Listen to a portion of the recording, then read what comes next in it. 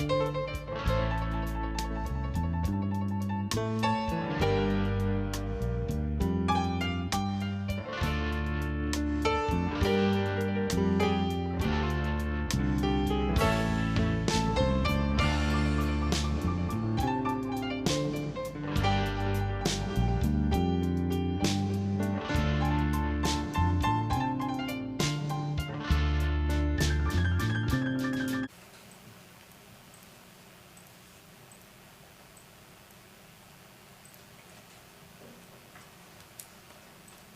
good?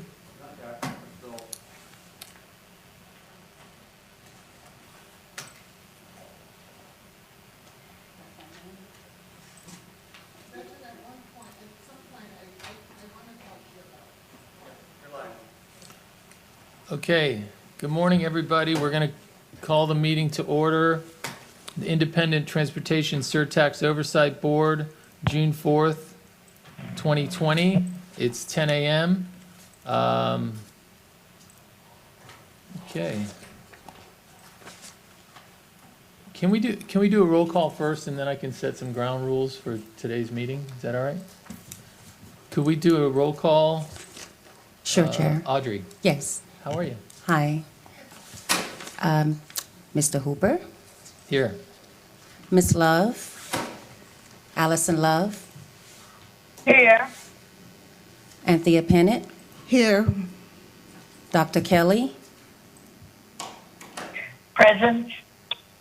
Doug Kuhlman, Here. George Cavros,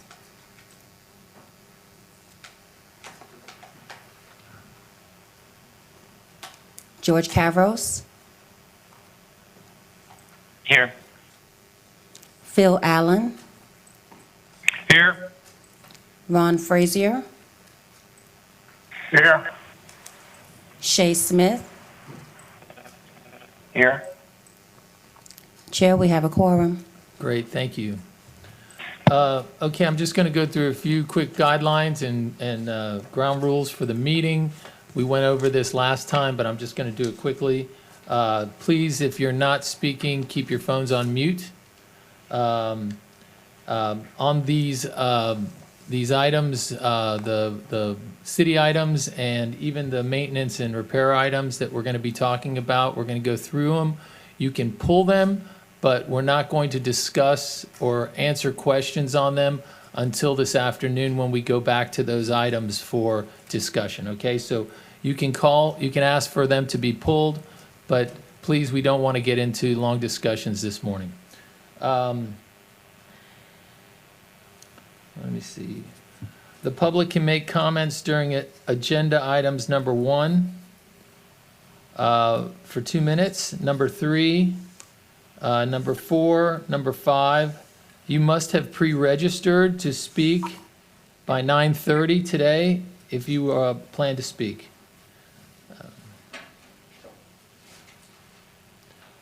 Municipalities and their legal counsel are pre-registered to answer questions and offer supplemental information for line items 6, 7, 8, and 9, which is scheduled after lunch. Okay. Okay, so we have no public participation today, so we're going to go to the action items. And Mr. Chairman, before we go to the action items, I'd like to ask a question. sure. Are you ready for the question? Yes, sir. Yeah, this is Ron Frazier. I had spoken to Ms. Cassina this morning regarding this issue. It is my understanding that this transportation program is also to benefit poverty areas, low and moderate income areas, minority areas, and black communities. I cannot tell which projects are positively affecting these areas. So I would like to have the project and the areas identified, as well as the total expenditures proposed for these areas. Okay, so I spoke with staff today, and at the end, in this afternoon, we are going to put up a map, correct? That shows where all the projects are located and where the money is being spent. Okay? If I Thank may you, just sir. add, I had some of the same concerns and I requested zip codes because I know that in some cities, the projects are happening, but we want to make sure that they're happening equitably across cities. I think they are also broken down in zip codes. So we will be discussing that this afternoon. Okay, Chair, I guess I'd like to, just to take a moment to clarify. So we can request information as a board. The board can request certain information, and the staff is happy to provide that information. But when it comes to eligibility, the role of the board is to determine eligibility based upon the statutory criteria. So any supplemental information that is requested, we will provide, and we can have discussions regarding and provide supplemental information so that we can see the distribution of the funds and where the projects are scheduled to be. But the focus of the eligibility determination is statutory, and we'll go over those eligibility criteria that are the factors that will be considered by the board for the projects when we get to that section. And Thank you. If I may just add, as you're mentioning this, because I'm still bothered by that measure that has equitability on a low scale in that MPO chart that they use in terms of deciding which projects get done. It seemed like equitability is so low on the totem pole. I still don't understand how that can be. So the criteria under the ordinance and in the interlocal agreement among the county, the municipalities, and the MPO provides for that. So this is a transportation tax and surtax, and it's the funds are to be used for transit and transportation improvements. And the MPO was charged with prioritizing or ranking projects based upon their ability to promote connectivity and relieve traffic congestion. That's the primary criteria. And so there is an equity analysis in terms of, the distribution, and that's there's equity in terms of distribution countywide and where the funds are distributed by the county for purposes of both capital and municipal projects. But equity is was not the primary task that the MPO was assigned when it came to ranking the projects. Okay, It's well- one of the criteria, but for transit and transportation, the objective is to promote connectivity and relieve congestion. Well, I'm hoping that in the next iteration of the contract, that we look at that a little bit more closely, because I'm bothered by that. I'm still bothered by it. Okay. Okay, and we can discuss this more when we have this discussion in the afternoon. So the next one is the discussion on the draft minutes, is that correct? From the May 22nd meeting. I know there were some changes that we had to make. Mr. Riddle wanted to make some changes to the minutes or clarification. Good morning, Mr. Chair, members of the board, Andrew Riddle, Surtax Services Manager at the Broward MPO. There are 3 corrections. Page 20, project number 1, the correct amount should be $247,711. And the revised cost estimate should be $287,532. And for project 9, which is on page 24 of the minutes, I need to correct the record. The total project cost is $5,662,921. However, the town of Davie is requesting $3,751,358 in surtax funding.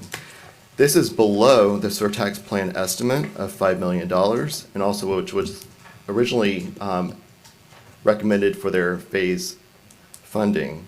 Andrew, I'm sorry to interrupt you. Mr. Chair, may I ask? Sure. Thank you. Could you identify the city and the project ID number for those who may not have copies of the draft minutes available. And I think this is important also because one of these projects was one that Ms. Pennant had pulled. So I want to make sure that people who are following along on the project matrix can also identify the changes that you are requesting.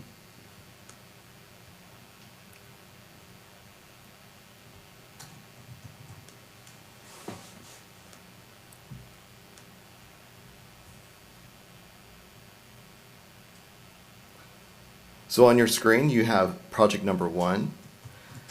The correct, That's in Wilton Manors. yes, sir, Wilton Manors 006. The correct amount should be $247,711. The minutes show it is for $747,711, which is not correct. And the revised cost estimate should be $287,532. That was submitted after these amounts were submitted to us from the city. Okay. For the 287,532, the minutes show it's 207,000.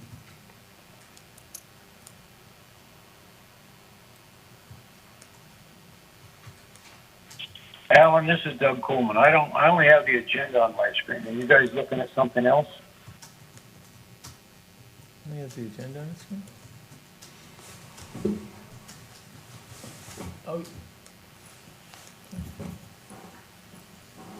Are you watching, Mr. Coleman, are you watching live on the webcast? No, I was watching the materials as advised. Okay, so if you would like, we are following along on the matrix. This is the project matrix without comments. And we're going to move through that matrix. It has both the Public Works capital projects on it, as well as all of the municipal capital projects that were ranked by the MPO, and an area for you all to make comments. I highly recommend that each Oversight Board member have a copy of that open or printed out, because we'll be moving from the agenda to the matrix to presentations. Well, should I stay on materials or should I switch over to live? I don't know. I personally recommend that you switch over to live. If you are having an issue seeing something, you can always move back and look at the materials off of the website. That way you can see the presentation as it's happening. Thank you. Go ahead. Page 24 of the minutes, project number 9. This is for Davy 003. I need to correct the record. The total project cost is $5,662,921. However, the town of Davie is requesting $3,751,358 in surtax funding. And as you can see on the screen here, that is below the recommended phase funding that we provided you earlier. And also, this is below the $5 million estimated project cost of the project in the surtax plan. Well, how will that project be fully funded? The town will be using other funding sources to complete the project. In this project, of course, as Gretchen mentioned, this project was pulled at the May 22nd meeting due to the incorrect information I provided at that meeting. Okay.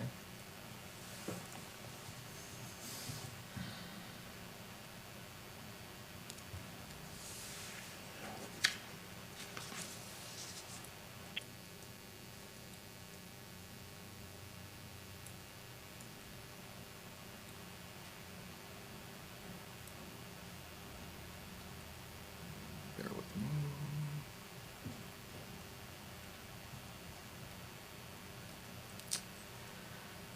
The next item is page 29 of the minutes, project number 23.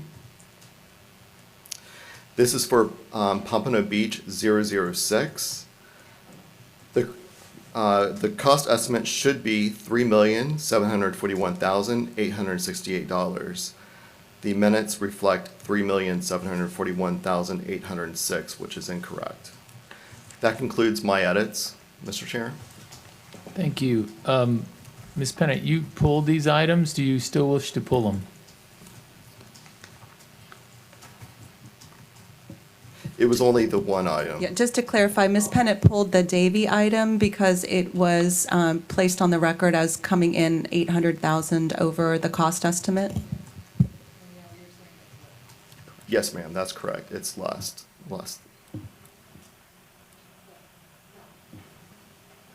Is your microphone on? No longer want to pull the item. Thank you, Ms. Pennant.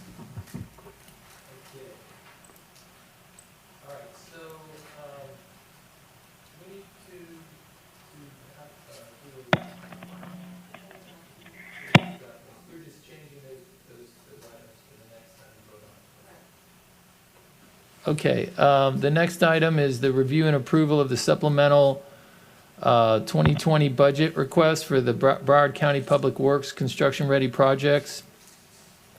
Pull for discussion. Mr. Chairman? Is it? Yes, sir. This is Phil. Yep. Should there be a motion to approve the minutes as corrected? That was the draft of the minutes, and in order to get those appropriately drafted for the next meeting, when we approve the minutes, we wanted to go through that exercise. So that was just clarification, because during that workshop, there were some line items that were showing the wrong numbers, and those minutes will be approved at our next meeting. Does that work? That's good for me. Okay, thank you, Mr. Allen. Are we on number 3? Okay. All right, so is Tony going to step up again for this item?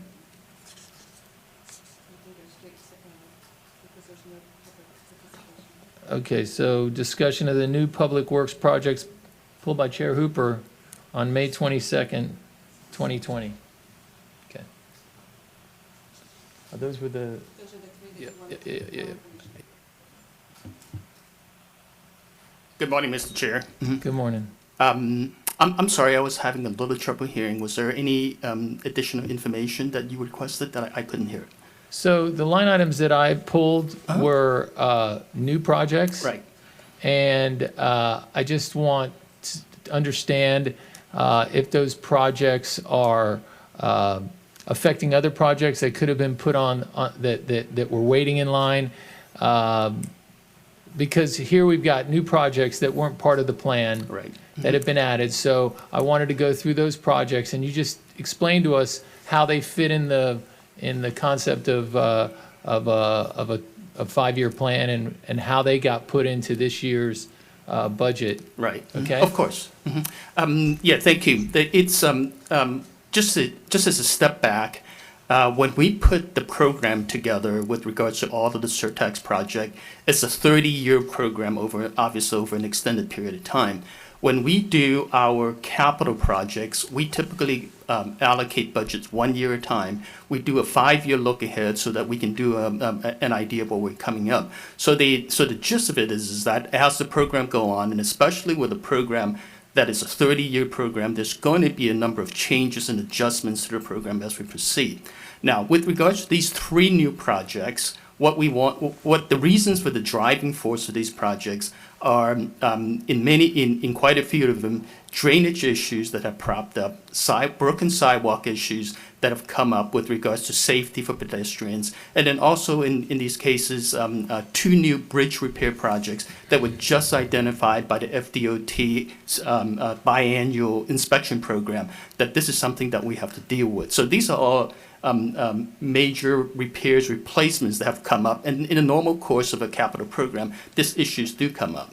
So what we want to do, and then what we do is that we want to keep track of these projects in context of what our original plan is. So we do keep track of the total cost of the projects as compared to what it was, and our program the way that it's projected right now, even with the new projects, and because there are adjustments on existing projects, and we're working actually in a number of different areas, working with DOT to coordinate and combine some of our projects. So the costs are going to change, but the gist of it is that where we are now versus where we're projected to be, we're within a couple percentage points of each other. So it's a very close match. These projects didn't push any projects back. We had used our in-house staff to design many of these so that we can proceed ahead. And these projects actually gives us an opportunity to proceed ahead with the projects rather than delay any of the other ones. Okay, so to clarify, these are construction-ready projects? Yep, except for that one that I mentioned as part of the presentation, which is the Sheridan Street. We want to do proceed quickly with the design build package. That's the only one of the one that we're requesting that is not construction ready. Okay. And we have the funds from our surtax revenue to do this and to do the projects that we had already put in the plan. Yeah, we do. And there's going to be adjustments going forward, but yes, we do. And then I did notice, and I did not pull those two items, that when you talk about drainage in coordination with other projects, there was new work that went on with those two. And again, I recognize that there were drainage improvements that you were kind of putting on top of a project that needed that. Right. And so I was fine with that. So Okay. I just for clarification, transparency, so that the public knows that when we see something new that comes on, we should ask questions and we should make sure that they fit within the plan. Of course. Okay, thank you, Tony, I appreciate that. And since, can I take them off the pulled list? Because we haven't voted on the consent yet. So we can put those three items, I think it's B104, I think that's O102 and O103 back on the consent list, okay? Thank you.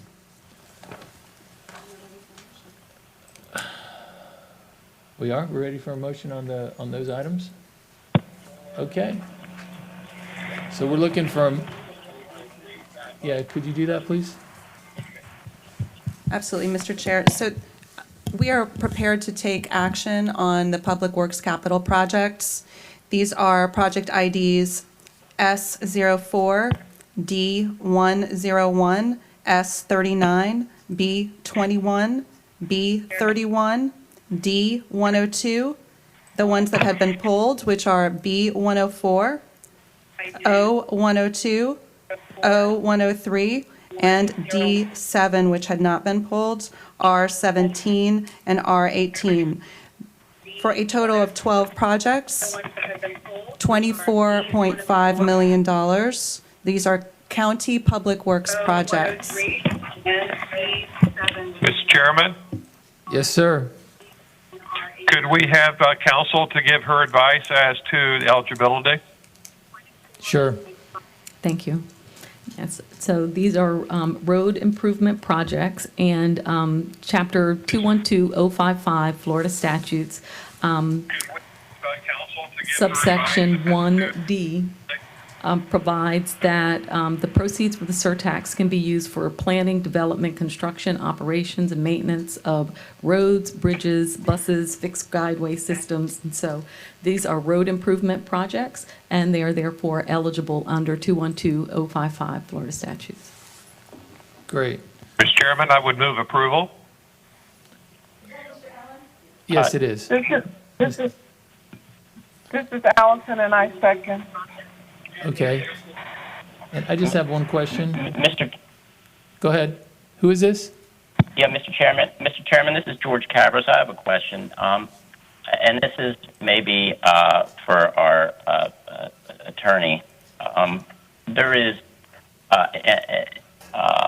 in the ordinance that there's a provision that allows us to provide recommendations to the county and the municipalities on their projects. And is this the appropriate time to invoke that provision, or would it be after a vote?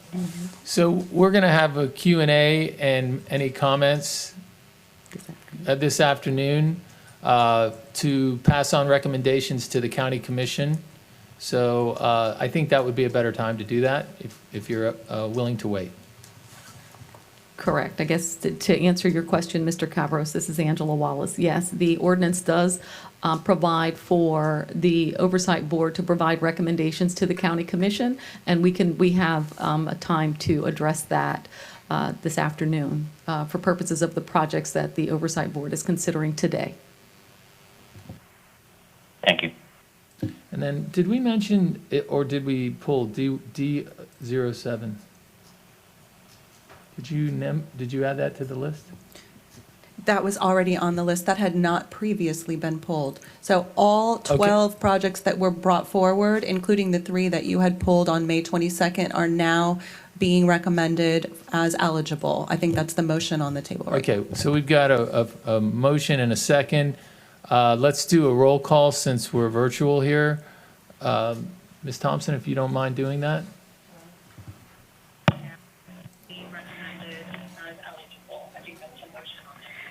Yes. Sorry. Can you hear me? Chair Hooper? Yes. Ms. Pennant? Yes. Allison Love? Yes. Dr. Kelly?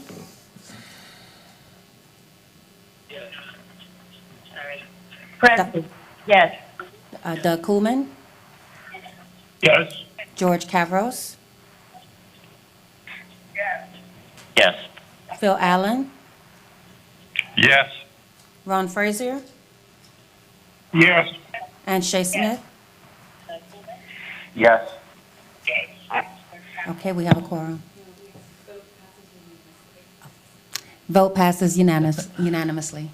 Thank you, Ms. Thompson. Thank you, everybody. We'll go to the next item, which is number 4, and it was continued from our May 22nd meeting. We were reviewing the Cycle 1 Year 2020 Municipal Capital Project recommendations from the MPO. And so we're going to restart that, beginning with project number 48, and we're going to have Andrew Riddle come up to the podium and start going through those projects. And again, I just want to remind you, if you want to pull an item after Mr. Riddle has gone through the item, you may pull it. We won't go into any questions or discussions, and we'll discuss them this afternoon. Thank you. Mr. Chair, members of the board, I will continue my May 22nd presentation on the Cycle 1 Municipal Capital Projects. Starting with Project 48 in Lauderdale Lakes entails installing citywide traffic calming. The planning estimate is $25,500. The project location are depicted on the map. Project 49 in Wilton Manors entails installing citywide bus shelters and bus benches. The planning estimate is $180,000. The project locations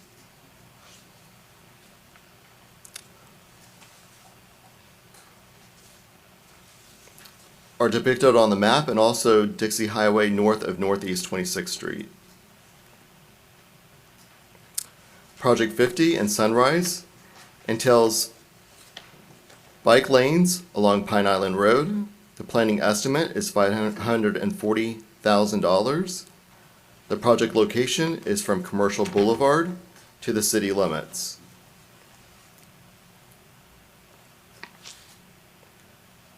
Project 51 in Pembroke Park entails installing missing sidewalks and bike paths. The design estimate is $30,000. The project location are depicted on the map. Project 52 in Lauderdale by the Sea entails pedestrian walkways, bike lanes, lighting, and drainage on Elmar Drive. The design estimate is $240,000. The project location is for the entire length of Elmar Drive corridor.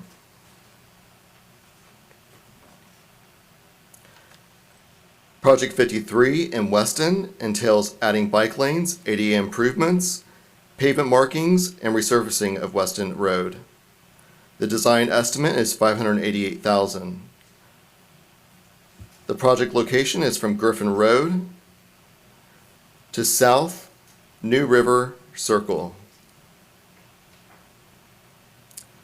Project 54 in Deerfield Beach entails adding lanes from a 2 to a 4-lane facility, landscaping, bike lanes, a linear trail, lighting, drainage of FAU Research Park Boulevard. The design estimate is $480,000. The project location is from Southwest 10th Street to Northeast 48th Street.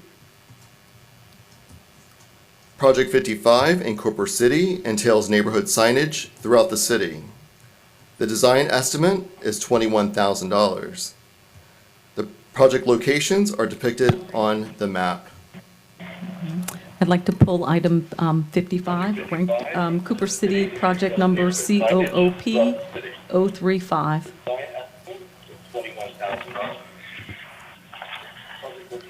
Hey, if anybody's got their phone unmuted, please mute it. Thank you. Project 56 in Tamarack entails expanding the bikeway network throughout the city. The planning estimate is $135,000. The project location is Pine Island Road from Northwest 79th Street to McNabb Road. Pay your utility and tax bills online. And Order bus west passes. of McNabb and Westwood Boulevard West.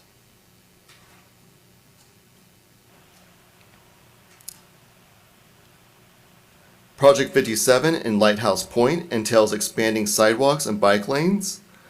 The planning estimate is $15,000. The project location is Sample Road from Northeast 23rd Avenue to US 1. Your face. Avoid touching hard. Project 58 in North Lauderdale entails neighborhood traffic calming devices. The design estimate is $360,000. $360,218. The project improvements are on Southwest 81st Avenue and also on Tam O'Shanter Boulevard. Project 59 in Parkland entails widening Parkland Drive to include bike lanes, an extension of a right and left turn lanes, and into River Glades Elementary School. The design estimate is $180,000. The project location is Parkside Drive from Holmberg Road to Loxahatchee Road.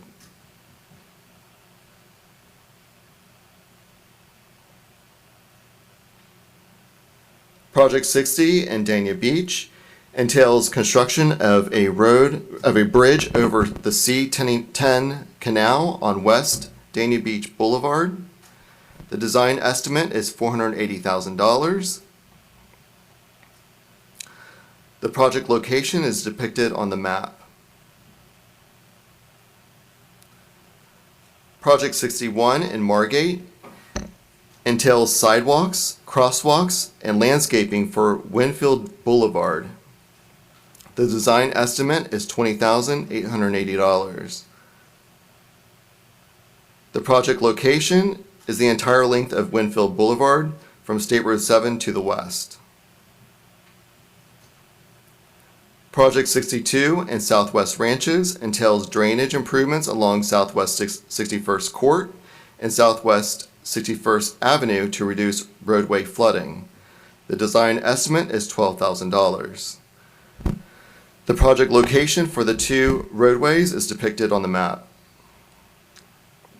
Excuse me. Projects, you're no longer saying whether or not the projects are over budget or under budget. Is there a reason? Yes, ma'am. So as we discussed on May 22nd, the planning estimate is 3% of the total project cost. Okay. The design estimate is 12% of the total project cost, and the construction estimate is 85% of the total project cost. Okay. So we use the total project cost as in the Surtax plan to derive those numbers. Okay. So none of these projects would be exceeding that amount. Okay. Thank you.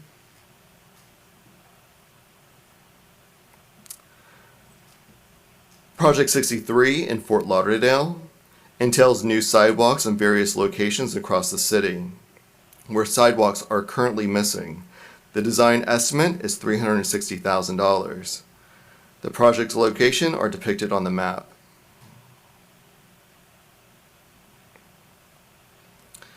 Project 64 in Oakland Park entails a study to provide recommendations for safety improvements to the CSX and FEC rail crossings. The planning estimate is $150,000. The project locations are depicted on the map.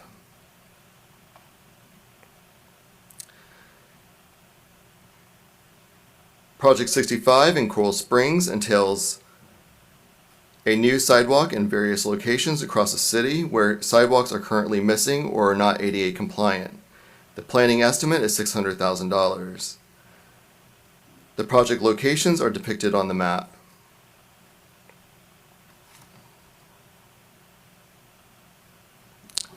Project 66 in Hollywood entails a new sidewalk and pedestrian lighting on Johnson Street.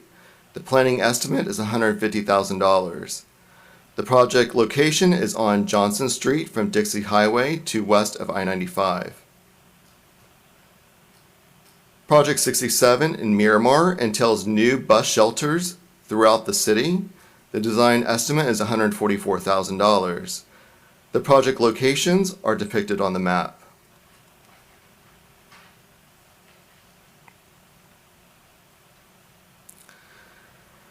Project 68 in Lauderdale Lakes entails traffic calming, bike lanes, landscaping, and drainage improvements on Northwest 50th Avenue.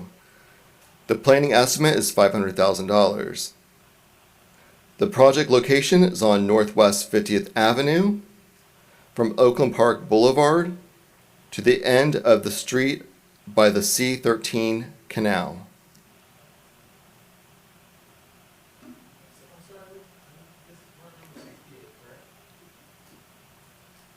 Correct, yes, sir.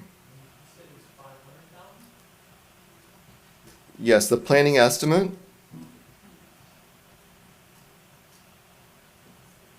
I'm sorry.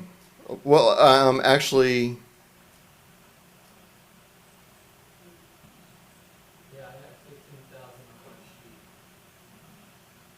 I have 15,000 on my sheet.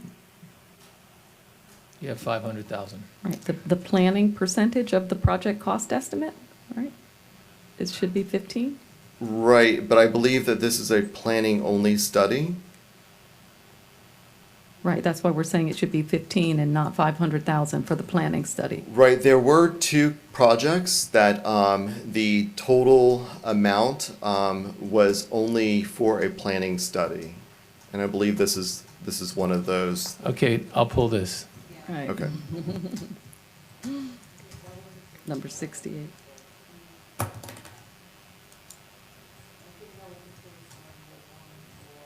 Oh, I'm sorry, Ms. Pennant, which one?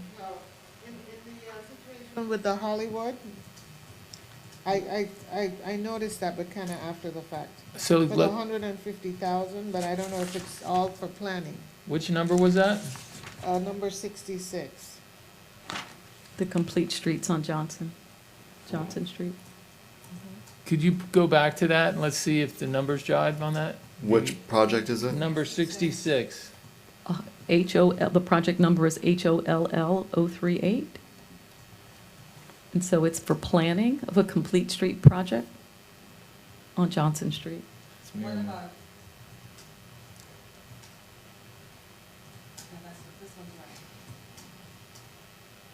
Right, the planning estimate is 150,000. That's 3%. Go up to 64 then. It's that one. That's the one.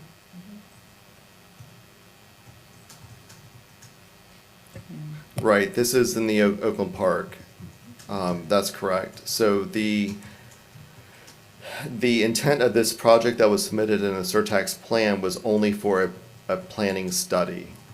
So they were asking for planning only for a single phase of planning. So the 150,000 matches the 150,000. Okay. All right, thank you. I guess, I don't know. So planning and then what? But planning Do you for want to rail. pull it? Yes, Yeah. I do. Pull that So item, I put please. that on the list, 64. It's planning for a railroad crossing. That seems high. Okay.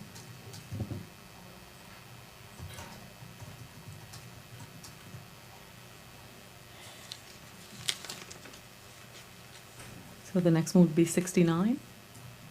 I'm trying to get there. Here.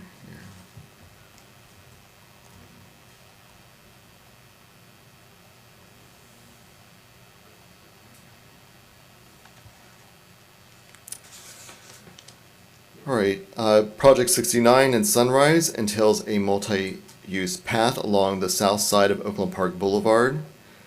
The design estimate is $390,000. The project location is from Flamingo Road to the east of University Drive. Project 70 in Pompano Beach entails a multi-use path along the south side of Oakland Park Boulevard. The design estimate is $328,183.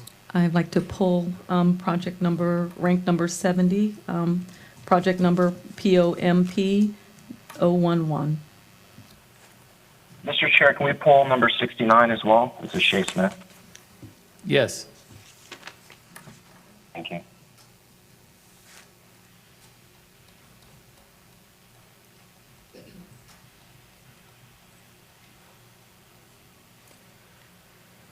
Project 71 in Davie entails road widening, bike lanes, new sidewalks, and drainage improvements on Southwest 30th Street. The design estimate is $240,000. The project location is from University Drive to College Avenue. Project 72 in Coconut Creek has been requested by the city to be removed from Cycle 1 funding consideration. A letter was received from the city manager in the backup indicating this request. So purposes of our process, we will pull project number 70, POMP, 72, COCO 20. Thanks. Project 73 in Wilton Manors entails widening and ADA improvements of sidewalks on Northeast 26th Street. The design estimate is $240,000. The project location is from Dixie Highway to Federal Highway. Project 74 in West Park entails bike lanes, sidewalks, drainage improvements, landscaping, resurfacing of Southwest 48th Avenue. The design estimate is $420,000. The project location is from Pembroke Road to County Line Road.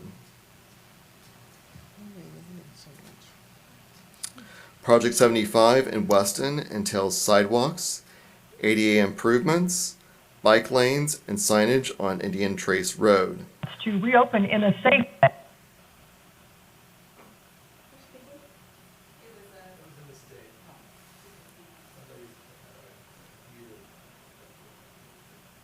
The design estimate is $33,600. The project location is a portion of Indian Trace Road from Southwest 160th Avenue to Saddle Club and is tied to Project 98 West 193 and will be delivered as a single project. Project 76 in Pembroke Park entails bike lanes, sidewalks, drainage, street lighting, landscaping on Southwest 52nd Avenue. Please note that the MPO transmittal correctly identifies this project as a Pembroke Park project, but was incorrectly submitted with a Pembroke Park, West Park ID number. The design estimate is $144,000, and the location is from Southwest 41st Street to Hallandale Beach. Project 77 in Deerfield Beach entails new sidewalks, ADA improvements, pedestrian lighting on Southeast 2nd Avenue. The design estimate is $240,000. The project location is from Northeast Eller Street to Southeast 10th Street. Project 78 in Lighthouse Point entails sidewalk and median improvements and traffic calming on Sample Road. The planning estimate is $30,000. The project location is from US 1 to Northeast 23rd Avenue. Project 79 in Pembroke Pines entails sound walls on Sheridan Street. The design estimate is $162,000. The project location is from Flamingo Road to Palm Avenue. I'd like to pull it. Chairman, Okay. You know, I didn't even know it was on your list. And I was like, I got to pull that one. Okay, yeah, so 79, project 79 is pulled, and the project number is PPIN 021. Thank you. George, did you want to say something, or were you pulling that? well, thank you. I was actually going to ask to pull that, and also I had a question about project number 77. I would like to pull that. Okay, pull 77, please.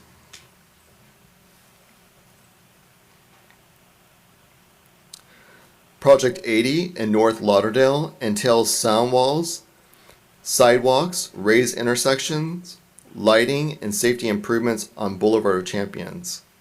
The design estimate is $360,000. The project location is depicted on the map here. Is that 80? We're also pulling project number 80, project NLAU 008. Thank you.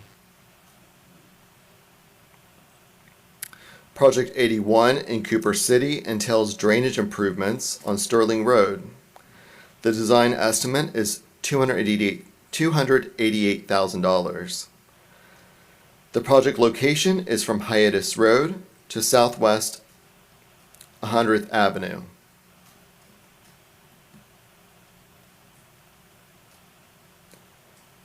Project 82 in Parkland entails sidewalks, bike lanes, and medians within medians on Locks Road. The design estimate is $312,000. The project location is approximately 2,300 feet west of Parkside Drive to State Road 7. Project 83 in Margate entails multi-use path on easements from Firefighters Park to Sample Road. The design estimate is $120,000.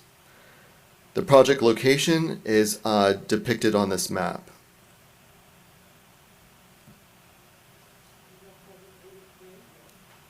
I'm uncomfortable with some of the pieces here. I'd like to pull that.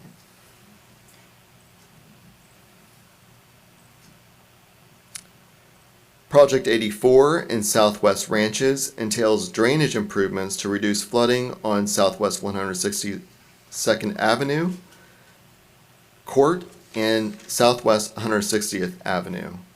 The design estimate is $5,160. The project location is depicted on the map.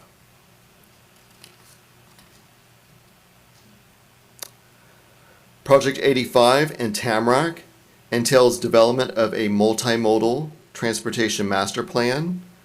The planning estimate is $120,000. This is the same as the Surtax plan estimate. The location is not provided at this time. I'd like to pull that. Yeah, that's. Yes. Yes.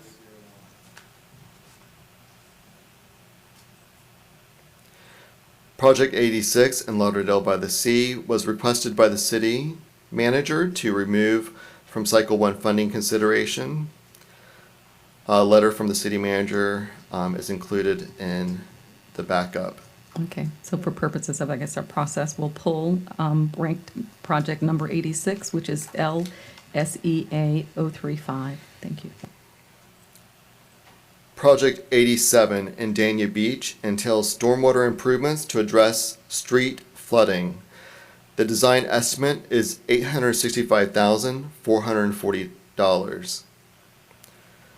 The project area is shaded in blue.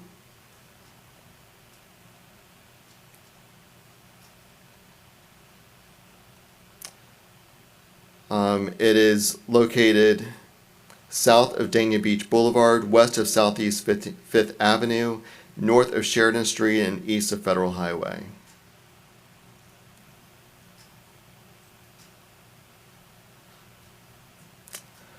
Project 88 in Fort Lauderdale entails reconfiguration of Southeast 3rd Avenue for a potential one-way pair in order to improve traffic flow, potential transit-only lanes, and provide for additional pedestrian and bicycle space.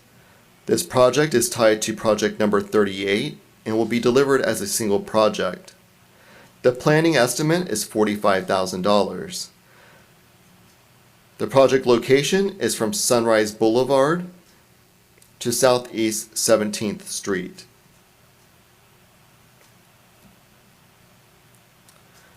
Project 89 in Coral Springs entails bus shelters throughout the city.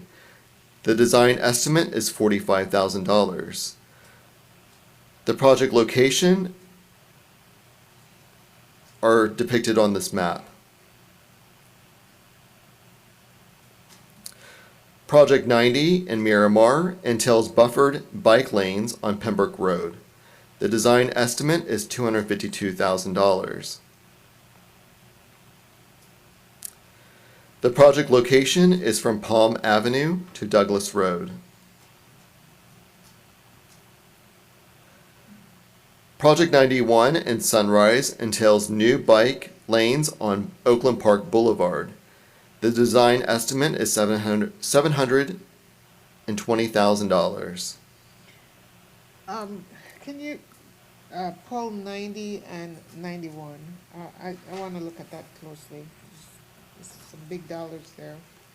I want to see what it is entailed for bike lanes. Okay. $250,000. This is for Project 91. This is a project location for the from Flamingo Road to the Sunrise city limits. So this is the extent of the project. I still want to look at it closer. Understood. Project 92 in Oakland Park entails multimodal traffic congestion improvements on Oakland Park Boulevard. This project is tied to project number 100 in Wilton Manors as a joint planning effort and will be delivered as a single project. The planning estimate is $396,000. I'd like to pull project number 92, or ranked 92, project number OAK 025. The project location is shown on the map from Northwest 31st Avenue to Federal Highway. Project 93 in Lauderdale Lakes entails streetscape, landscape, wayfinding, lighting, traffic calming, and drainage improvements on Northwest 36th Street. The design estimate is $120,000. The project location is from State Road 7 to Northwest 43rd Avenue and Northwest 43rd, the project location is from Southwest 7th, the project location is from State Road 7 to Northwest 43rd Avenue and Northwest 43rd Avenue from Northwest 36th Street to Oakland Park Boulevard. That's a big one. Project 94 in Hallandale Beach entails on-street parking, buffered bike lanes, sidewalks, and ADA improvements on 8th Avenue. The design estimate is $180,000. The project location is from Southwest 11th Street to Pembroke Road.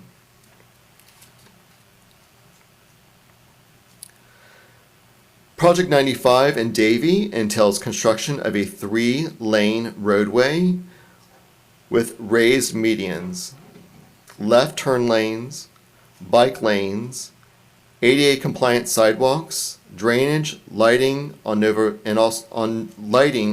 Drive. The design estimate is $336,000. The project location is from Pine Island Road to University Drive. Project 96 in Coconut Creek entails construction and widening of sidewalks and transit shelters and amenities on Sample Road. The design estimate is $330,600. The project location is from Lyons Road to the Florida's Turnpike. Project 97 in West Park entails traffic calming, bike lanes, sidewalks, drainage improvements on Southwest 21st Street. The design estimate is $240,000. The project location is from State Road 7 to Southwest 40th Avenue. Project 98 in Weston entails construction of ADA accessible ramps, sidewalks, bike lanes, pavement markings, and signage on Indian Trace Road. The design estimate is $336,000. Hey, can you pull 97, please?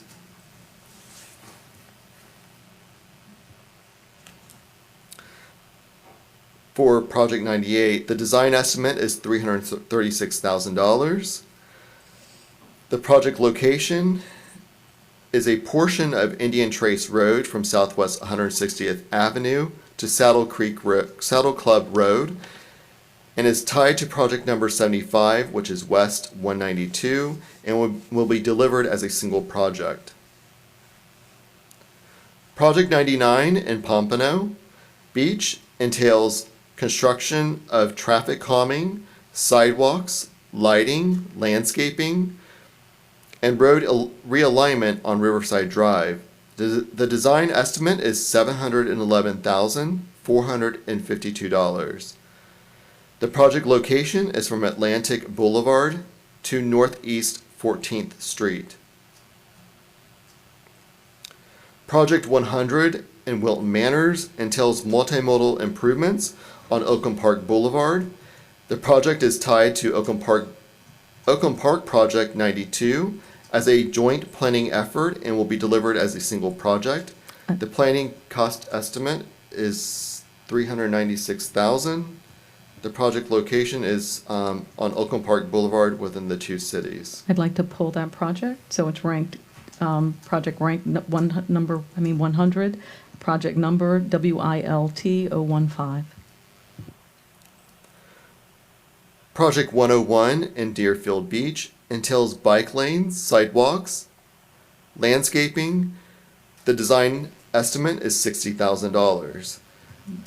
The project location is at Southeast 2nd Avenue from Northeast Eller Street to Southeast 10th Street, and to include Southeast 4th Street and Dixie Highway to Southeast 2nd Avenue and Eller Street from the railroad to Northeast 6th Avenue. Project 102 in Pembroke Park entails stormwater improvements to address roadway flooding. The design estimate is $90,000. The project location is on County Line Road, which is also Southwest 41st Street. Project 103. Oh, sorry, before you move on, I'm pulling project 102, project number PPRK 008. Thank you.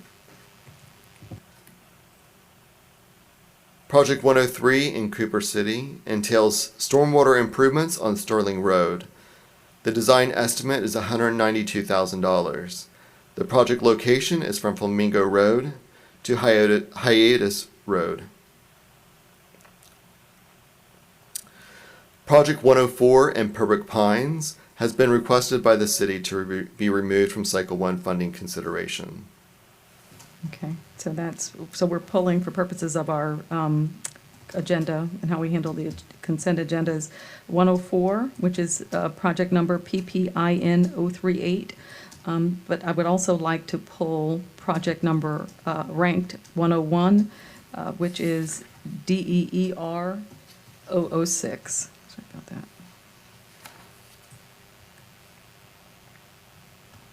So 101, 104, you're taking it off? 104? That was removed by the municipality, yes.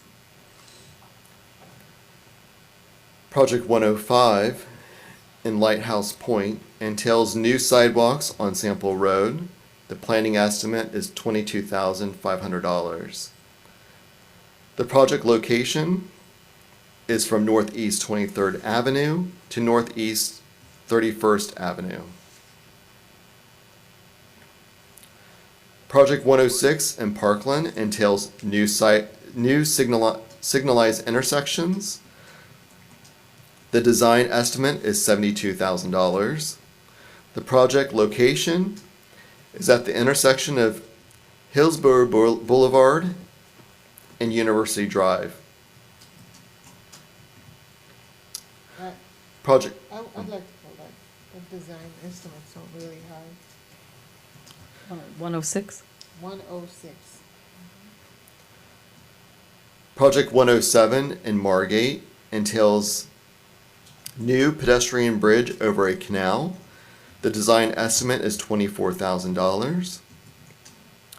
The project location is at Winfield Boulevard to the east side of Firefighters Park. I'd like to pull project number 107, which is MARG 00033. Project 108 in Southwest Ranches entails drainage improvements to reduce roadway flooding. The design estimate is $36,000.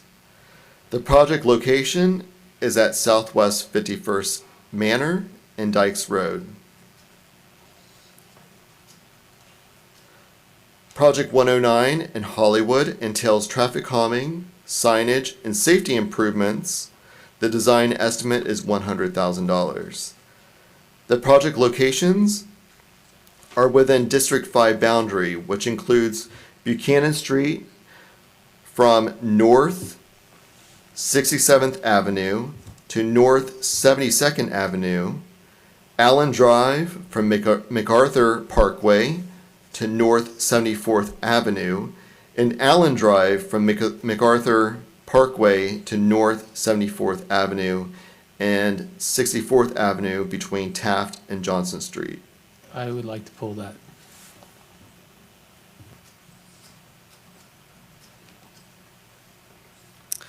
And finally, Project 110 in Tamarack entails new crosswalks throughout the city. The planning estimate is $90,000. The location of the study area is citywide, but specific locations of improvements will be identified using the city's major arterial corridor study, with additional locations identified based on the proximity and connectivity to transit. I'd like to pull that. Mr. Chair, that concludes my presentation for the Cycle 1 Municipal Capital Surtax projects. Thank you very much. Thank you. All right, give me a second. Let me get to my agenda here. Okay, so we just did that. Okay, so we're gonna, do we need to do a motion on the ones that we did, on the consent? I think what Angela and I had recommended was that we go ahead and read for the purposes of transparency and for the record, the ones that have been removed from consideration by the cities, the ones that have been pulled either by Angela or an Oversight Board member, so it's clear, and we can cross-check each other, make sure that we've got it right. Would you like to do that? Yes, and then do a motion, yes. Okay, and maybe, Andrew, if you can also cross-check, help us cross-check which ones we pulled. Okay, very good. So do you want to kind of set that table, one of you guys? Sure, I'm happy to. And then you all jump in if I've got one wrong, okay? I have Sunrise 025.1, which was ranked number 2, pulled for eligibility reasons. I have Lauderdale Lakes 003, ranked number 10, removed for consideration by the city. I have Tamarack 018, ranked number 11, pulled for eligibility concerns. Cooper City 036, ranked number 12, pulled for eligibility concerns. Oakland Park 099, ranked number 16, pulled for eligibility concerns. Pembroke Park 002, ranked number 18, pulled. I'm not sure if it was, is it an eligibility or a Q&A issue? It's important for us to know that. Does anyone know? Which one was that? I'm sorry, this is Pembroke Park 002, eligibility or Q&A? Eligibility issues regarding the project. Yes. Thank you. Wilton Manors 012, ranked, oh, actually, I'm sorry, that one was not pulled. Next poll was Wilton Manors 007.1, pulled for eligibility concerns. I'm sorry? Yes. Yes, ranked 29th. Those were the only construction projects that I have. Were there any that I missed? Okay, so Mr. Chair, we're going to move into design and planning projects now. Okay. Just for the record, projects ranked 34, 35, 36, 37 from Miramar are all being combined into a single project at the city's request.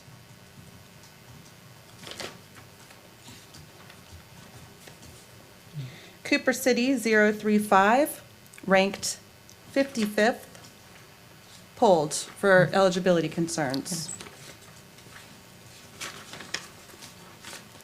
Oakland Park 007, ranked 64th, pulled for Q&A. Lauderdale Lakes 016, ranked 66th, pulled for Q&A. Sunrise 075, ranked 69th, pulled for Q&A. Pompano 011, ranked 70th, pulled, I believe for Q&A or for eligibility? Eligibility. Thank you. Eligibility. Did you do number 38? Hold on. Rank 38? Yeah. This was Fort Lauderdale 108, ranked 38? Yes. I'm sorry, I didn't have that one. I'd like to know that. Okay, so at this time, Anthea Pennant is pulling Fort Lauderdale 108, ranked 38th for Q&A. Okay, the next one I have is Coconut Creek 020, ranked 72nd. It has been removed by the city for consideration for cycle 1. Correct. Next would be Deerfield Beach 005, ranked 77th, pulled for eligibility concerns, or Q&A. Q&A. Q&A. Pembroke Pines 021, ranked 79th, pulled for eligibility concerns. Correct. North Lauderdale 008, ranked 80th, pulled for eligibility concerns. Margate 047, ranked 83rd. Is this a pull for eligibility or Q&A? Q&A. Q&A. Tamarack 001, ranked 85th, pulled by an Oversight Board member, I believe for Q&A. Yes, Mr. Coolman. Lauderdale by the Sea 035, ranked 86th, removed from consideration by the city. Correct. Miramar 025, ranked 90th, pulled for Q&A. Sunrise 061, ranked 91st, pulled for Q&A. Oakland Park 025, tied to Wilton Manors project ranked 100. This one's ranked 92nd, pulled for Eligibility. eligibility. West Park 008, ranked 97th, pulled by an Oversight Board member for Q&A. Correct. Wilton Manors 015, also combined with Oakland Park 025, pulled for eligibility concerns. Yes. Deerfield Beach 006, ranked 101st, pulled for Q&A. Eligibility. Eligibility, I'm concerns. sorry, Yeah. eligibility concerns. And if you could add number 39 to it as well, Oakland Park.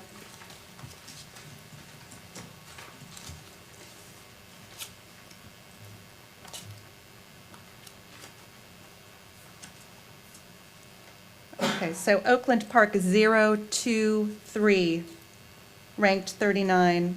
This is a mast arm conversion being pulled by Anthea Pennant for Q&A.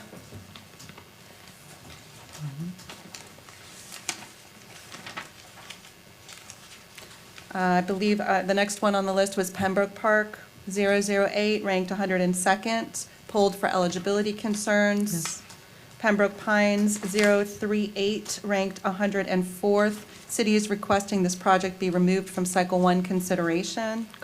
Pembroke Park, Parkland 007, ranked 106th, is being pulled for Q&A. Margate 033, ranked 107th, being pulled for Q&A. Hollywood 056, 109, being pulled for Q&A. And finally, Tamarack 021, ranked 110, is being pulled for Q&A. Please let me know if I've missed anything. Do any other Oversight Board members have any items that they wish to pull for further discussion this afternoon? Please let us know at this time. Okay, with that, Mr. Chair, I think Yep. you can entertain a motion. Yeah, do we have a motion? Could we Mr. Chairman? ask for the eligibility slides to please be queued up? So we can go through the eligibility presentation very quickly before we take a motion, please?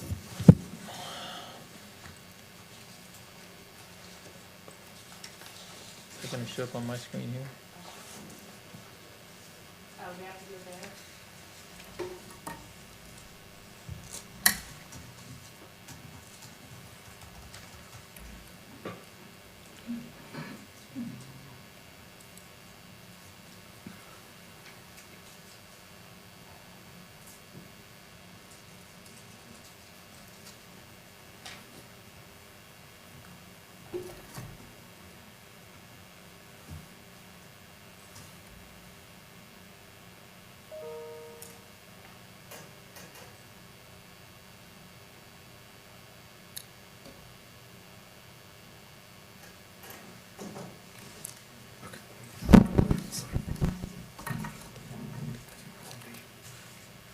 We're trying to pull up the eligibility slides, so I don't think there's anything behind mine. Okay. All right. You sure? So, thank you. Everyone, we have this eligibility presentation posted to the website for those of you that are following along on the website. And for Oversight Board members, here it goes, there it is, thank you. I'm trying to figure it out. Sorry, I'm not used to your. Thank you, Andrew. No, we're so grateful. We appreciate No one it. gave me the clicker, so, okay. But eligibility. So the Oversight Board's role, as outlined in Section 31.5-75 of the Broward County Code of Ordinances, which are development, expansion, operations, and maintenance of buses and fixed guideway systems, and for planning, development, construction, operation, maintenance of on-demand transportation services. So the projects that have been presented so far, the municipal projects are capital projects that would be for road improvements that would be eligible under the statute. Another criteria that applies to these particular projects is Section 3 that outlines eligibility under the interlocal agreement. And I guess at this point, and that slide is on the projector on the screen. So what will happen is some of the projects that are listed, it may include elements that are ineligible. So while the whole project would be eligible, there are elements that, if they don't comply with this eligibility criteria outlined in the interlocal agreement, would be removed from the projects during the negotiation process. So we just wanted to make sure that we put that on the record. So, you know, there's drainage and there are criteria that apply to drainage improvements, for instance, as outlined in the interlocal agreement. Have all the cities signed the interlocal agreement? So the interlocal agreement will come after the county commission allocates funding. So once the Oversight Board makes recommendations regarding eligibility and provides comments to the county commission regarding the projects, whichever they would like to submit, the next county commission meeting will be on June 16th. And we plan to present the Oversight Board's recommendations regarding those projects on June 16th. The board allocates funding, and then we negotiate the agreements. I think, Ms. Pennant, are you referring to the interlocal agreement that was just mentioned? So we have an active interlocal agreement with 29 of our 31 cities. The MPO and the county that has that eligibility criteria that Angela was just reading, that Section 3 that's actually up on the projector. And 29 of the cities are participants in that. And only those cities that sign that agreement can apply for Surtax funds. Okay. But then they have to enter into a project level agreement to receive those funds.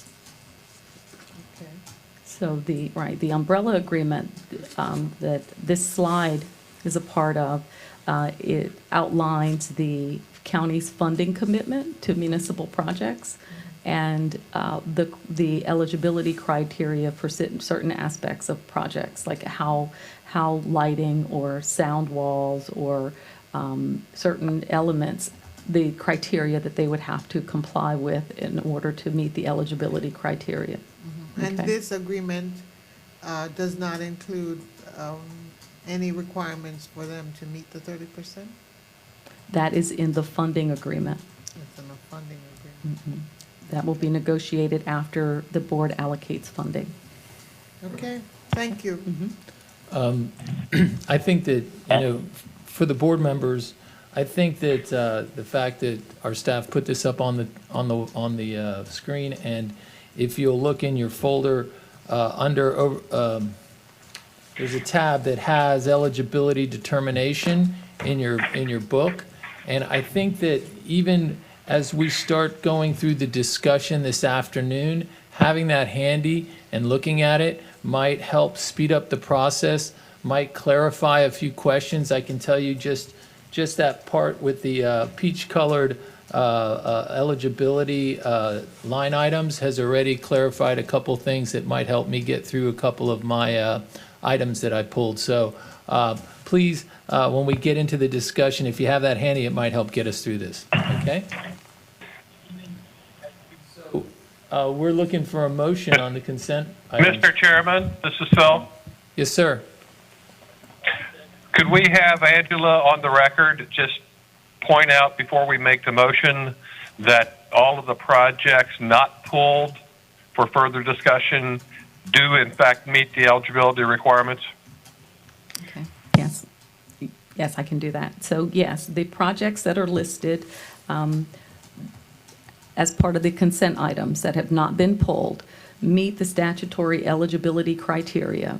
And while some of them may have components that are ineligible under that criteria in the interlocal agreement, those will be extracted during the negotiation. So yes, the projects and the associated expenditures for the projects are eligible I recommend them as eligible under the statute. Mr. Chairman, I would move approval of the consent agenda. I'll Doug- second. Okay, who seconded? Anthea. Okay. All right, we've got a motion and a second. If we could please do a roll call, Ms. Thompson? Yes. Sorry, Alan Hooper, Yes. Allison Love, Yes. Anthea Pennant, Yes. Dr. Kelly, Yes. Doug Coolman, Yes. George Kavros, Yes. Phil Allen, Yes. Ronald Frazier, Yes. and Shay Smith. Yes. Vote passes unanimously. Thank you. Okay, so the next line item on the agenda is the review of Cycle 1 2020 municipal rehab and maintenance projects. We've got 67 projects to go through. I think we're going to go through them the same way we just went, correct? The same way we just did the city projects, the capital projects, correct? Exactly. So for those of you that might be following along on the website or are looking for Oversight Board members that are looking through your materials, you'll have a matrix for the rehabilitation and maintenance projects. You'll want to go ahead and bring that matrix up, and Mr. Mayorga is going to go through a presentation that's going to follow along that matrix and just give you a very high-level overview, very much like what Mr. Riddle did. And after each of those, you can also have an opportunity to pull an item if you have any questions. Okay, thank you. Good morning, Mr. Chair, Vice Chair, members of the Oversight Board. My name is Good Alexander Mayorga, Program Performance Analyst with the Mobility Advancement Program, and I will be presenting the Municipal Rehabilitation and Maintenance Project for Cycle 1, fiscal year 2020. And for those joining us virtually, if you cannot see the information on the screen clearly, you can find a link to this presentation on the homepage of our website, pennyfortransportation.com. Yeah, Ms. Cassini. Before you start, Alex, there are 5 projects that, for the record, we need to make sure have been removed from consideration. They are eligible projects, but under our interlocal agreement, they were not allowed to be submitted for Cycle 1 because they were not contained in the original Surtax plan that went to the voters. Angela, would you like me to read those? Sure. Okay. Plantation 01 for bridge repairs is not going to be considered at this time by the Oversight Board. And there were 4 projects submitted by the City of West Park, 01, 02, 03, and 04, which will not be considered right now for Cycle 1, but can move forward for future consideration. So with that, I'll let Alex go ahead and get started. Correct. Thank you. I would like briefly to describe the process that has brought us to this moment. And it all started with the amendment to the interlocal agreement with the Broward County, the Metropolitan Planning Organization, and Broward County's municipalities, in which the responsibility for prioritization of rehab and maintenance projects was removed from BMPO and it became the Broward County responsibility to create a process and procedures for prioritizing rehab and maintenance projects.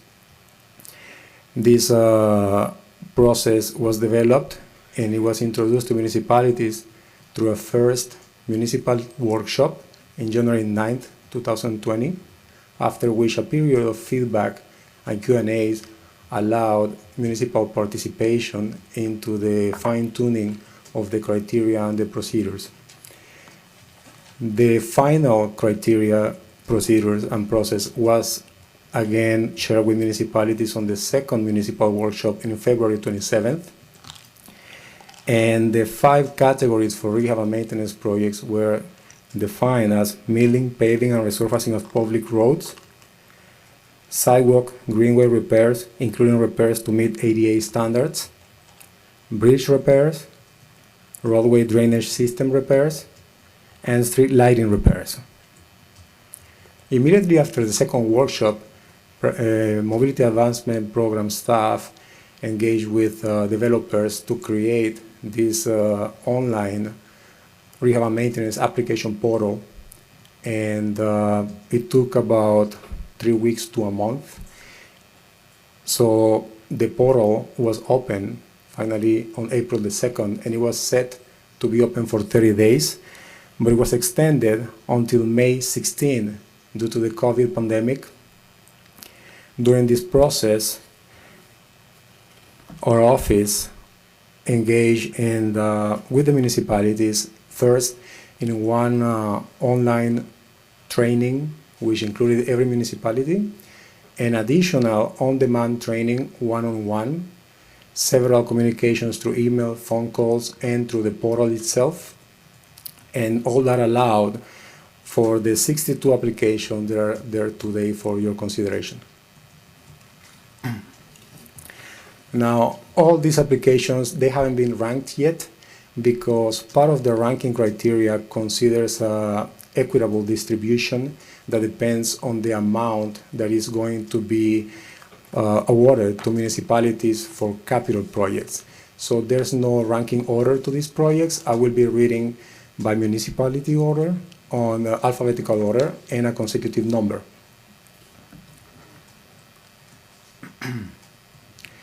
There were some limitations established for Cycle 1. First, the projects must be included in the original Surtax plan. Projects could not exceed $3 million, and they should be constructed within 12 months. There was no limit in the number of applications that municipalities can submit. So with that, I will go ahead with our first project. Hold Yes. on, okay, so there's a time limitation of 12 months. For the project to be constructed, yes. So municipalities that submit a project, they have to indicate that the schedule cannot exceed a 12-month period. Okay, I'm a little bit dubious about that. I'm in the construction industry, so schedules are meant to be broken. Okay. Thank you. So, as I said, I will be calling municipalities under consecutive number. Coconut Creek 1, the project includes milling and resurfacing, striping, sidewalk and ADA improvements in multiple locations citywide. The amount requested is $3 million.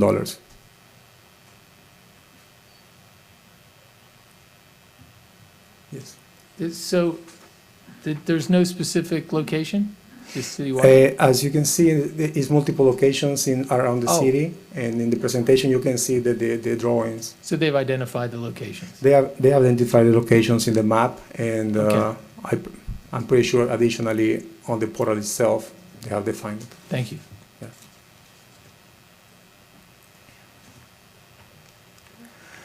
Cooper City 1.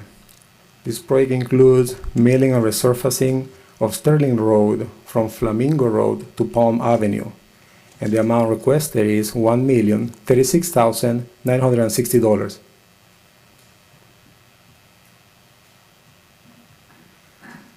Cooper City 2. Bridge repairs at 5 bridge locations based on recommendations from DOT bridge reports. Amount requested $138,275.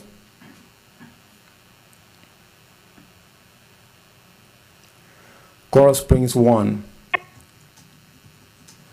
Milling, repairing, and resurfacing the highest priority alleyways in multiple locations. Amount requested $399,406.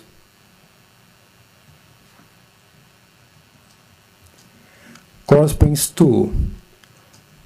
million resurfaced neighborhood streets, including 5 local neighborhood streets and 2 collector arterial. Amount requested, $1,881,531.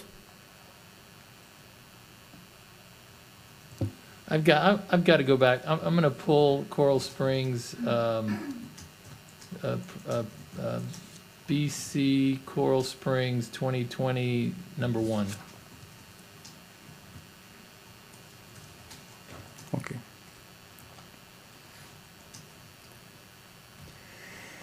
Next project is Dania Beach 1. Resurface and rebuild base for various streets. Southwest 27th Terrace, Southwest 27th Avenue, and Southwest 2nd Terrace. Amount requested, $297,905.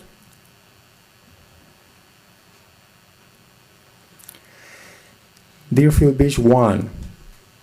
Bridge repairs to bridge located at Southeast 13th Avenue over the Tarrant Waterway to address deficiencies identified in FDOT bridge inspection reports. Amount requested, $791,219.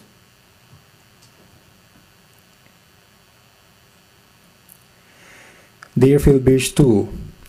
Bridge repairs to bridge located at Southeast 15th Avenue over the Tarrant Waterway to address deficiencies identified in FDOT bridge inspection reports. Amount requested, $661,888.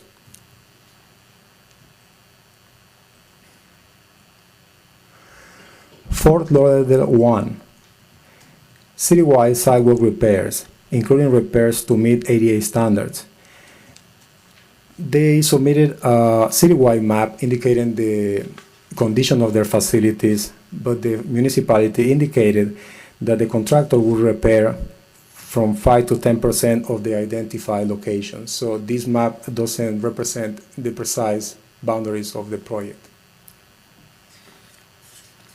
Oh, I don't know. I'd like to look at this project some more. Fort Lauderdale 2. Bridge repairs, replacement of bridge on South Ocean Drive over Marion River. Amount requested, $2,553,217. I'd like to look at that one as well. Fort Lauderdale 3. Asphalt repairs on finger aisles on East Las Olas Boulevard. Sorry. Amount requested, $522,757.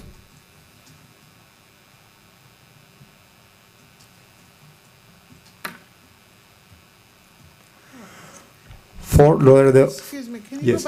go back on that one? This one? Yes. Public roads.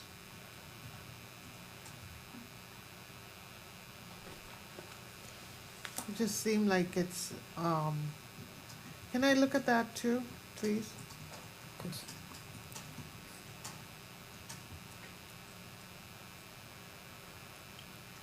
Fort Lauderdale 4. Bridge repairs on bridge located on Westlake Drive over the Estelle River. Amount requested, $1,617,300.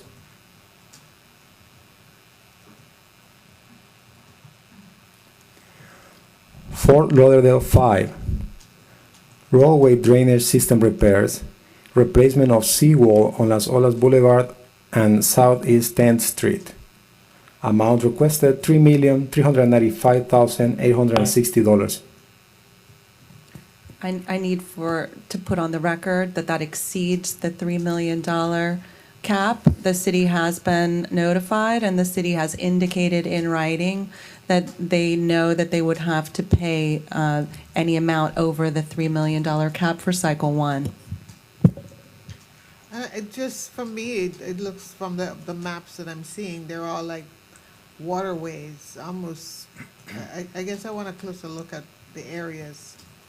So I don't know that it's serving the general public. Okay.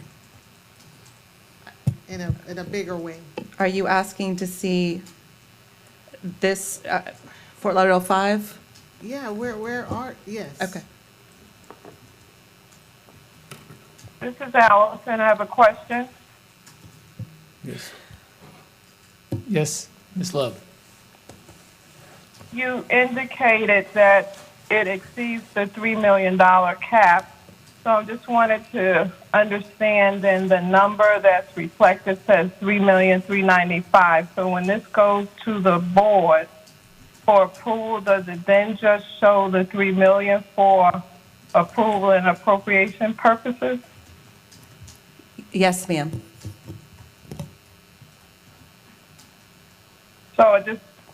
So in terms of showing the board, us, the $3,395,000, I'm just trying to understand the purpose of showing the total project cost when that's not impactful to the project from the county perspective.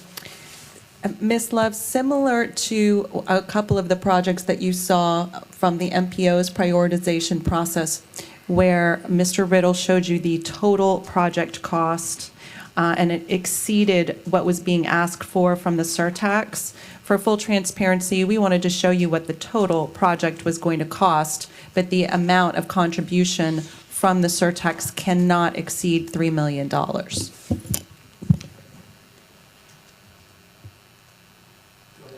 Thank you. So when it goes to the board, what will it show?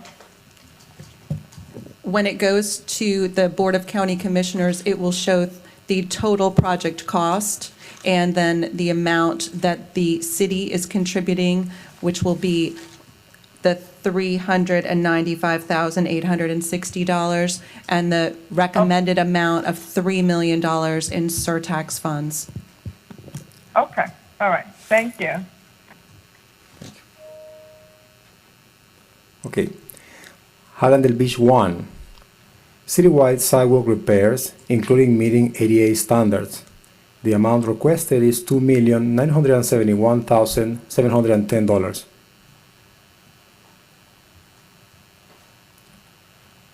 Hallandale Beach 2. Sidewalk repairs, I have a mistake. Rehabilitating and providing new texture pattern crosswalks along US 1, A1A, Pembroke Road, and Hallandale Beach Boulevard.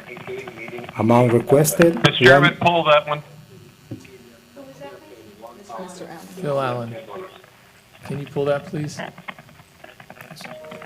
Amount requested $1,710,485. Hey, there's somebody with their phone on or they're talking. Please mute your line. Thank you. Hollywood 1. This project is for milling, paving, resurfacing, and sidewalk repairs on District 3 and 4 in different locations around the city. Amount requested $2,967,457.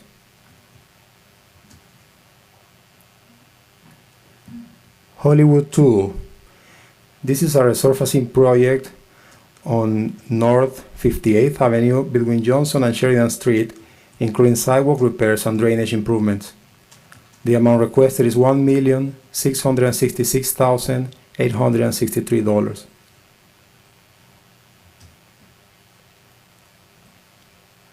Hollywood 3. Sidewalk replacements, ADA upgrades, drainage repairs, and pavement resurfacing on Liberty Street. Amount requested, $1,038,006.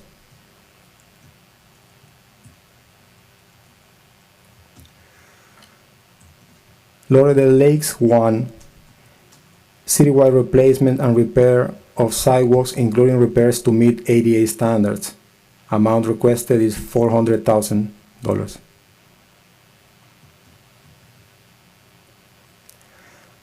Lauderdale Lakes 2.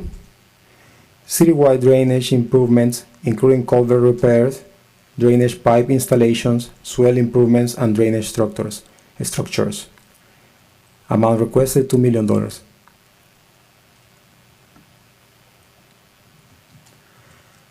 Laurel 1.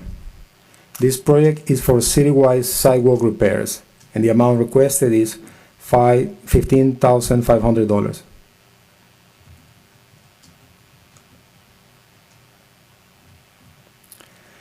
Lighthouse Point 1. Bridge repairs, bridge replacement of bridge located on Northeast 24th Avenue over Alameda Waterway. Amount requested $913,588.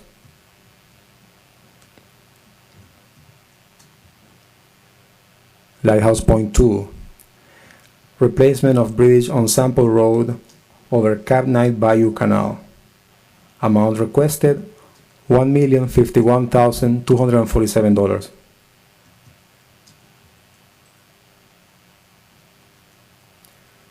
Margate 1. Repair the bridge located on Margate Boulevard, west of State Road 441, that FDOT has identified as functionally obsolete. Amount requested $176,064.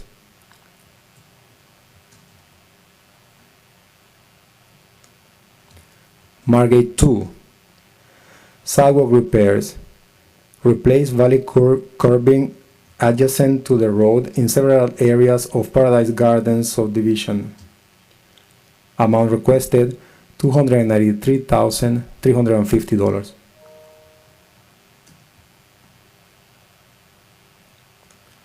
Margate 3. Citywide milling and paving of public roads. Amount requested $1,053,184. Can you pull that? Margate 4. Repairs to bridge listed as functionally obsolete by FDOT Bridge Inspection Report, located on Northwest 76th Avenue over the Ripple Canal. Amount requested $123,599.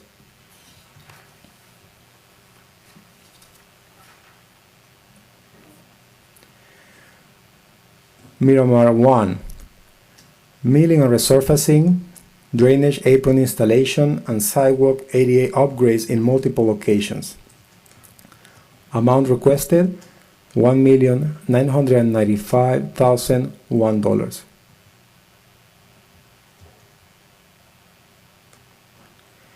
Miramar 2. Milling and resurfacing, drainage apron installation, and root barrier installation in multiple locations.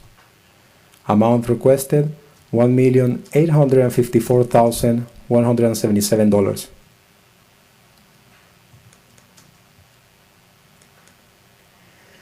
Miramar 3. Milling and resurfacing, drainage apron installation, and root barrier installation in multiple locations.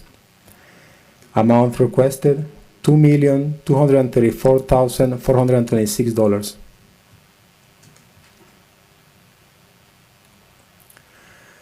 North Lauderdale 1.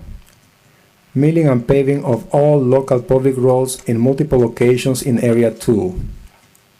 Amount requested $2,362,500.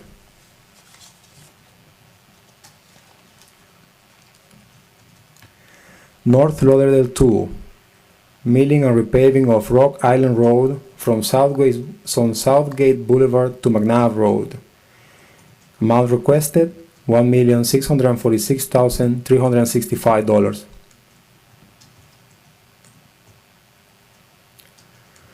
North Lauderdale 3.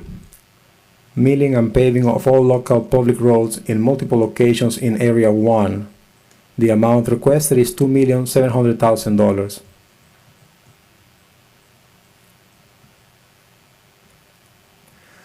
North Lauderdale 4.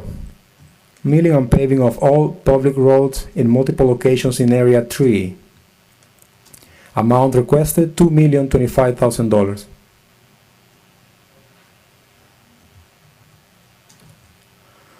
North Lauderdale 5. Milling and paving of all local public roads in multiple locations in Area 4. Amount requested $2,193,750.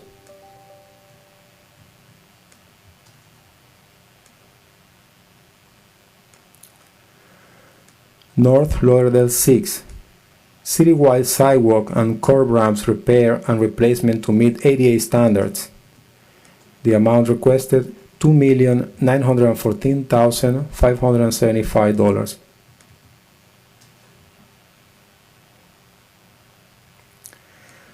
North Lauderdale 7. Drainage improvements of the city-owned stormwater system near the western city boundary. The amount requested $1,251,556.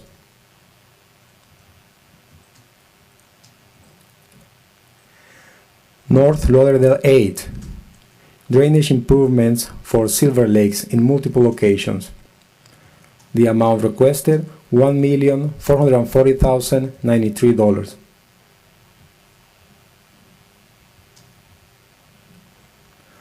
Oakland Park 1. Paving citywide residential roads and local collectors. The project description indicates 87.7 miles, but this project includes 14 lane miles. That's what the $2,981,440 is going to cover.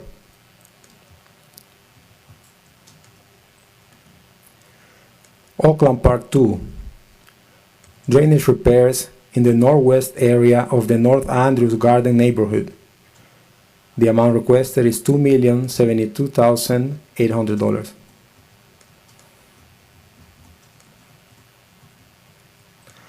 Oakland Park 3.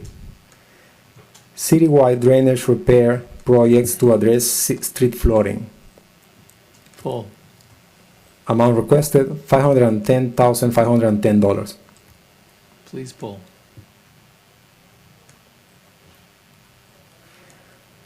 Pembroke Pines 1. Resurfacing and ADA improvements for multiple locations on Johnson Street. The amount requested $483,380.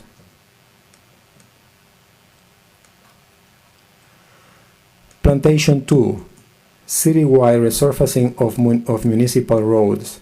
The amount requested $2,749,823.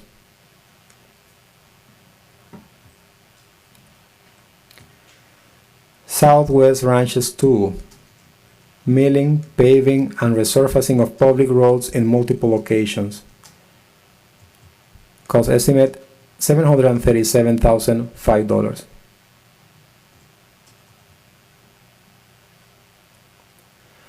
Southwest Ranches 3. Milling, paving, and resurfacing of public roads in multiple locations. The amount requested $1,223,165.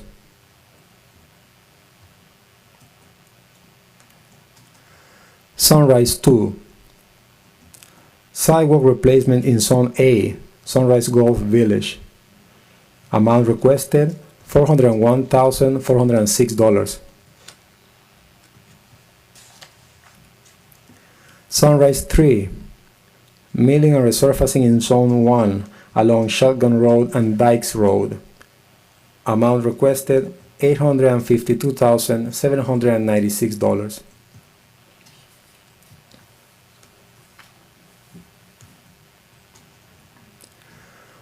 Sunrise 4.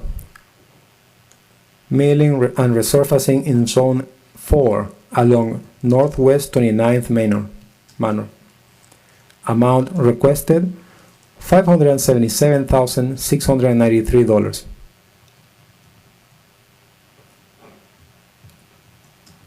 Sunrise 5.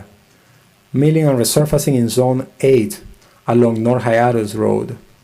Amount requested $1,522,622.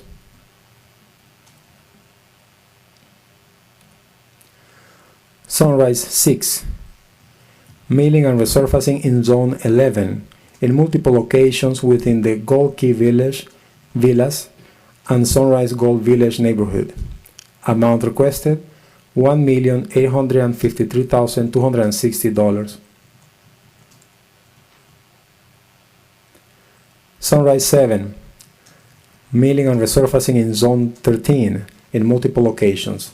The amount requested, $819,527.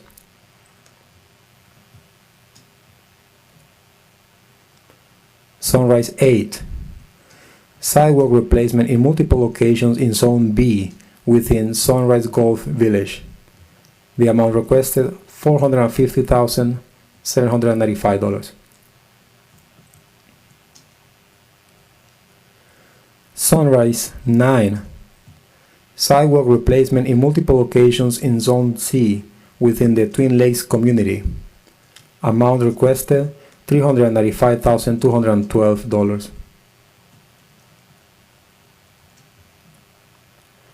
Sunrise 10, sidewalk replacement in multiple locations in Zone C within the New River community. The amount requested, $198,947.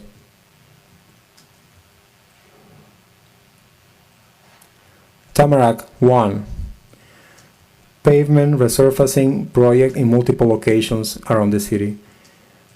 Amount requested, $2,817,339. Weston 1, roadway drainage projects in the entire neighborhood along Sailboat Circle. The amount requested, $596,268. Weston 2, citywide refurbishment of bike lanes pavement markings. The amount requested, $191,834.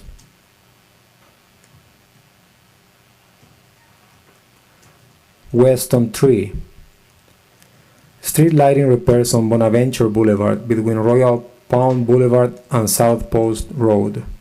The amount requested, $884,763.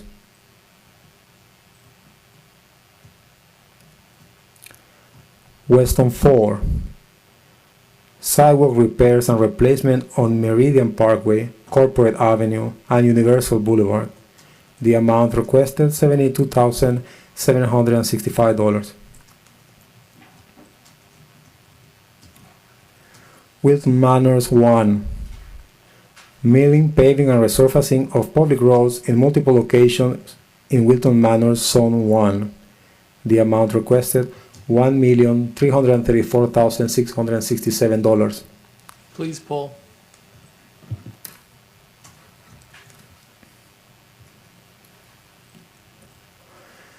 Wilton Manors 2, milling, paving, and resurfacing of public roads in multiple locations in Wilton Manors Zone 2.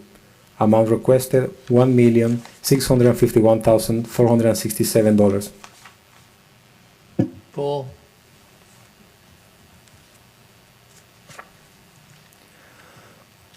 Wilton Manors 3, milling, paving, and resurfacing of public roads in multiple locations in Wilton Manors Zone 4.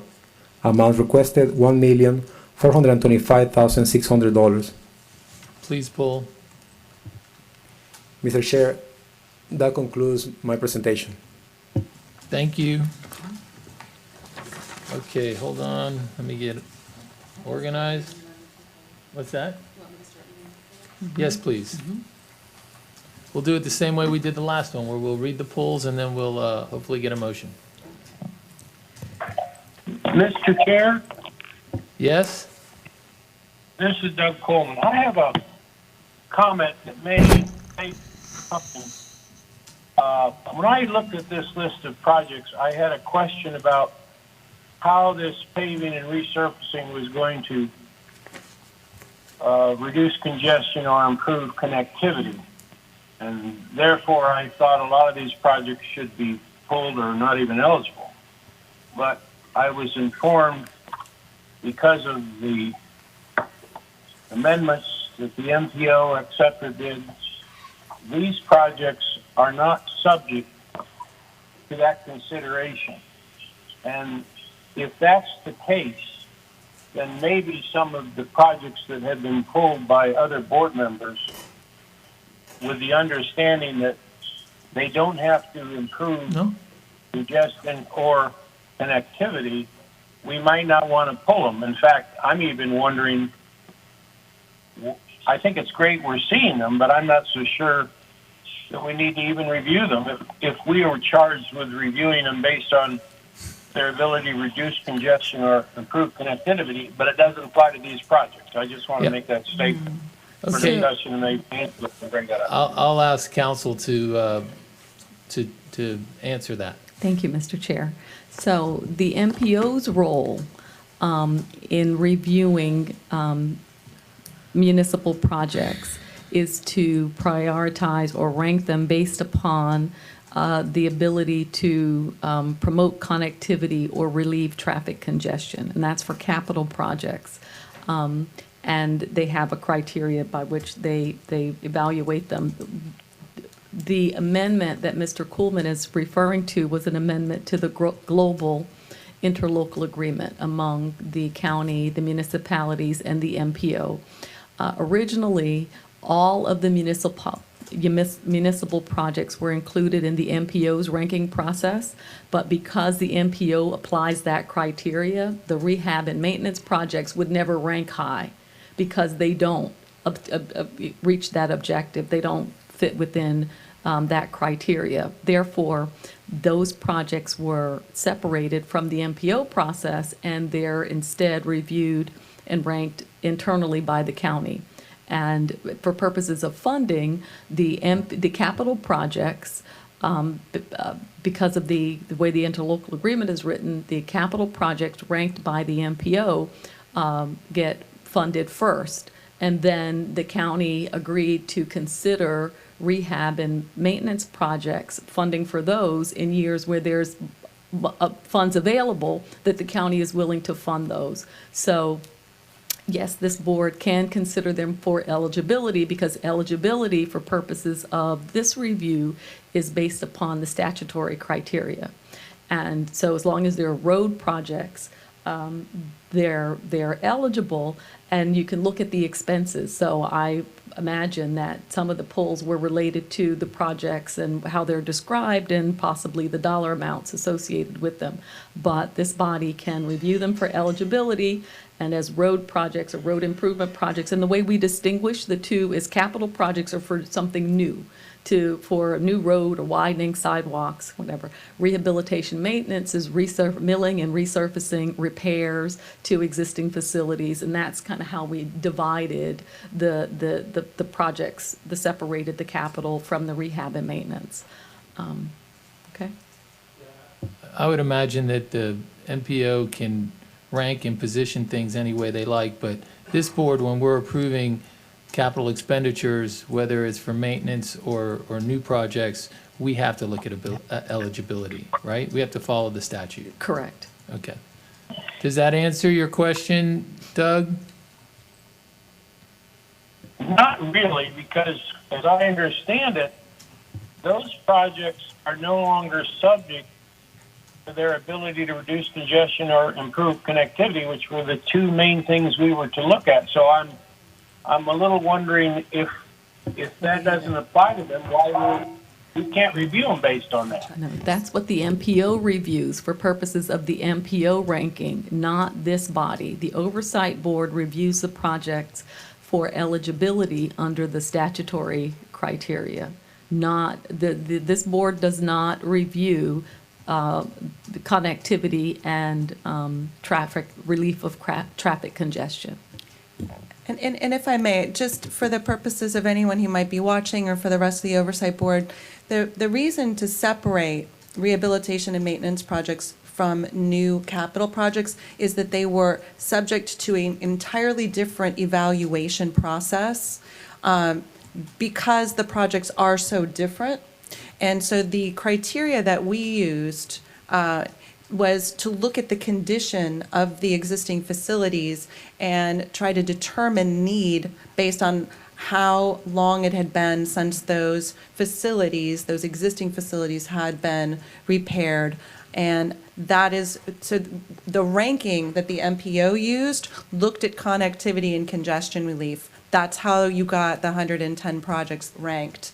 Our ranking, when it gets done, will be looking at completely different factors, including, as Alex mentioned in his presentation, how much money a particular municipality received through the MPO's capital process, going to the conversation that Anthea Pennant and Mr. Frazier have brought up, which is the whole purpose of geographic equity. So by scoring rehabilitation and maintenance projects, a portion of that score relates back to how much money a municipality has received through the other process. And just, again, I just want to make sure it's clear, rehabilitation and maintenance projects have to be funded under our agreement after the capital projects have been funded. Whatever's left over can then go to rehabilitation and maintenance projects in any given year.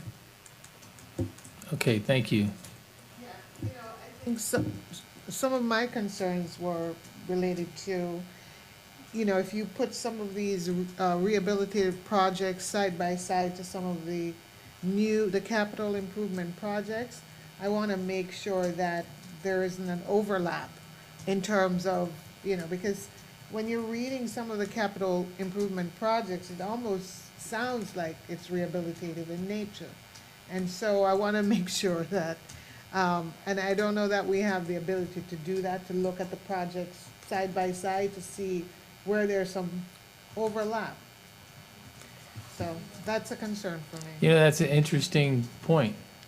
I almost feel like we're rehabilitating the entire county's transit and, connectivity just by nature of what we're doing. So it's a good point. There is. It feels like there could be overlap. Some redundancy. Yes, And, yes. we just have to be careful that some of the municipalities aren't just taking advantage of this opportunity to get some things repaired, and it's just a matter of how you word it, right?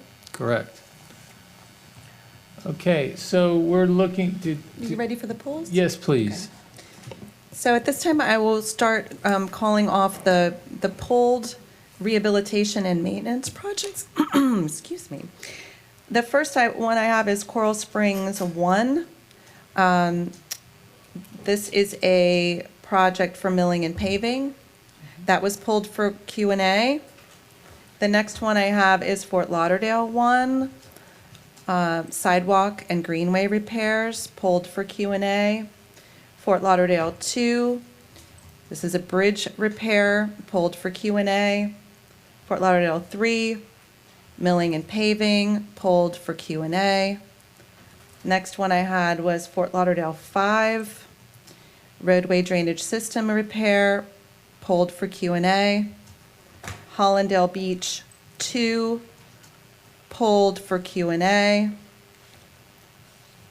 Next would be Margate 3, pulled for Q&A.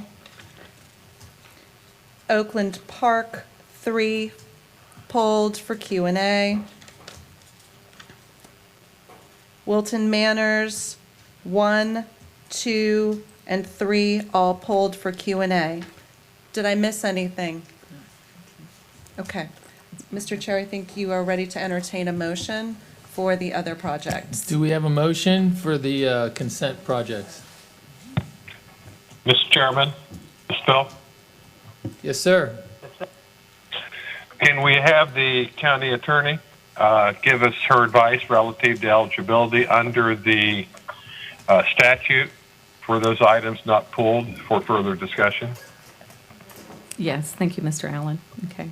Yes, so for purposes of Section 212055 Florida statutes, projects, Surtax funds can be utilized for planning, development, construction, operation, and maintenance of roads and bridges, buses, and good fixed guideway systems. So all of the projects, the rehab and maintenance projects that have been listed that were not pulled involve roadway improvements, and I recommend them as eligible under the statute. Thank you. Mr. Chairman, I would move approval. Great. Do we have a second?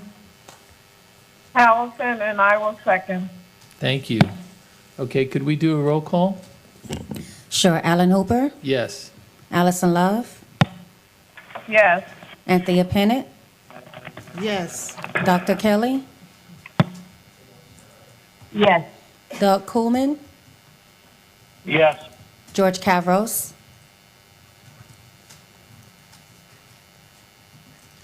Yes. Phil Allen, Yes. Ron Frazier, Yes. and Shay Smith. Yes. Okay, vote passes unanimously. Okay, thank you, everybody.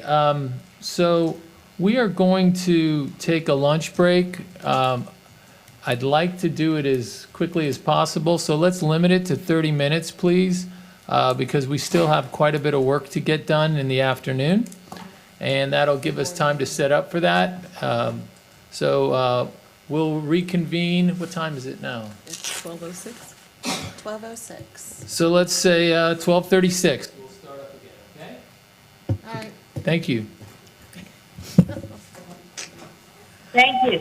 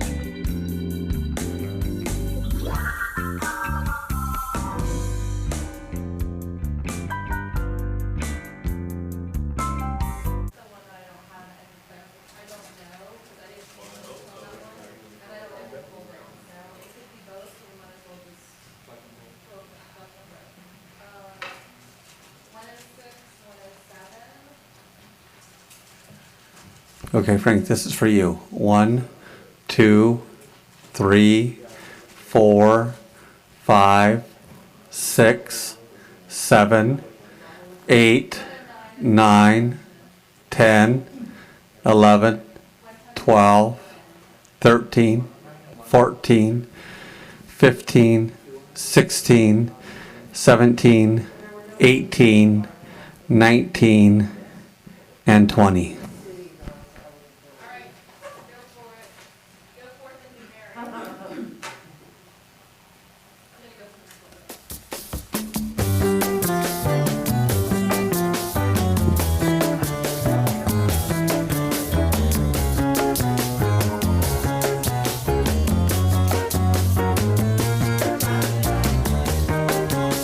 Your line is now muted. This is Candace. Who's joined us on the speaker's line?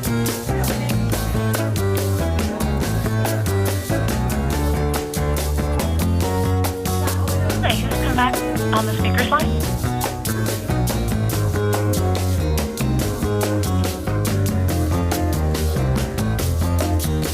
Your phone might be muted.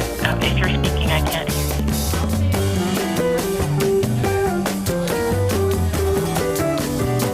Luis Ortiz, Service Planner, Broward County, Transit Division. I'm sorry, can you say your name again? Luis Ortiz, I'm a Service Planner for Broward County Transit Division. Thank you very much. Welcome. Your line is now unmuted.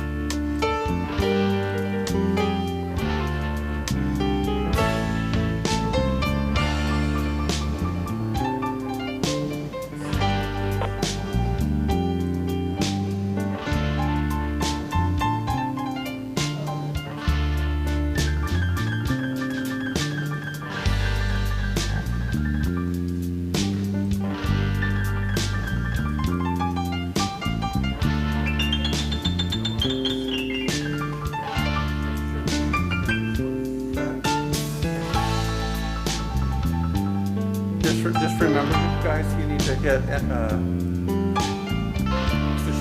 HDMI when you're ready to go.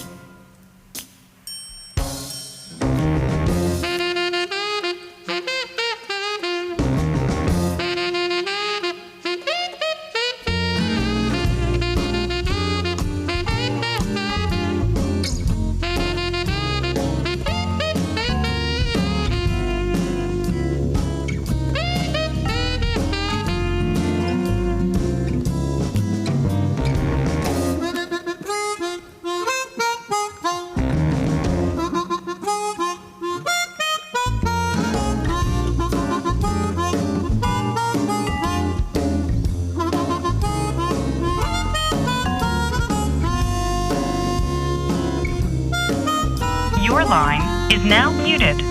Hi, this is Candace. Just joined us again on the speaker's line.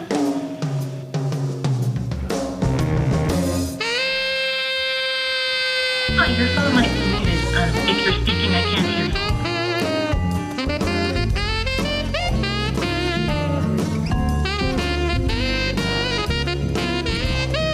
Hi, this is Candace. Who's rejoined us on the speaker's line?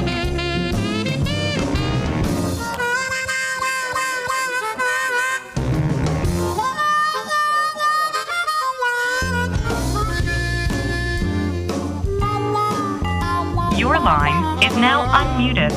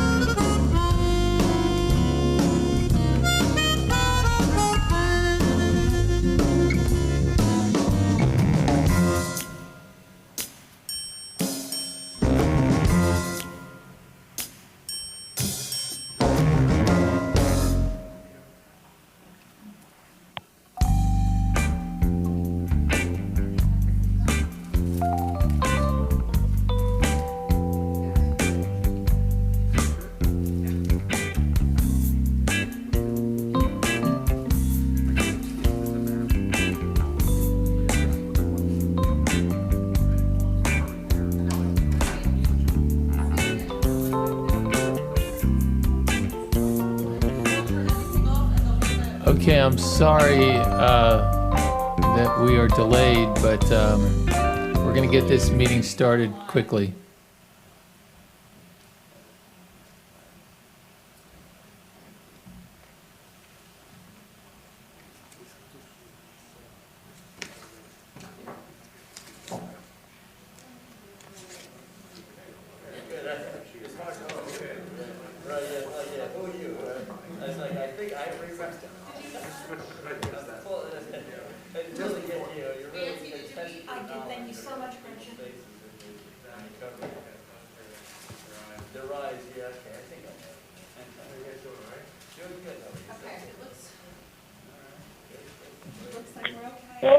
Get confirmation that all the cities are on the line, that you got. So do I have to ask? She's back. She's Hello? Hello? We're going to get started in just a minute. Just waiting for everybody to get back into position. Okay. Thanks.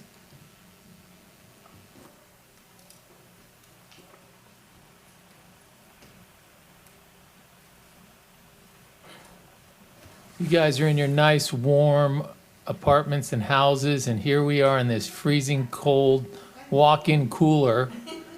So, Yeah, I noticed your jacket, Alan. I was wondering your big old jacket. I'm colder here than I would be if I was in Alaska.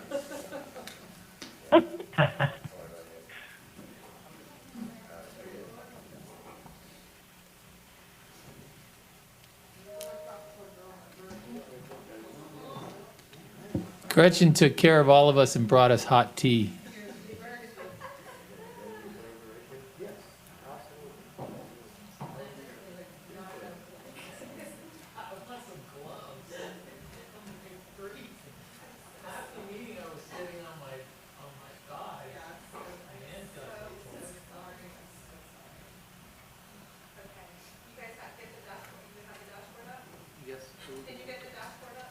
Do you want to start with it, or do you want to start with general information from the drive for the project?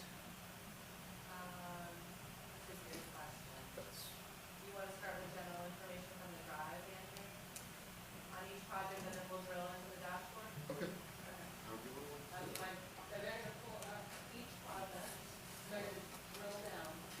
Okay. They're going to give you as much information as they possibly As can. we need, okay. And then we also have the dashboard, if we want to go even further. Okay. Are we going to reconvene right now? Do I need anybody else? Do you want to do a roll call? Make sure you. Yeah, we should do a roll call. Gretchen's going to do a roll call, folks.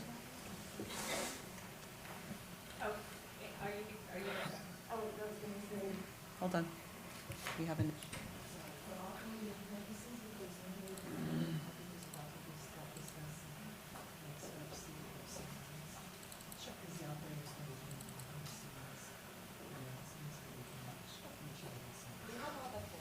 Also, Cindy, Pembroke Park's attorney is having difficulty getting into the line. Pembroke Park's attorney. Yeah, they were supposed to be in person, they just now let us know that they can't. So we've given them direction on how to register to call in. Okay. We just have to pay a deal.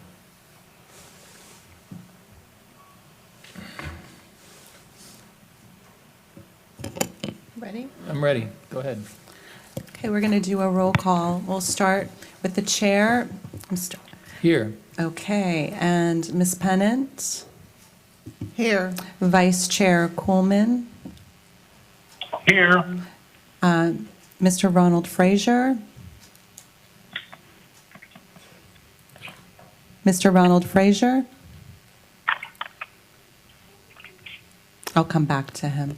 Dr. Consuelo Kelly? Here. Mr. Phil Allen? Here. Allison Love? Present. Shay Smith? Here. Excellent. I'm going to come back. Mr. Ronald Frazier, are you on the line? Okay, it appears that we have Mr. Frazier, is that you? Yes. Okay, so, Mr. Chair, we have all 9 members on the line at this time. Okay, great. For the record, George Cavers, the chair. I'm so sorry, Mr. Cavros. I apologize. I'm going off of memory. I apologize. So Mr. Cavros is here as well. Okay, so what we're going to do is we're going to start with the municipal capital projects.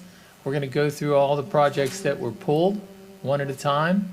And I believe we're going to ask the city, whoever the project is for, the city will be unmuted. That's, I guess you have to kind of electronically raise your hand, right? So we're going to be asking, Mr. Chair, we're going to actually say on the record that we are handling a City of Sunrise eligibility issue, and we're going to ask the City of Sunrise representatives that are on the line, and any City of Sunrise representatives that may be in the audience, to identify themselves so that they can be unmuted by the AT&T operator.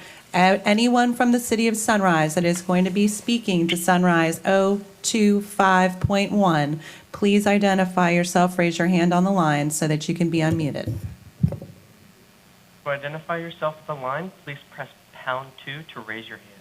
Once again, pressing #2 will identify your line. Okay. Did you hear that, Nancy, for the record? No. Please press #2 to raise your hand on the lines. #2 to raise your hand on the lines. Okay, so we're going to start with... Good afternoon, this is Mark Lebowski, Assistant. Great. So are we going to, we're going to allow the city to speak after, right? Because we pulled it, right? So we're going to, all right. Okay, so let's start with Sunrise 025.1. And who pulled that one? Okay. Thank you, Mr. Chair. Yeah, Sunrise Project 025.1 requests Surtax funding to replace a pump in a canal. And the eligibility criteria for drainage reflects that improvements to a public road stormwater system that addresses drainage deficiencies, provided the drainage improvements only address stormwater runoff from a public roadway. Improvements that address runoff from private roads and developments are not eligible. And the City of Sunrise provided an aerial map that kind of depicts. Will you go to the additional material that has the red attachment, Mr. Riddle? The supplemental items they provided.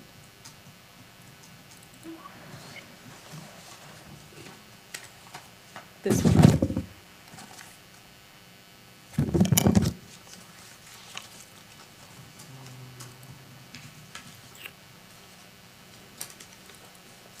So some of the documentation that the city provided reflects that the project was actually included as part of as an infrastructure project, as part of the city's capital improvement program. And the county's review of the project reflects that it's really an infrastructure project, and the flow from the project into the canal that would be serviced by the pump is from private development in that area and not flow from the roadway. So the county is recommending that the project is ineligible because it does not meet the criteria. Okay, do any other members want to speak on this? City of Sunrise, does anybody want to speak to this line item? Yes, good afternoon. This is Mark Lebowski, Assistant City Manager for the City of Sunrise. I appreciate the ability and time to be able to speak with you today. We did provide some additional information that Ms. Wallace has just referenced.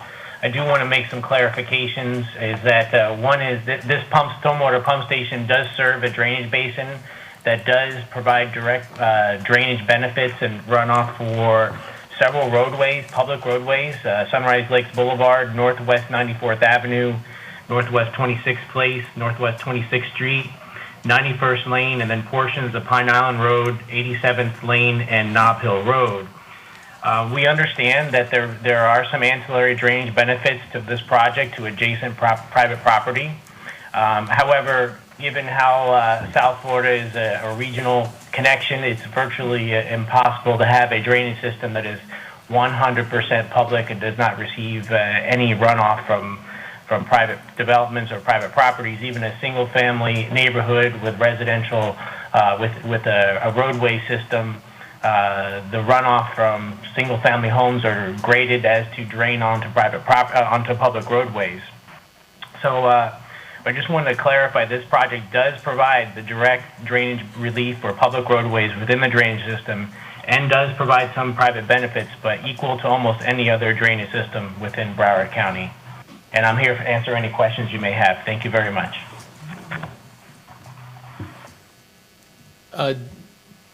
Does anybody else have anything to say, any of the members?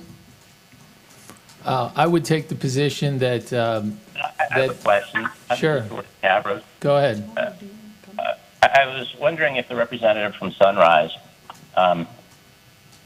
could provide information on how much of, I understand in a relationship and, it may be hard to distinguish between what is runoff from a road, what is runoff from a private property, but what is your estimate in terms of percentage of runoff from each source? Thank you. That's an excellent question. So you have this is a regional stormwater system for a larger drainage basin that is comprised of lakes and canals, and you have roadways that drain directly into those lakes and canals, and then you do have some adjacent properties that have connections to those canals. But those connections to those canals are not direct connections. They'll go through an internal drainage system and probably a weir before it is discharged. So during a standard storm event, probably a majority of the rainfall that hits into that canal would occur from the public roadway system. When you start getting into a larger storm event of a 100-year storm, that's when you'll probably receive a lot more benefit from the private drainage system. So it's hard to give an exact percentage, but it's probably on a normal rainfall system, it's probably 80% roadway, and then as you get a larger system, maybe it's 60-40 roadway to private. Mr. Chair. This is Allison. So, this is Allison. Can I be recognized? Yes, go ahead, Ms. Love. So in terms of the city of Sunrise Point and relationship to eligibility, I was curious on what the representatives from the county or the MPO, I guess they determine, I know WITS determine eligibility as well, but what is the position based on the city's point that there is some parts of it that is the public right of way and the private, and that correlation. So just curious on what's the response to that. We would like to have Mr. Tony Huey, the Deputy Director of the County's Public Works Department, address that question. Good afternoon, Chair, members of the board. Again, Tony Huey, Deputy Director, Public Works Department. Number one is, I think that is important to mention that this pump station is a very important part of the City of Sunrise drainage system. And if you take a look at that map right in front of you, the entire drainage basin goes through that little red dot, which is that pump station in there. I don't know exactly how the system is designed, but there are a number of lakes and so forth internal to the development themselves. When the area drains, whether it's to the lakes, the roads, or whatever it is, it all collects to that one single point, and then from there it drains the entire drainage basin. Now, in terms of contribution, I think that was the point that was just made. If you take a look at it, and there's actually another map that was provided by the City of Sunrise that identified all of the public roads within that drainage development. if we're able to see that, or even if we can't see that, the main roads are then public roads. It's in the drainage is important to the entire area, but in the context of the Surtax project, where we're defining the drainage of, you can't see, but it was provided to us is that the orange is the public roads in this map here. And so the entire drainage goes to that point, but in the context of the Surtax project, where we're only eligible to fund contributions that are runoff from the road themselves, it is only the rainfall and the runoff from the roads that are eligible. All of the other areas are not eligible in terms of that they drain private development. Now, it may be the case that some of the pipes is used and some of the roads is used as a conveyance to the system, but the roads themselves do not contribute the flow for the entire drainage basin. A very quick way to take a look at this is that if you take a look at the percentage-wise, the percentage of the contribution of the roads is essentially what's in red or in orange. That's the percent contributions from the road themselves as compared to the entire drainage area. Is this a new development, or is it it's been existing for a while? It's been existing for a while. Okay. And what about those parts of the city that were built 70 years ago that didn't bother to put any lakes in or any canals, and that they're flooding, and the water's probably hitting the roof, going down the driveway and into the road? What about those parts of the cities and the counties?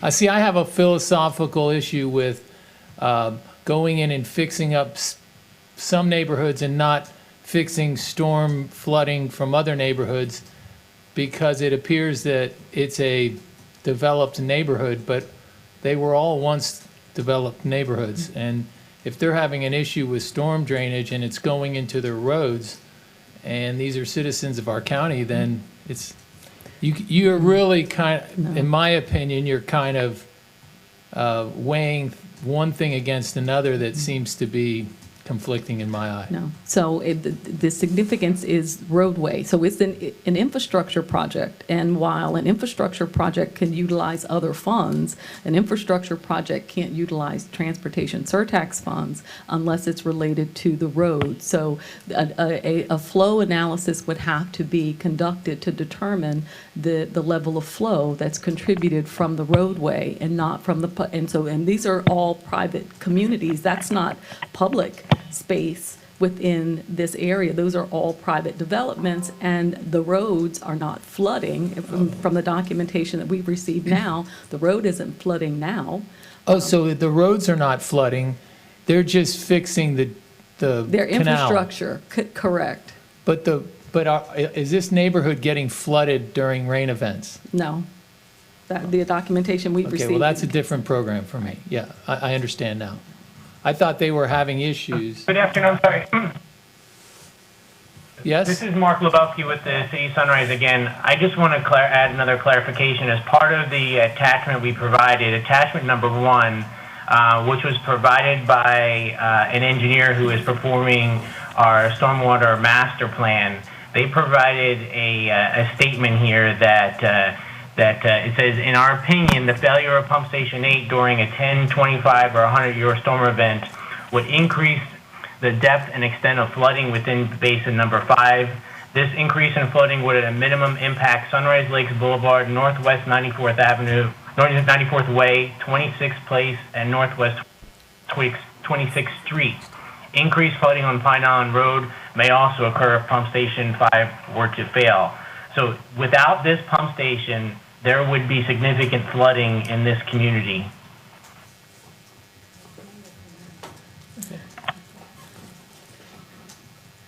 Okay, does anybody else have anything to say or any comments from a member? That's it. What exactly is the zip code for this area? I don't really know. Sunrise representative?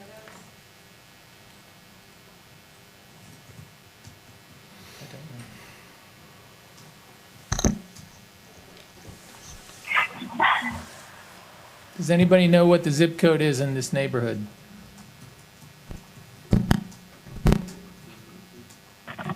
This is Mark Lebowski again with the City of Sunrise. It's 33322.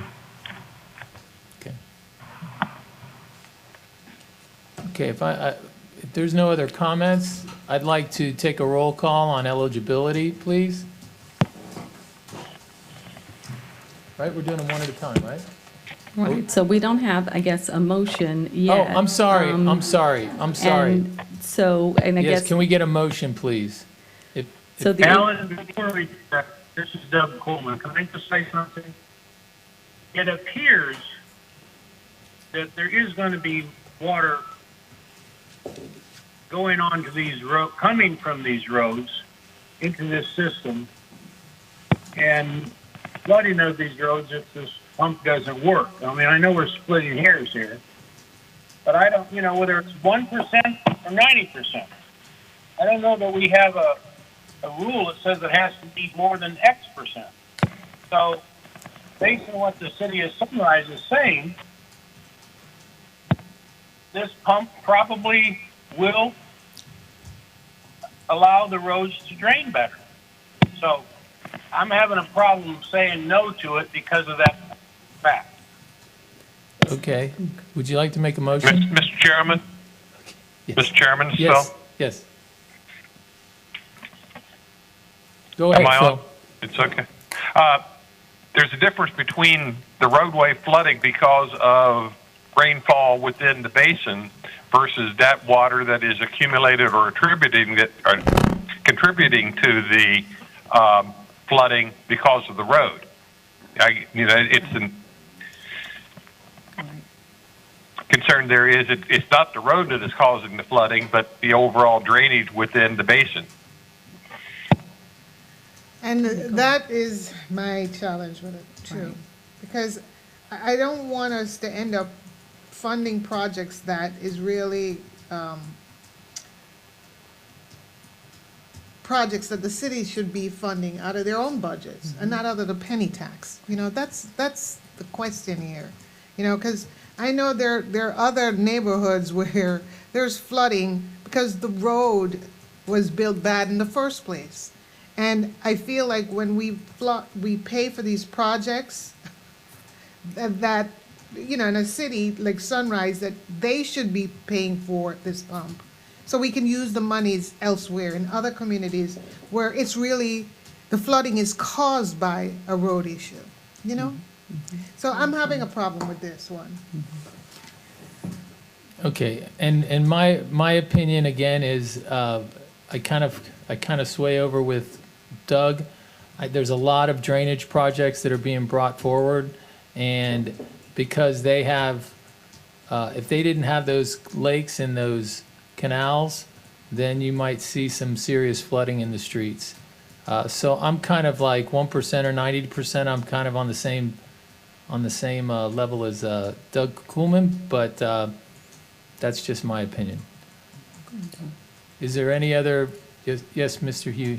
Just a point of clarification, and is that the drainage system is tied together. So the fact that there's a pump station there with roads and so forth that help the system to work efficiently. That's how it's entirely designed to do. Just the point I want to make, and just to make sure that the board understands or recognizes this point, is that in our eligibility requirements, we said that Surtax will provide drainage improvements that only addresses stormwater runoff from a public road. So it does. So what that means is that if you take a look at that map in the back of you, is that the Surtax should only address this runoff from those parts that are in orange. So as a comparison of those parts in orange versus entire basin area, I think there's a point that the percentage of surface area of the area in orange may be an eligible amount, but the others may not fit within the context of the Surtax eligibility rules. Exactly. I think it's okay for the city to have skin in the game. The county is taking on a big portion of it. I think they can take on some of it. I mean, to agree to the full amount is going outside of the scope of our requirements for approving the eligibility of a project. So where it infringes on our jurisdiction, we should not be agreeing to it. Because you set a bad precedent for making that exception now, And then what, later on? And I don't want it to come back and bite us later on, because another city is saying, well, you did it for the city of Sunrise. There needs to be equity, and we need to stick to the scope of what is our jurisdiction. And we're not allowed to do that. So that's my position on it. Okay. Good afternoon again. This is Mark Lebowski again with Sunrise. I apologize for chiming in, but I'm listening to the Oversight Board, and they're bringing up very good points. And, you know, upon reflection and the discussion that's being made, we understand that there are some private property benefits, and we understand the intent of the surtax dollars is for the public roadway system. We would absolutely be supportive to a percentage covered by the city and a percentage covered by the surtax. I would suggest as a compromise to do a 50-50 on this project, and the city would support that. So what would have to happen is an analysis of the flow. So there's a mechanism by which the flow that into that area can be analyzed to determine the percentage that is from the roadway runoff.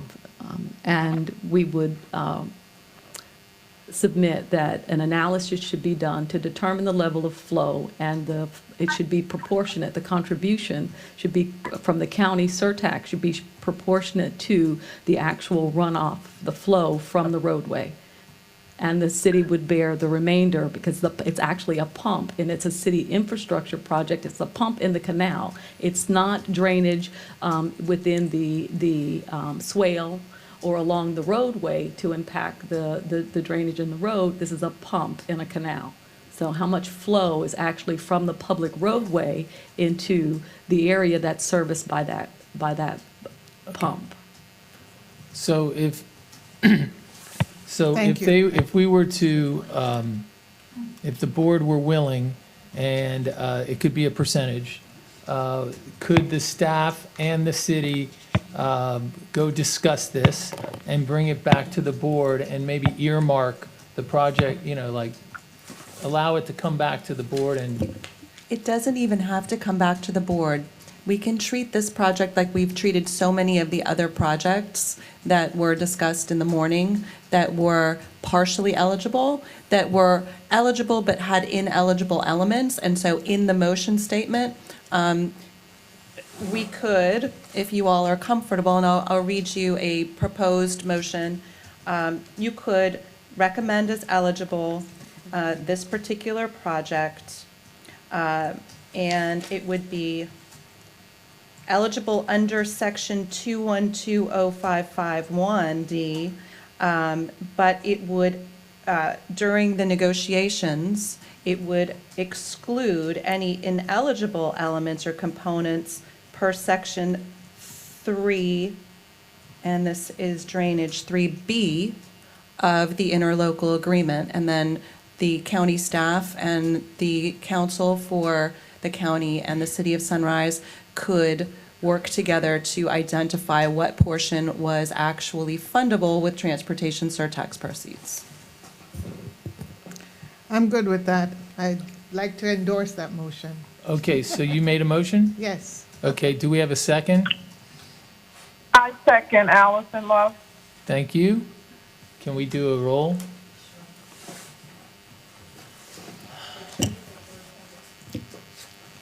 Chair Hooper, Yes.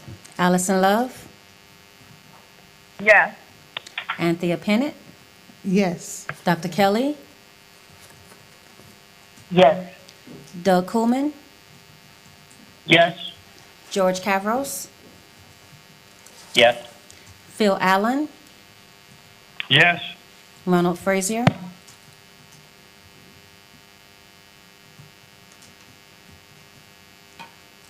Ronald Frazier, No.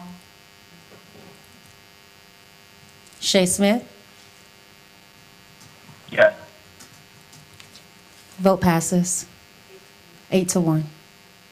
Okay, thank you. Let's go to our next pulled item.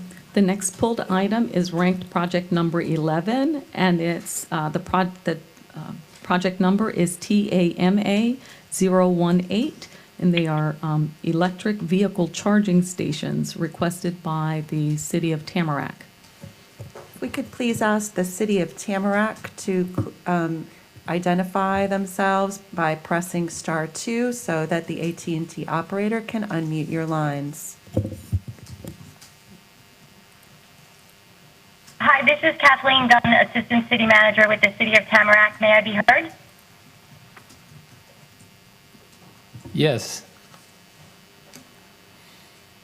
Okay, thank you.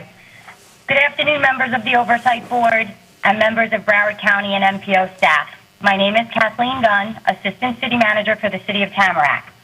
Thank you for the opportunity to address you today regarding the City of Tamarack's project TAMA-019 titled Electric Vehicle Charging Stations to install 12 electrical vehicle charging stations at various locations in the city. We're grateful that the Broward County MPO has ranked it among the top 11 projects within the county, and we believe that it should remain recommended. When the county approached the municipalities back in 2018 about putting a transportation surtax on the ballot, the city was excited about the possibility promised by a dedicated funding source to develop an integrated transportation system throughout the county. We were particularly inspired by the whys behind the surtax. The opportunity to reduce the effects of greenhouse gas emissions on the community, in addition to the promise of easing congestion, while leveraging technology, new sources of energy, and alternative modes of transportation. As such, our funding requests reflect the City of Tamarack's bold thinking when it comes to the future of an integrated transportation system in the city and in Broward County. We took this important opportunity to envision a future in which our residents will be able to travel with multiple options for transport and with ease. We all know that the transition from car dependence to transit does not happen overnight. Electrical vehicle charging stations, although single occupancy, answer the county's question of why a penny for mobility. They're better for the environment and reduce emissions. Electric vehicles offer a solid compromise, a realistic middle point between fossil fuel car dependence and transit. Most of the stations proposed are either along or within walking distance of Broward County Transit bus lines. 2 of them will be located at city facilities that serve as stops for our own community bus shuttle service. The city is committed to resiliency, sustainability, and smart city principles. As such, we look at the surtax holistically as a system. We know everything works together, and investing in technology that is future-leaning is paramount. Our projects also seek to connect pedestrians and bikes to bigger, more long-term ideas related to alternative transportation options and mass transit. This approach takes into account issues beyond congestion and roadway improvements and envisions an integrated, environmentally friendly transportation system, which will in large part dictate the overall economic development of Broward County. And I'd just like to read one piece from the First Amendment to the Surtax Interlocal Agreement that says, the party has agreed that prioritization will be informed by each project's ability to alleviate traffic congestion and improve connectivity, but also acknowledge that transportation surtax-funded MPO staff may properly consider shovel readiness, construction work planned in the vicinity of a proposed project, corridor delivery timing, and other existing conditions that allow surtax revenues to be utilized responsibly, efficiently, and with the least interruptions to residents and businesses. Therefore, the City of Tamarack requests that you please forward Project TAMA-019 titled Electrical Vehicle Charging Stations to the Broward County Commission for their consideration and funding support. Thank you. For the purposes of correcting the record, I would just like to make sure that the record correctly reflects that this is actually Tamarack 018. Tamarack 018. Right, not 1019. So for purposes of eligibility though, so while there are benefits to electric vehicles that deal with carbon emissions and so forth, the statute does not address that. No, it doesn't. The statute, 212055, Florida statute, specifically provides that the surtax, the proceeds from the transportation surtax can be utilized for planning, development, construction, operation, and maintenance of roads, bridges, buses, fixed guideway systems, and on-demand transportation. So if it's transit or if it's roads, and things ancillary to transit and roads that can be funded. These are vehicle charging stations for private vehicles unrelated to transit. If it were a charging station for transit buses that are operated by a municipality's community shuttle program, then they would be eligible. But there's the charging stations for individual vehicles, regardless of the value of the emissions benefits, are not eligible under 212055 Florida statutes. Chairman, I'd like to be heard on this. This is George Yes. Cabros. Go ahead, George. Great. Look, I think there is a nexus here in terms of improving connectivity and relieving congestion. That was the high-level criteria that was provided to the cities. First of all, I want to applaud the city of Tamarack for being proactive in proposing this new EV infrastructure project. As we look at transportation going forward, it's important to note that Florida has the third most electric vehicles in the U.S. We have over 60,000 vehicles. Many of those are in South Florida. And it's important to note that many cities are moving their fleets to electric vehicles. Yet there is a lack of charging stations in South Florida. In fact, Florida has one of the lowest ratios of electric vehicles to electric vehicle charging stations in the nation. I mean, ask any EV owner or any fleet manager. A lack of charging infrastructure is a continuing concern. Look, we can put all the maintenance cost savings and the fuel savings and the clean air benefits to the side for now, and the economic development benefits of charging stations, because I think what's important for our purposes here is that this project is addressing the dearth of EV charging stations in Broward County right now by providing more charging stations. These stations will be available throughout the city, as was mentioned, and they'll be available to all residents of Broward County. The city is taking a first step in creating an infrastructure network for EVs where, very little infrastructure currently exists. And this type of infrastructure helps create a network of charging infrastructure that increases mobility and connectivity for EV users. And I would also add a lot of those EV users are more and more becoming on-demand transportation type vehicles. So it's just important to remember that this mode of transportation is nascent, but it's going to explode. There are projections by economists that by around the year 2035 to 2040, there'll be as many EVs sold as there will be internal combustion engines. And I believe it's almost negligent not to prepare for that future. And this project is simply a first step in having that infrastructure ready for a steadily increasing EV adoption here in Florida. We need to prepare for this future and to improve the mobility and connectivity for this ever-increasing new mode of transportation. So this project has my full support, and I hope fellow board members will vote to approve the project as well. Ms. Pennant? Yes, I cannot support this project because, again, it goes outside the scope of what we're supposed to be voting on. That's one. But I'm also concerned that if there are only a few charging stations and we build one in the city of Tamarack, how do you relieve congestion? Now you're going to have all of those vehicles trying to come to Tamarack to get charged up. How does it relieve charging, the congestion? It seems now we'll have people from other cities. I think this is a matter that needs to be dealt with probably through the League of Cities, and then the cities can decide among themselves how they want to create this network of charging stations. But it should not be used from the penny tax dollars. Miss Kelly, did you want to speak? Yes, I wanted to second what Board Member Cabras was saying, because not all, the characterization of electric vehicles as private is not true. More and more public transit vehicles are moving to electric, and it's just simply a matter of building that structure and that network.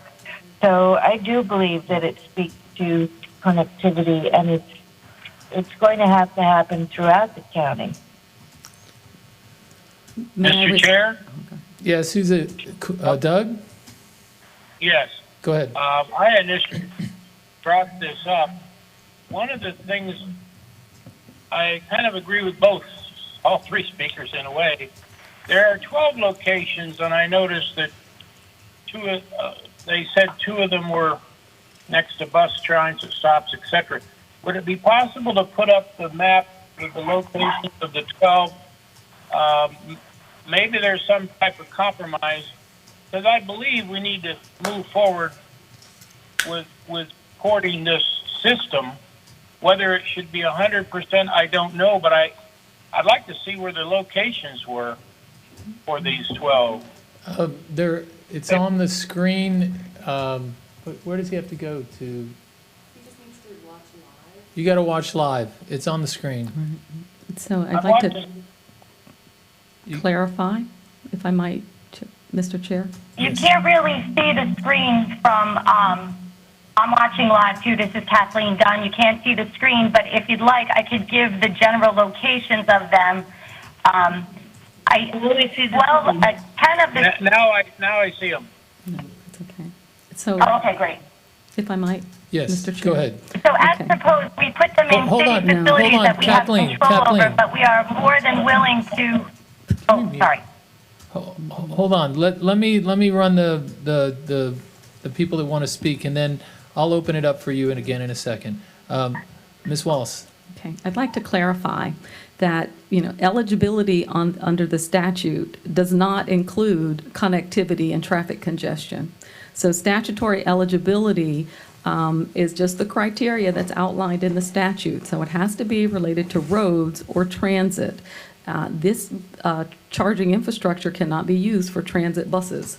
The county operates the transit system and is acquiring electric buses and is installing electric bus charging infrastructure for the transit vehicles, and it's not compatible with the automobile charging stations. And personal automobiles are not considered transit if it's not part of the transit system, the public transit system. It is not eligible under the statute. It does not qualify. And so while it does provide benefits in terms of the environment, in the connectivity and congestion relief are a criteria for prioritizing the project and what the project benefits might be in terms of, what the county would like to see the projects accomplish. But eligibility on the statute is very defined, and this is not transit and it's not roads. Mr. Chairman, this is Phil. Hi, Phil. Go ahead. It seems we have 2 elements that we, as the board, approve for eligibility. First, the overall issue is the statute requirements. Secondly, there is congestion and the other factors that we considered. If we can't meet the first statutory requirement, you don't get to the second choice. Sure. And, Mr. Chair. Yes, Ms. I Bennett. also have issues with the fact that these charging stations are predominantly to the west side of Tamarack, and completely excludes people living on the east side. Again, the lack of equity in certain neighborhoods. So I'm going to say that I think that the idea of this project and the thought to increase the amount of electrical vehicles, whether they're transit or they're personal, the more we've had, the better. However, unfortunately, I'm reading through the statute, and there's nowhere I can find where it meets the statute. And we were put on this board to, like Phil said, the first thing is the statute, and then anything else is after. So as much as I like this project, and I wish there was a bucket of money somewhere to pay for this, my hands, I feel, are tied by the statute. So I can't support it only for that reason. Mr. Chair, Doug Coleman, I have a follow-up question. Okay, we got a motion? He said a follow-up question. Oh, I'm sorry. Go Well, I ahead. called the question and vote on it, and that's what I'm suggesting. I think we've heard enough. So, yeah. But I would like to call the question, take a vote. Who is that Sounds like speaking? Mr. Coolman. Doug I Coleman. would like to, Mr. Coolman. this is Dr. Kelly. Can we just say something? No, let me get through the motion and the second, and then I'll open it up for discussion. So does anybody have a second for the motion? Thea. The motion is to call it. Yes. To not support it. Or is it to support it? He's just calling the question. He just wants to pull it up for vote to see if it meets eligibility. And if we have a second, I think you just seconded it, right? If it's a matter of just assessing whether or not it's eligible, I'm not supporting. So, no, it so as is the eligible. question, is there a I'm not sure what the motion question to, So here's the point of this process. We got to bring these projects up for discussion because we pulled them, and then we have to vote on them for eligibility, whether you vote yes or no. So I believe that Doug called the question, which is making a motion to vote on this thing, whether you like it or not. Correct? Okay. So if we can get a second to that, then we can have a discussion again if Ms. Kelly wants to say anything, and then we can call a vote. No. This is Allison, and I second it for the discussion. Okay, Ms. Love seconds it. Ms. Kelly, do you If have you're calling anything?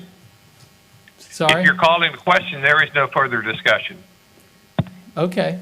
that kind of tables it generally. Oh, that's true. That's true. Okay. All right, so let's take a roll call, please. Alan Hooper, No. Allison Love, No. Anthea Pennant, No. Dr. Kelly, I'll vote no, but I would like to say something after. Okay. Doug Coolman, No. George Cavros, I'm sorry, could someone repeat the motion? So it's basically a motion to determine that this project is not eligible under the statute. If you vote no, it's not eligible. If you vote yes, you believe it is eligible. Thank you. I have a clarifying question at the end as well. Yes. He said He yes. said yes. Phil Allen, No. Ron Frazier, No. Shay Smith. No. Okay, the motion did not pass. It passed eight to one. Right. So the With motion, one. motion Oh, right, determining yes. that the Because project we is pulled not it- eligible. Because we pulled it for eligibility. That's right. Correct. That's right. So the motion that the project is not eligible passes. Right. Okay. We got, I'm going crazy here. Okay, Ms. Kelly, if you'd like to speak, and then I think somebody else asked to say something after. Mr. Cavros. Yeah, I would like to speak. As we started to discuss this, which is why it is not worth pulling so quickly about eligibility, we started to discuss this, and Ms. Pennant had a very good suggestion about maybe that because we want to build this network throughout the county, that we make a recommendation or something that this goes through the League of Cities and all the cities submit, a couple charging stations at least, and we build a network. I think that is a great possible solution here, which now that we have decided the statute doesn't make it eligible, which I understand, the legal tight wording that it is, I would like to say that we make a recommendation to, along with our other submitted, approved for eligibility and funding projects, that that this issue has come up, and we feel strongly about wanting to advocate for that strength in the county. But it would have to be recommended as an infrastructure project, not a transportation surtax project. Yeah, yes. I understand. I want to move on to the other projects. I just very quickly, and this is just a one minute, the Invest Act was released yesterday, the summary. It's a federal infrastructure funding act. It has very little likelihood of passing at the moment, but I think it is worth looking at. I think anyone who's interested in it, I'm happy to share the summary of that, because it includes a significant amount of funding for electric vehicle infrastructure through competitive grants to local and state governments. Okay, Mr. Cavros, do you have anything you wanted to say real quick? Just a quick question. There was a reference to the statute earlier, and I guess this is a question for Angela. I'm looking through it, and I'm trying to figure out how some of the projects that are before us, include sidewalks. How is that, something like that, compliant with the statute, state statute? Because the sidewalks are considered ancillary to the roadway, and they're all part of the roadway system. So when you do the sidewalks and the swale and the drainage, sidewalk and ADA improvements, just like the shelters and the ADA improvements for the intersections. So that's part of the roadway infrastructure. You don't have a sidewalk generally if you don't have a road. Okay, we're going to move on to the next item. Okay, the next project is project rank number 12, and the project number is COOP036. And this project involves, I guess, request funding for wayfinding signs and hardscaping, signage, lighting, landscaping. And so we had an issue, the project title or name was wayfinding signs, but the description included landscaping and hardscaping, signage and lighting. So we had questions regarding the request and what the request consists of, and want to make sure that it's, the request is for standard wayfinding signs for the roadway. And generally, they should be associated with, if there's landscaping, for instance, which seems to be part of the description, it should be part of the roadway, a roadway project, because under the interlocal agreements, it's only improvements within the public road right-of-way that meet the applicable design criteria may be considered for funding. So we can't just install standalone landscaping. That's not part of a roadway project, part of the design. And so I'd like to have the board to receive some input from the municipality regarding what the request consists of, and to the extent that there are wayfinding signs for the roadway that provide direction to drivers or cyclists or pedestrians, then, the county's position is that's eligible, but there are some other items that are just generally described, and we're not sure what the city's position was on those. Okay, and then I'm going to ask that, I guess Cooper City is here to speak, but if I could ask the speakers from the city to just keep it to 2 minutes, please, because we got to get through a bunch of these. Okay? So if we have somebody from Cooper City? Great. Once again, if there's anybody Yes, take it on. press pound 2 to identify your line. Thank you. My name is Mike Bailey. I'm the city engineer for Cooper City. And I understand your point exactly, and this project is essentially the replacement of wayfinding signs. It helps motorists find different city facilities.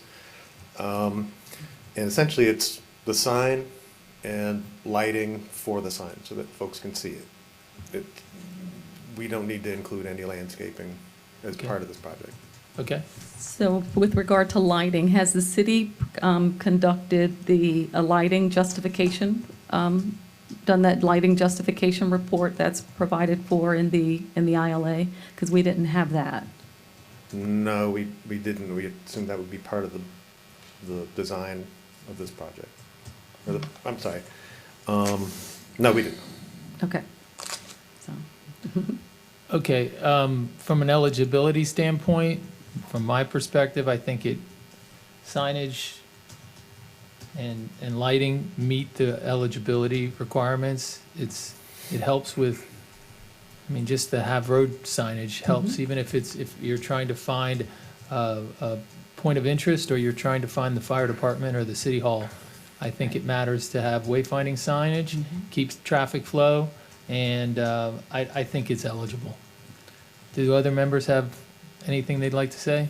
I guess my question is, what's up with the decorative context? Why is it being referred to as a decorative sign? And does that increase the cost because it's decorative? So under the ILA, we could deal with that and the lighting justification. So I guess if generally it's eligible under the statute, when we deal with the municipality and in negotiations, we'll deal with the eligibility criteria under the ILA, because the ILA prohibits decorative signs. It has So standards. it's standard wayfinding signs and lighting, a lighting justification report consistent with the Broward County and FDOT policies is required Yes. in order to fund the lighting improvement. So we'll go through And that. if they when we want to get- upgrade it, they can do it with their own dollar. Right, but so that's what's bothersome, because it's saying decorative. And it's almost seeming that we're approving a decorative sign. No, So you're- just for the record. You can qualify the motion to reflect that you're not. Okay. And any other members want to speak? Okay, do you want to kind of make a motion? So, like the other project, this will be a motion that indicates your approval under the statute, 2120551D, excluding ineligible components of the project under Section 3 of the interlocal agreement. Mr. Chairman, Ms. Fell, I would approve, or make a motion to approve as stated. Second. Thank you. Can we do a roll call? Alan Hooper, Yes. Allison Love, Yes. Anthea Pennant, Yes. Dr. Kelly, Yes. Doug Coolman, Yes. George Cavros, Yes. Phil Allen, Yes. Ron Frazier, Yes. and Shay Smith. Yes. Vote passes unanimously. Thank you. Can we go to the next item? Okay. The next one is rank number 18, and the project number is PPRK002, and there's another stormwater improvement project, and it's stormwater improvements, and if you would go to the next slide, Mr. I think we skipped. Did we? one. Uh-oh. 16? Oh, that one was removed, correct? By, No, it was not. It wasn't? I thought that 16, It says likely on it, eligible. There were some municipalities that, because of eligibility concerns, indicated that they would like their projects removed, but I do not have notations on that unless Angela received that communication directly. I thought that was the one we had received from Mr. Callaway. I'll check. Well, Oakland Park, I guess number 16 is OAKL099, and it's for landscaping, not ancillary to a roadway project. But we didn't. This one is the one that we received the additional information from the city of Oakland Park, that this was phase 2 of the roadway project that was designed and constructed by FDOT. And the Centers for Disease Control. So this We one should be appreciate your fine. patience. Someone will be with you shortly. Please mute your line. On May 14th, the county administrator issued. Please mute your line and don't put us on hold. Thank Okay, you. so I guess what I'm hearing is that we now. We are recommending this We're now one as recommending this as eligible, so, Correct. We okay. received additional information from the city of Oakland Park that reflected that there were road improvements that were constructed by the Florida Department of Transportation. And Oakland Park Boulevard is a state road, and part of the design included landscaping. The municipality had received funding for phase one of the landscaping for phase one of the project, and is requesting funding from the Surtax for the landscaping associated with phase two of the road improvement. So it's included in the design from the FDOT road work, and FDOT did not fund it. And they're requesting funding from the Surtax for that purpose. And I would recommend this as eligible because it was part of the roadway project. I'm sorry. Any comments from the members, or would anybody like to make a motion?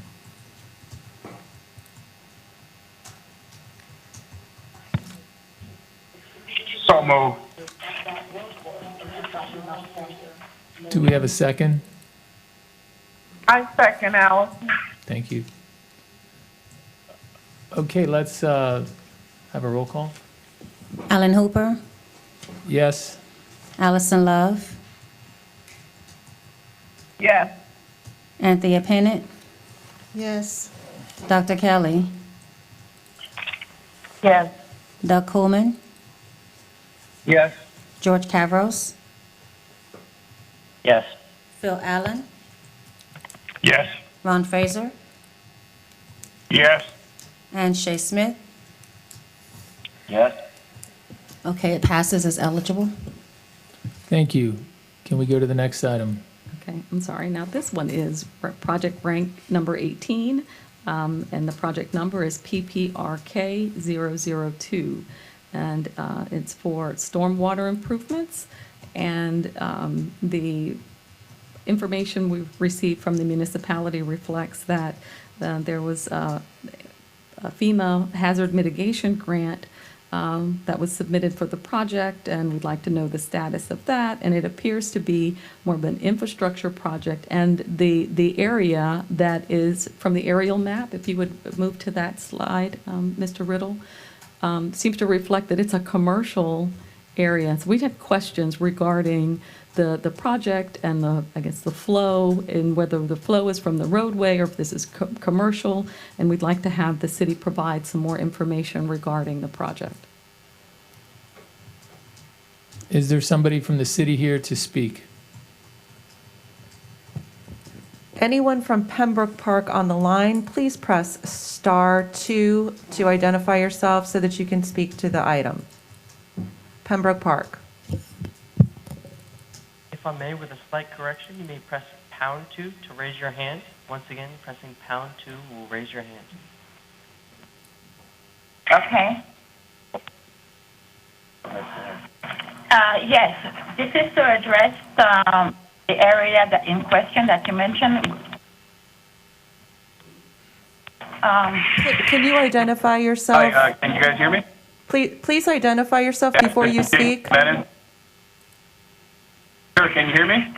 We can hear you, but please identify yourself. Give your name. Sure, it's J.C. Jimenez. I'm the town manager for the town of Pembroke Park.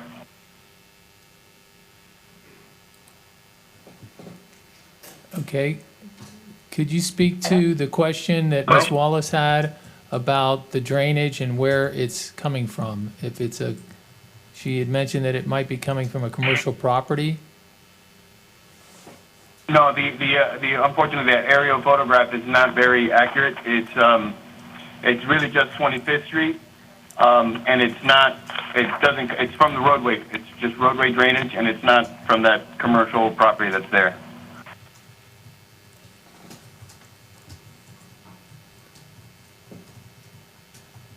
Okay. Yes. Do any So member? All the drainage that we're looking at is just on 25th Street, basically from what is that, Park Lane, all the way to the end of the 25th Street, basically, and it'll turn into an outfall in Behan Lake or in Behan Park in the lake there. I would want to table, None of this from property. I'd want to table making a vote on this until we have the proper documentation. Because I think we need to be making the decision with the right documentation.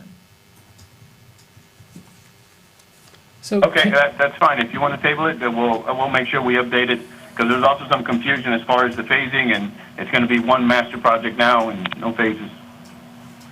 So is the city requesting to defer the project for for consideration at a later date? Yes. Okay. So this would move to a cycle 2 consideration, which will just be in a couple months when you all get the 5-year plan. It won't be a long time. I would agree with Ms. Bennett on that. Okay, so a motion to defer, do we? Ms. Bennett? Go ahead and make the motion. I'd like to make a motion that we defer this project until the appropriate documentation has been submitted. I second. Allison. Thank you. Can we get a roll call, please? Roll call for motion to defer. Alan Hooper, Yes. Allison Love, Yes. Anthea Pennant, Yes. Dr. Kelly, Yes. Doug Coleman, Yes. George Cavros, George Cavros, Yes.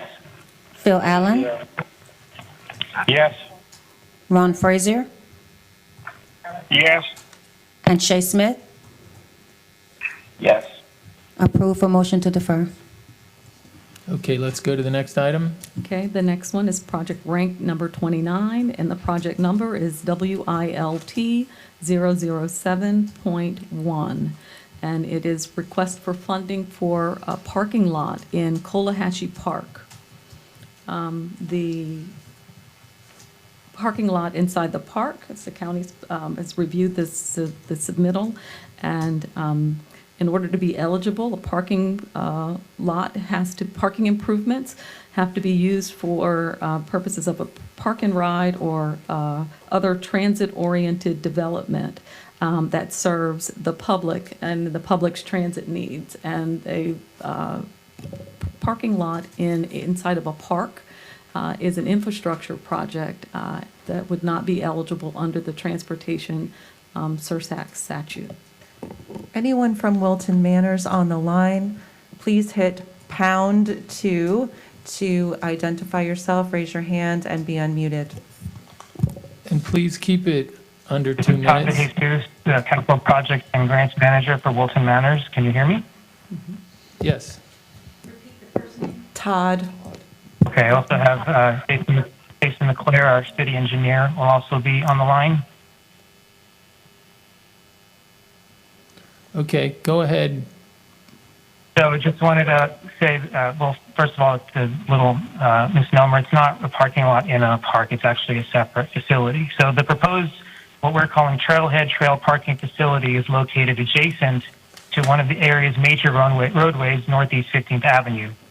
There's an existing dedicated bike lane on Northeast 15th Avenue and 2 bus stops just steps from the location of the proposed facility. It is an existing trail that leads from the existing parking area through a mangrove to the upland usable portion of the park. The park is a loop trail in addition to a regionally used dog park. The proposed project, though, will provide some parking and a new trail connection to the existing park trail. A trailhead will be constructed on the site with informational signage. This will provide a new access point to the trail and allow users to exit the park more easily and more readily connect to the Northeast 15th Avenue bike lane and nearby bus stops. The project will turn an in-out trail into a loop system. Due to the increased demand of the park, the existing parking on Northeast 15th Avenue is often at capacity and results in increased congestion on the road as users look to alternate parking locations. The proposed facility will be on a side street of Northeast 15th Avenue and remove traffic off of the main roadway. The trailhead will also provide connectivity to our state-designated Blueway system. There will be a Middle River canoe kayak access point adjacent to the proposed facility. An important function of this proposed facility is the use of it as a connection to transit. There are no public parking facilities in the vicinity, and this will allow users to park, walk the trails, bike on the dedicated bike lane system, and or take the bus. This will also provide a connection to transit-oriented development along the FEC corridor to the north of the project area where a train station is currently proposed. Lastly, the additional parking area may benefit those utilizing the adjacent Colatue boat ramp across the street. Thank you. Okay, thank you. Would any members like to comment? Okay, I'm struggling. I don't think it meets the eligibility. Me too. I'm sorry. I'm sorry, but I don't mean to be so it's just too precise. hard to connect the dots to where this is going to be a transit-oriented parking facility. And clearly, I love the idea of having, it's a beautiful park. It's great to have parking for the park, but at the end of the day, it's not a transit-oriented parking lot. So, Right, and even with respect to, if you don't mind, Mr. Chair, to the railroad track, I mean, it's like, looks like miles away to me. it's not. I don't know, it looks, I just. No, it's okay. Yeah. So, can we, if anyone wants to make a motion, So the motion would be that project rank number 29, WILT 007.1 is ineligible. Do we have a motion? so do we say yes for it's ineligible? Right, Would so if we say yes it's not mean- eligible, Okay. Do we have a motion? I'd like to make a motion that this project is ineligible for funding through the surtax dollars. Do we have a second? I thought it was that sounded like Dr. Kelly. Ms. Kelly. Yes, that's what I thought. Okay, can we take a, Is it Ms. Love? oh, it's Ms. Love. Yes. Oh, okay, thanks. Thank you. Okay, motion for ineligibility, Alan Hooper, Yes. Allison Love, Yes. Anthea Pennant, Yes. Dr. Kelly, Yes. Doug Coolman, Yes. George Cavros, Yes. Phil Allen, Yes. Ron Fraser, Yes. Shay Smith, Yes. passes as ineligible. Okay, the next ranked project that was pulled is project number, ranked number 38, project number FORT 108, and it was pulled by Ms. Pennant. No? No, so we're only dealing with the eligibility right now. Oh, not the ones that were for discussion? No, we're only dealing with eligibility right now because Okay. we're pulling up in the dashboard those that have Q&A. All We're going right. to deal with that separately. Sorry, Angela. So the next one that's recommended for ineligibility is ranked number 55. And the- What about number 30 though? Because that's the same decorative sign concept thing going on there as well. I didn't, but I'm noticing it as well. No, so for the citywide wayfinding signs, we made it clear that the cost of the standard wayfinding signs would be eligible, and as long as it's wayfinding and the standard wayfinding would be funded. It did not include any of those other elements, decorative elements or lighting that needed to meet the lighting criteria or gateway features. So if it's just a standard wayfinding, we can deal with that directly through the negotiations. And to clarify for anyone's benefit from the Oversight Board, when you took your, when you made your motions on eligibility for the consent agenda items, it included that exclusion of any ineligible items that Angela will be dealing with during the contracting. Right, so Thank you. betterments or enhancements that we would pay for standard, what you approved was the standard elements, not the enhancements. Okay, so the next project that's being recommended is ineligible is ranked number 55, and the project number is COOP 035, and it's for gateway signs for the city of Cooper City. And this project requested to replace its city and neighborhood entry signs that are, it says the existing signs are outdated, deteriorated, and not consistent with each other, and they would provide updated decorative signs. And such decorative signs are not wayfinding, and therefore we're recommending them as ineligible for surtax funding. Hey, are there any photos of the signs?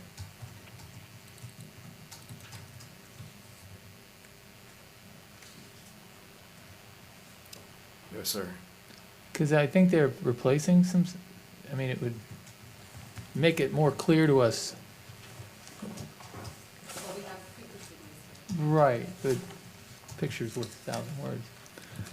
Okay, so we have someone from Cooper City that would like to speak, so why don't we go ahead and ask them to speak. Yes, Mike Bailey again, Cooper City, thank you. Yes, this project is to replace 21 existing city entry and subdivision entry signs. I apologize that we didn't include pictures, but the pictures wouldn't indicate what we want to replace them with because they're all different. They're all kind of old and deteriorating. So this project is proposed to replace those with more consistent sign and newer signing that people will see. I'm not able to hear. Oh, is that I apologize. microphone? Is that microphone on? Yeah. I'm sorry. So yes, these would replace existing deteriorated and signs that aren't consistent with each other. And I understand that they may be considered decorative, especially with landscaping that we'd like to include, but I think previous with a similar project, if we could be approved to move forward to the commission, to the county commission, with the caveat that the surtax would only be paying for the basic sign, and if the city wanted to provide some upgrades to that, we could do that on our own. What do you mean by a neighborhood sign? So that was of concern, besides the, I guess, decorative nature of it. And so wayfinding signage that for a neighborhood, what are you referring to? It identifies the entry to a neighborhood or a subdivision. So we have, for example, the Forest Lake subdivision. That sign would identify the entrance to that subdivision so people knew, oh, I'm supposed to turn here to go to my destination. So when I guess if you're dealing with a municipal complex or a park or something of that nature that is a public facility, that it could lend itself through, could be supported by a wayfinding sign, but a neighborhood sign seems to be distinguished from that, from a public facility. So these are entrances to neighborhoods no different than Coral Ridge or from where, Fort Lauderdale, Melrose Park or some other, right? That's correct. Basically what you're Correct. talking about doing. Yes. The wayfinding on one hand tells you where to go if you're going somewhere in your car. The other one to me is an improvement of the neighborhood. It's a neighborhood improvement sign. So, and I'm struggling with the fact that road improvements, it's under the heading of road improvements, signage is, and I do believe that the wayfinding signs help with the flow of traffic, and it is a road improvement. I'm just not sure a neighborhood sign that tells you you're in this neighborhood at the entrance of the neighborhood. It's just a little, I'm struggling with that. Not that that's a bad project, it's just, I struggle a little bit with that. I'm in that struggle with you. Okay. So that's. I understood. Are there other members that would like to make any comments? Doug Coleman, I'll call the question. Did he say? He said he'd call the question. Okay, I get confused when he calls the question. Does that mean he's calling it for So eligibility? it's a motion.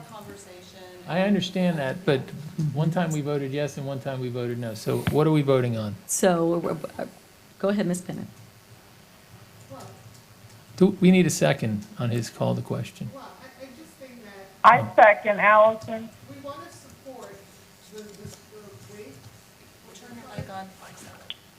I just called the question, so let's. I know, have the I'm vote. sorry, but before it was seconded, Ms. Pennant was in the middle of a comment, and I didn't realize, and her microphone was off. So just, let's give her a little leeway. Right, no, I'm just saying, I am all in support of the wayfinding signs, but the other signs directing people into neighborhoods, that I think is something the city needs to pay for, you know. We all have to have skin in the game, and so we can do part, and they can do the other part. So could we get some clarification before we actually read a motion for you all to consider? Are there any signs that are not neighborhood entrance signs that would be considered wayfinding signs in this project? Are we doing a partial eligibility or a ineligibility motion here? I think it's to Mr. Bailey, right? Correct. These are all, there are 21 signs. The majority are neighborhood entry signs. The other ones are city entry signs. You are entering Cooper City. So how many of those 21 are, so I guess I'm looking to you They're all. all entry signs. Okay, so are we doing partial eligibility for the city but not the neighborhood, or are we just going straight ineligible? I think he called the question as to the eligibility of the project. And the recommendation was ineligible. And so we that's have, the we have question. two, we have a second. Yeah, yep. Okay. So can we do a roll call? Yes. So if you don't think it's eligible, say yes. Okay, we're voting for ineligibility. Or If you, Alan if Hope? you think it's eligible, say Say yes. no. Or Wait, if you wait. think it's eligible, say no. Right. Right, okay. Yes. So we're voting, the motion is to support the recommendation that the project is not eligible. Okay, Alan Hooper, Yes. Allison Love. No. Okay, It's confusing. Anthea Pennant,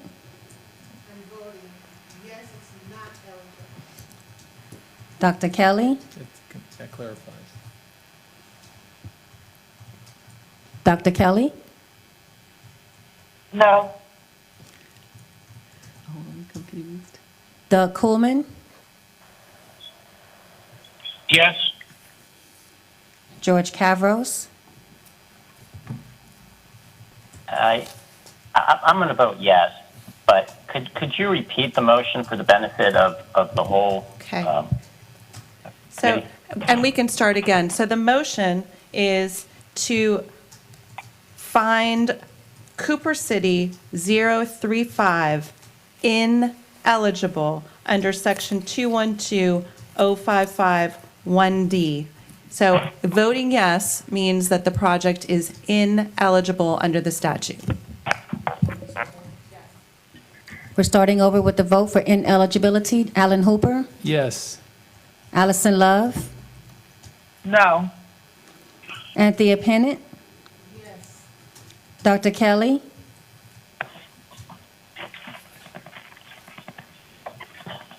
Dr. Change my vote. Doug Coolman, Yes. George Cavros, Yes. Phil Allen, Yes. Ron Frazier, Yes. Shay Smith. Yes. Vote passes 8-1.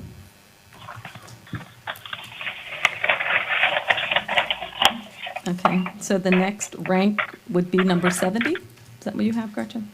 For the ones that are recommended as ineligible? POMP 011, If there's anyone on the line, oh, ranking 70. okay, so we have Pompano personally appearing. This is rank 70. Correct. All right. So this project requests funding for what is titled a Power Line Road Improvement Project, and it's for landscaping improvements, paving, benches, and decorative pedestrian lighting on Power Line Road between McNabb Road and Atlantic Boulevard. This project is being recommended as ineligible because the landscaping improvements and decorative lighting are not associated with a road improvement project. We do not have a lighting justification report consistent with the requirements, and benches are not eligible. So we'd like to have someone from the municipality respond. Sure. Good afternoon, everybody. Horatio Danovich, Capital Improvements and Innovation District Director with the City of Pompano Beach. Thank you for the opportunity to address the board. At this time, the City of Pompano Beach would like to defer this project until the next eligible opportunity, so that we have a chance to talk to the Department of Transportation, who's the actual owner of the roadway, and work with them on a project that is eligible. So we're going to defer this project to another date, or just Yeah, you can do table a it? motion to defer. And- Next cycle. Okay.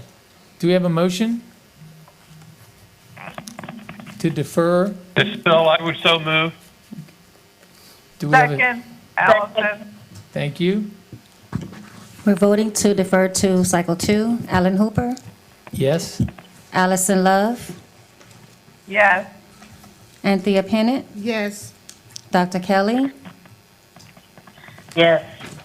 Doug Coleman, Yes. George Cavros, Yes. Phil Allen, Yes. Ron Fraser,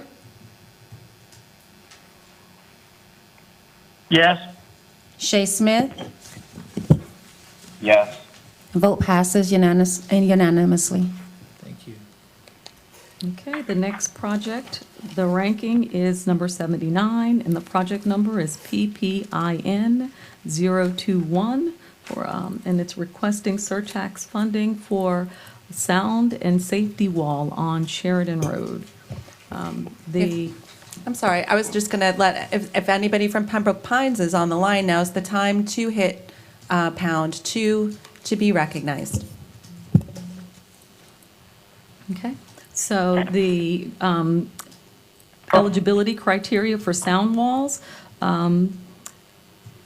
provide that improvements that are consistent with the Florida Department of Transportation noise decibel level criteria will be considered.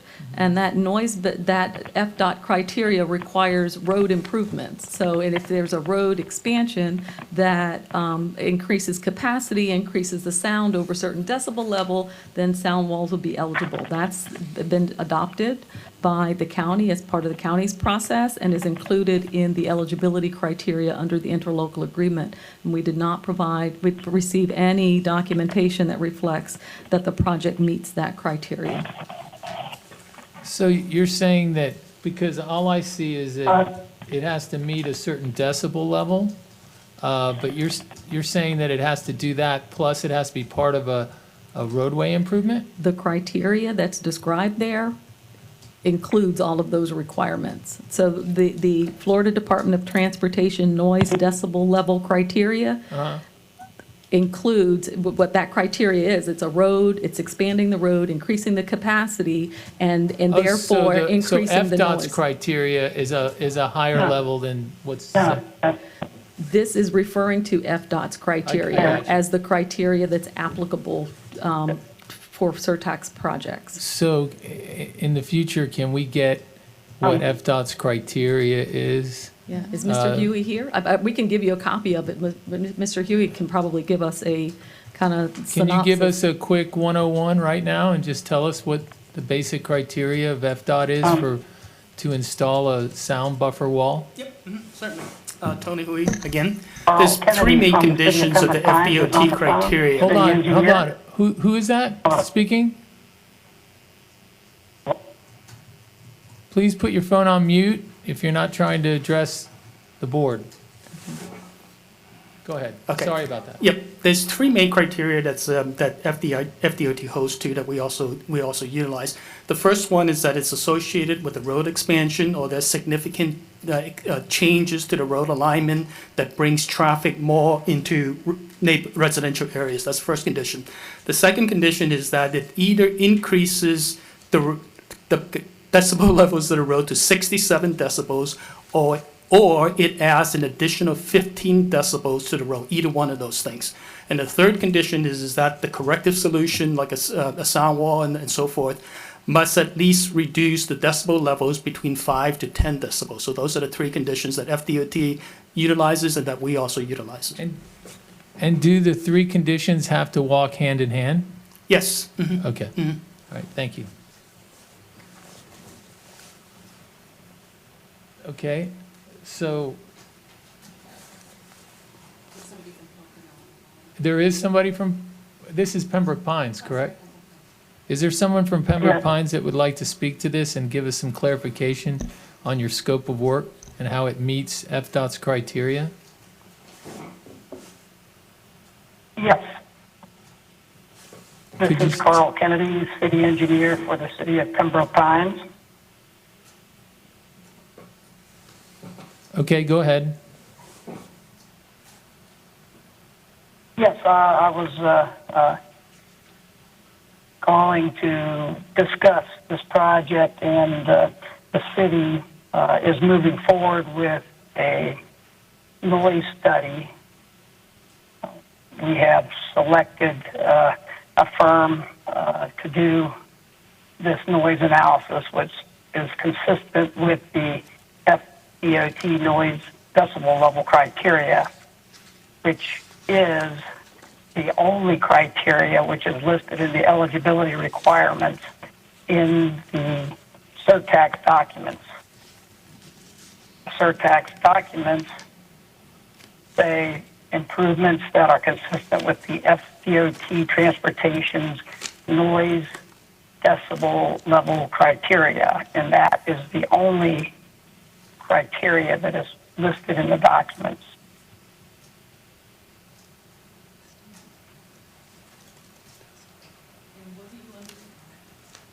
And do you understand what that criteria entails? I understand that the criteria in the ILA only lists the noise decibel level criteria. It does not speak to the road expansion, or it does not actually have decibel criteria listed in the ILA. There's only one criteria for eligibility.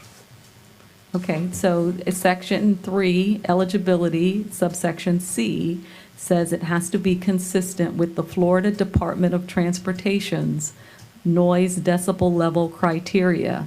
And if you Google Florida Department of Transportation noise decibel criteria, you'll receive lots of guidance documents issued by the Florida Department of Transportation that will tell you what that criteria consists of. And we did not list it all in the document. What we did is refer to the documentation that is produced and issued by the Florida Department of Transportation so that you can refer to those documents for the criteria.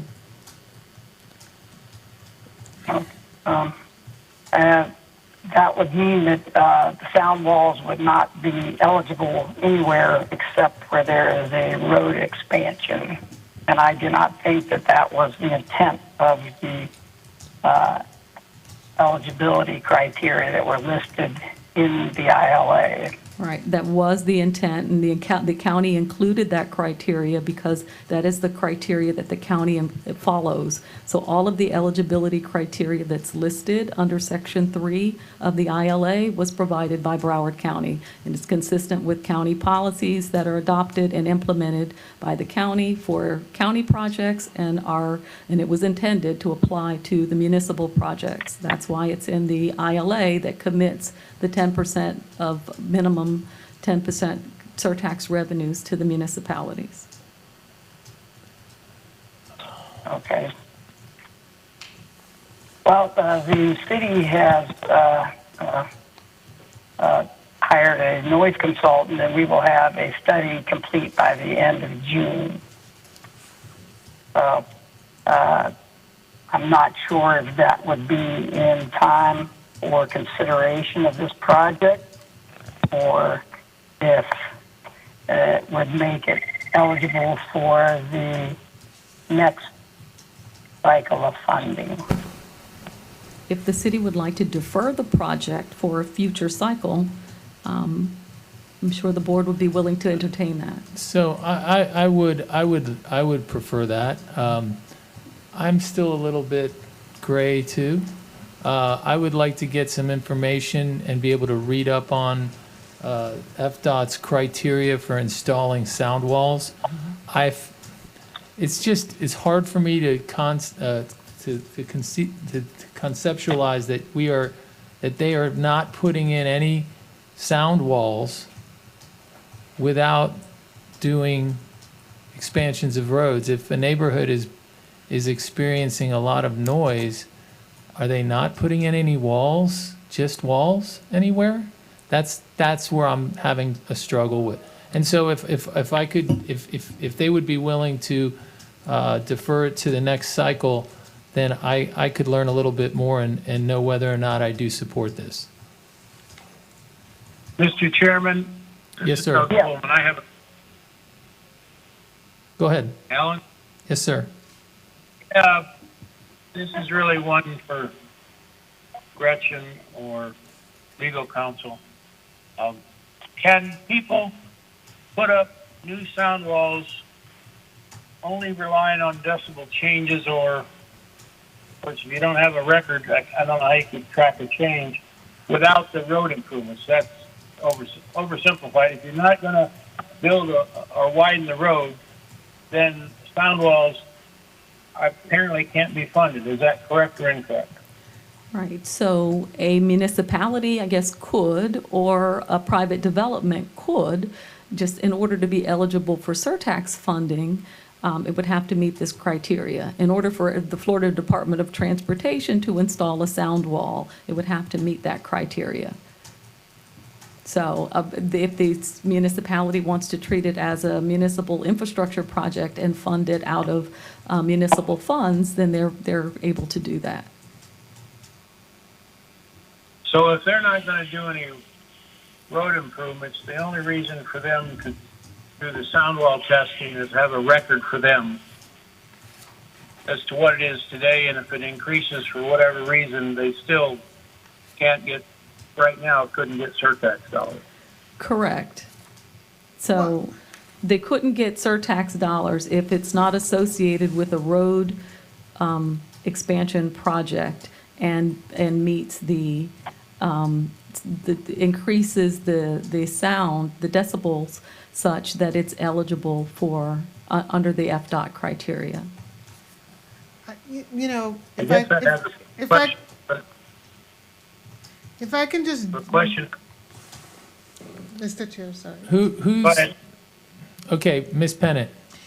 It reads different to me. It doesn't really say that it has to be as a result of construction. It just says it needs to be for improvements that are consistent with the Florida Department of Transportation noise decibel level criteria.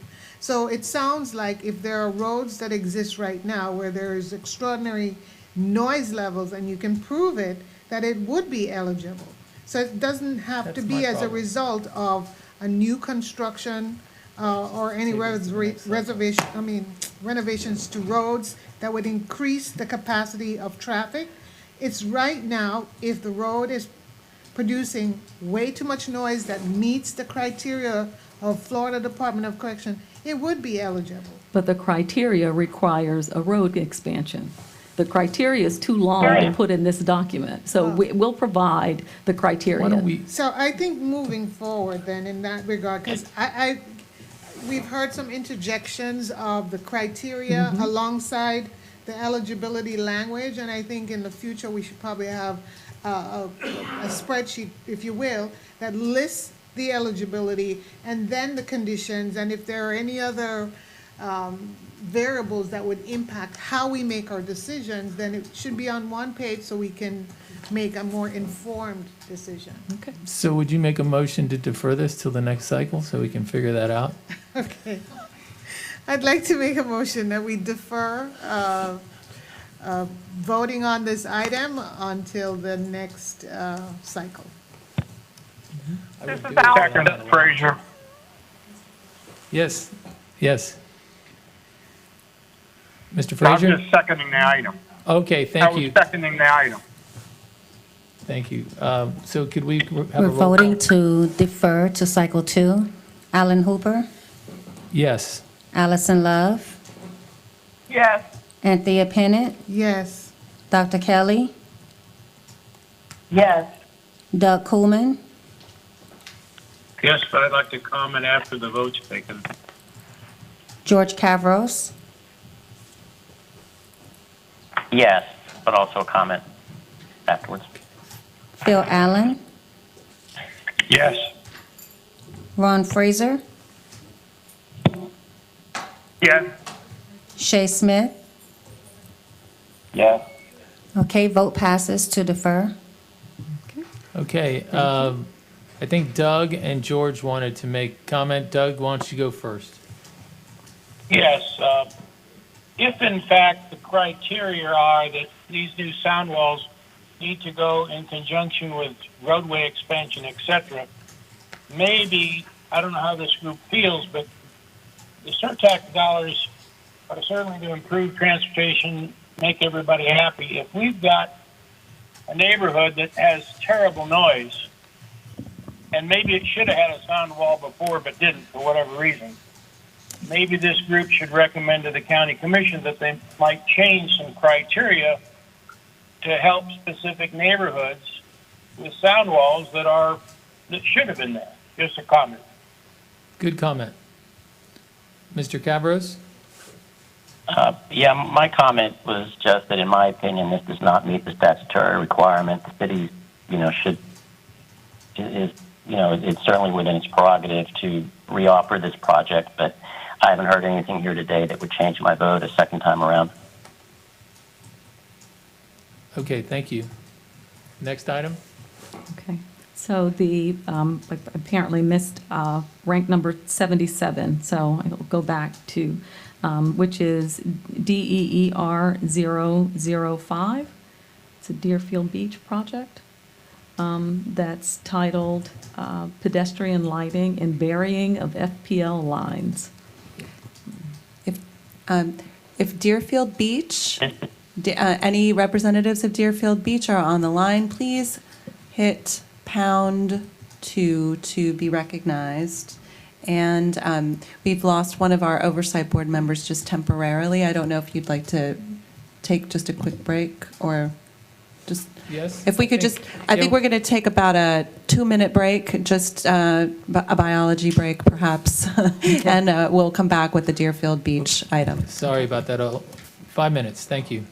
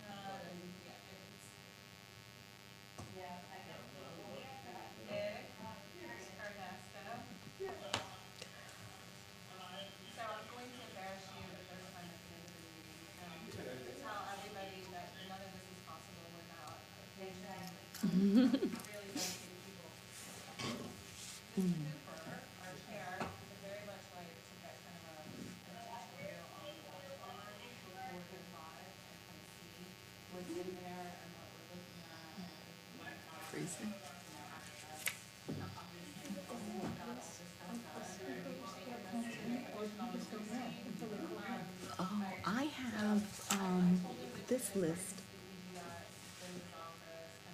Does that help you? Sure. Sure, you can have that. Yeah, that was given to me. 'Cause-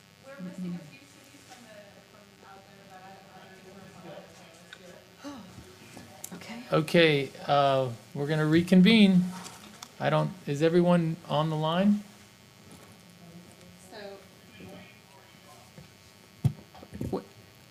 We're just making sure, is Deerfield Beach on the line? Deerfield Beach?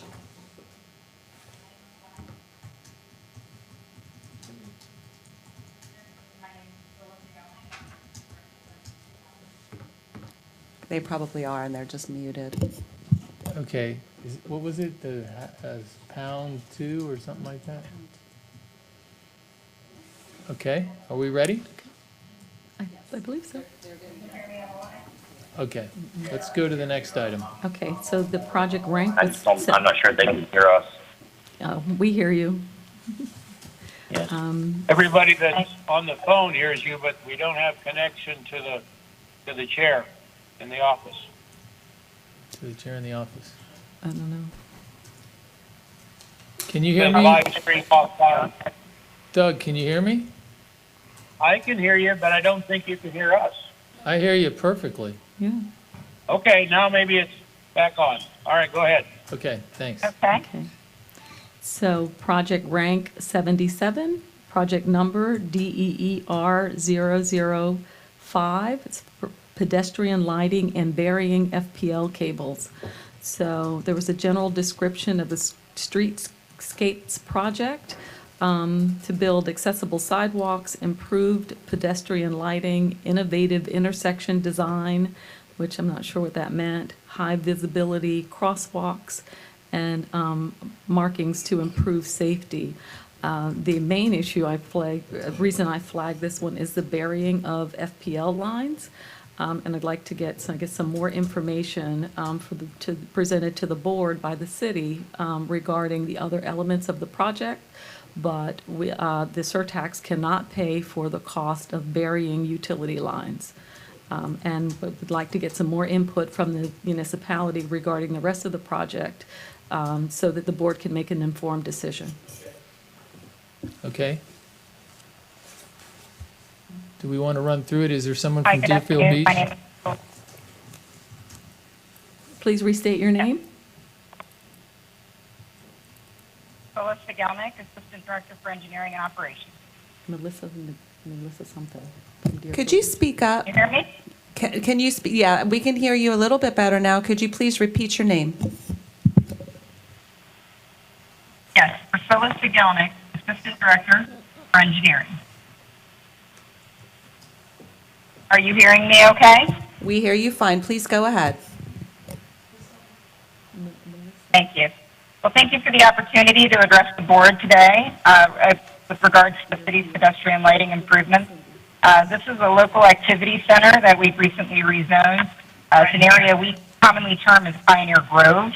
I'd like to note that two projects before you today, Deerfield 005, which is the lighting improvement, and Deerfield 006, which is our streetscape improvement, represent the same project limits on Southeast 2nd Avenue from Eller Street to Southeast 10th Street, Southeast 4th Street from Dixie to Southeast 2nd Avenue, and Eller Street from the FEC Railroad to Northeast 6th Avenue. And the intent of these projects is both to design and construct these projects concurrently. So Deerfield 005 and Deerfield 006 will be designed as one streetscape project.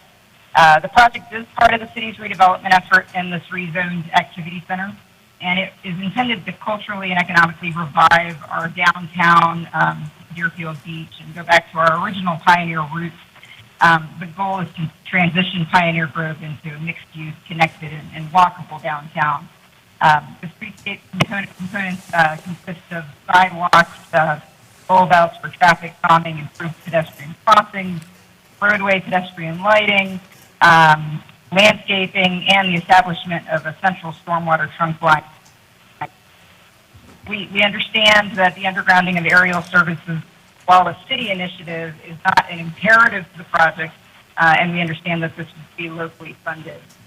Similarly, we are proposing water and sewer services to out of our municipal enterprise fund and are not intended to be reimbursed through the surtax. However, all the work is going to be planned concurrently, and the purpose of that is to reduce the inconvenience to the traffic. Okay, you're breaking up quite a bit, but I think you said maybe that the FP&L line part wouldn't be included in the project cost for the surtax? Yes, that is correct. And water and sewer services also, correct? That would be funded out of our municipal enterprise. Okay.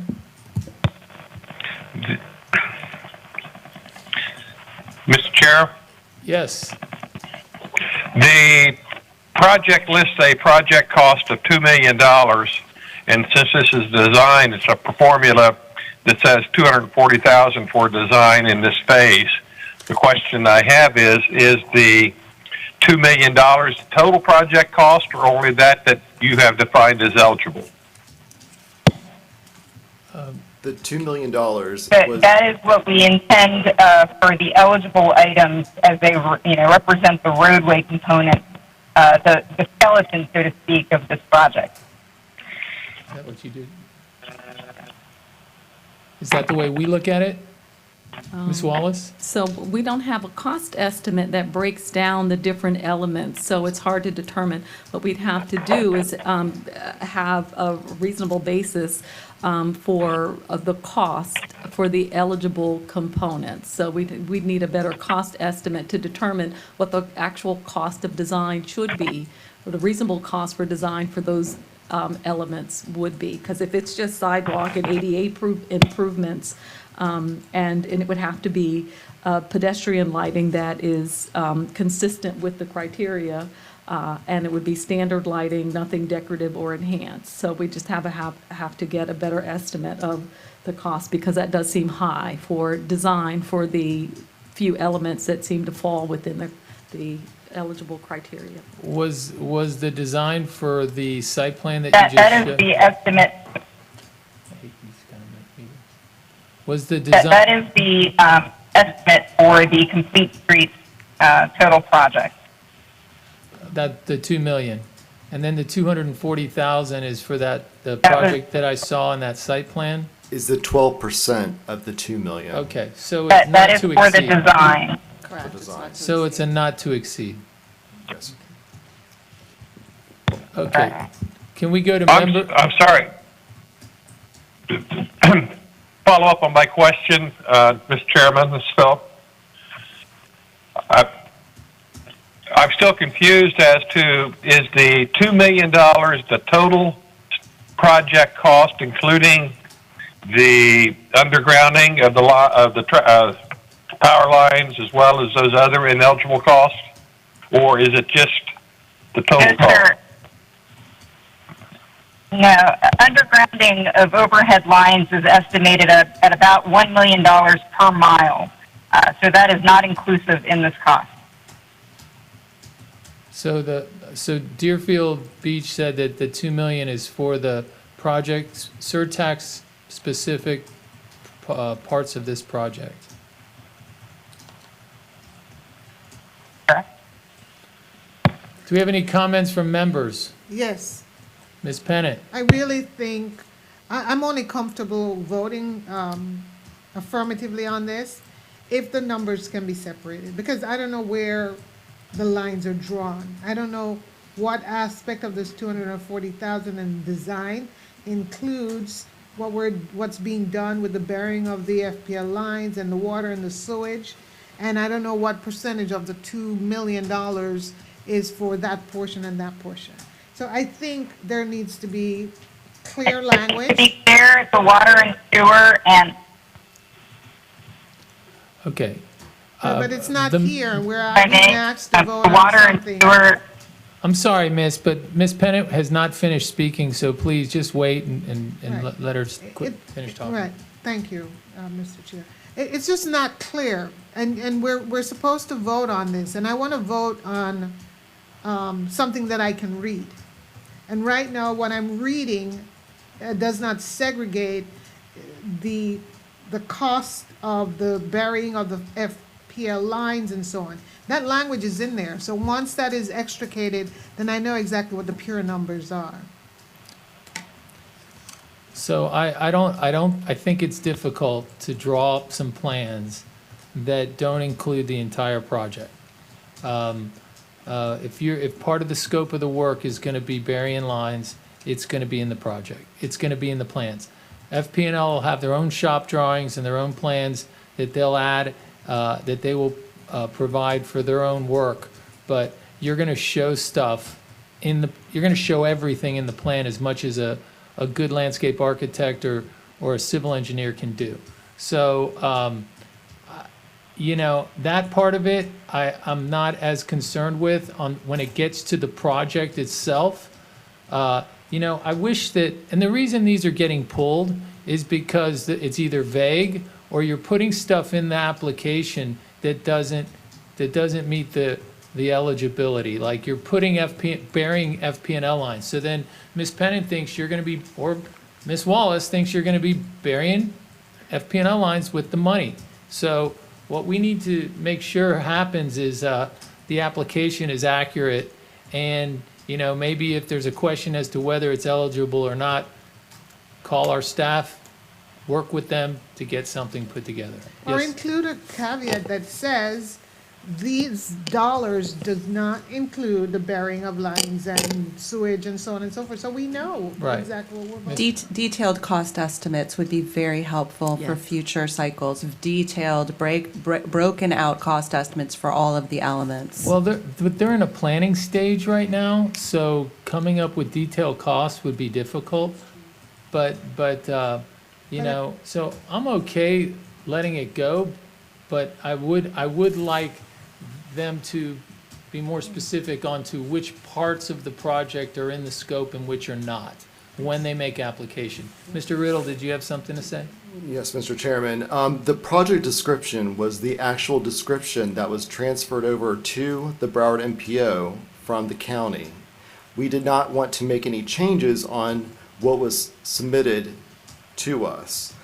We had an online submittal tool. There was a 2-week period where the cities could go in and refine the project scope and the project objective.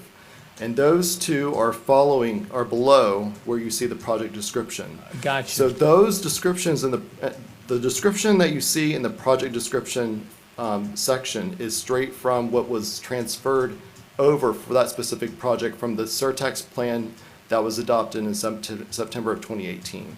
So that makes sense. So basically, they're telling you what the overall project is on the project description, and then the scope goes into accessible sidewalk, improving pedestrian lighting, innovative intersection design, crosswalks, improve safety, and encourage multimodal traffic. Yes, sir. Okay. But for voting purposes, I don't know. And I wouldn't want any to be accused of voting for this as written. It definitely needs to be clarified. I'm okay. So the motion statement can be just as the others. So it's eligible under 212-0551D, subject to removal of any ineligible components under fine. Section 3 of the interlocal agreement. I think that's good. I'd like to make that motion. Do we have a second? I second Allison. Okay, can we get a vote? So we're voting to pass the project as eligible while removing the ineligible components? Yes. Okay, Alan Hooper, Yes. Anthea Pennant, Yes. Allison Love, Yes. Dr. Kelly, Yes. Doug Coolman, Yes. George Cavros, Yes. Phil Allen, Yes. Ron Frazier, Yes. And Shay Smith?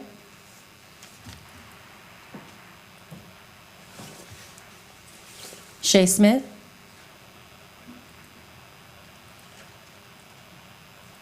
We have enough to pass, right? Okay, we're passing, the vote has passed 8-1.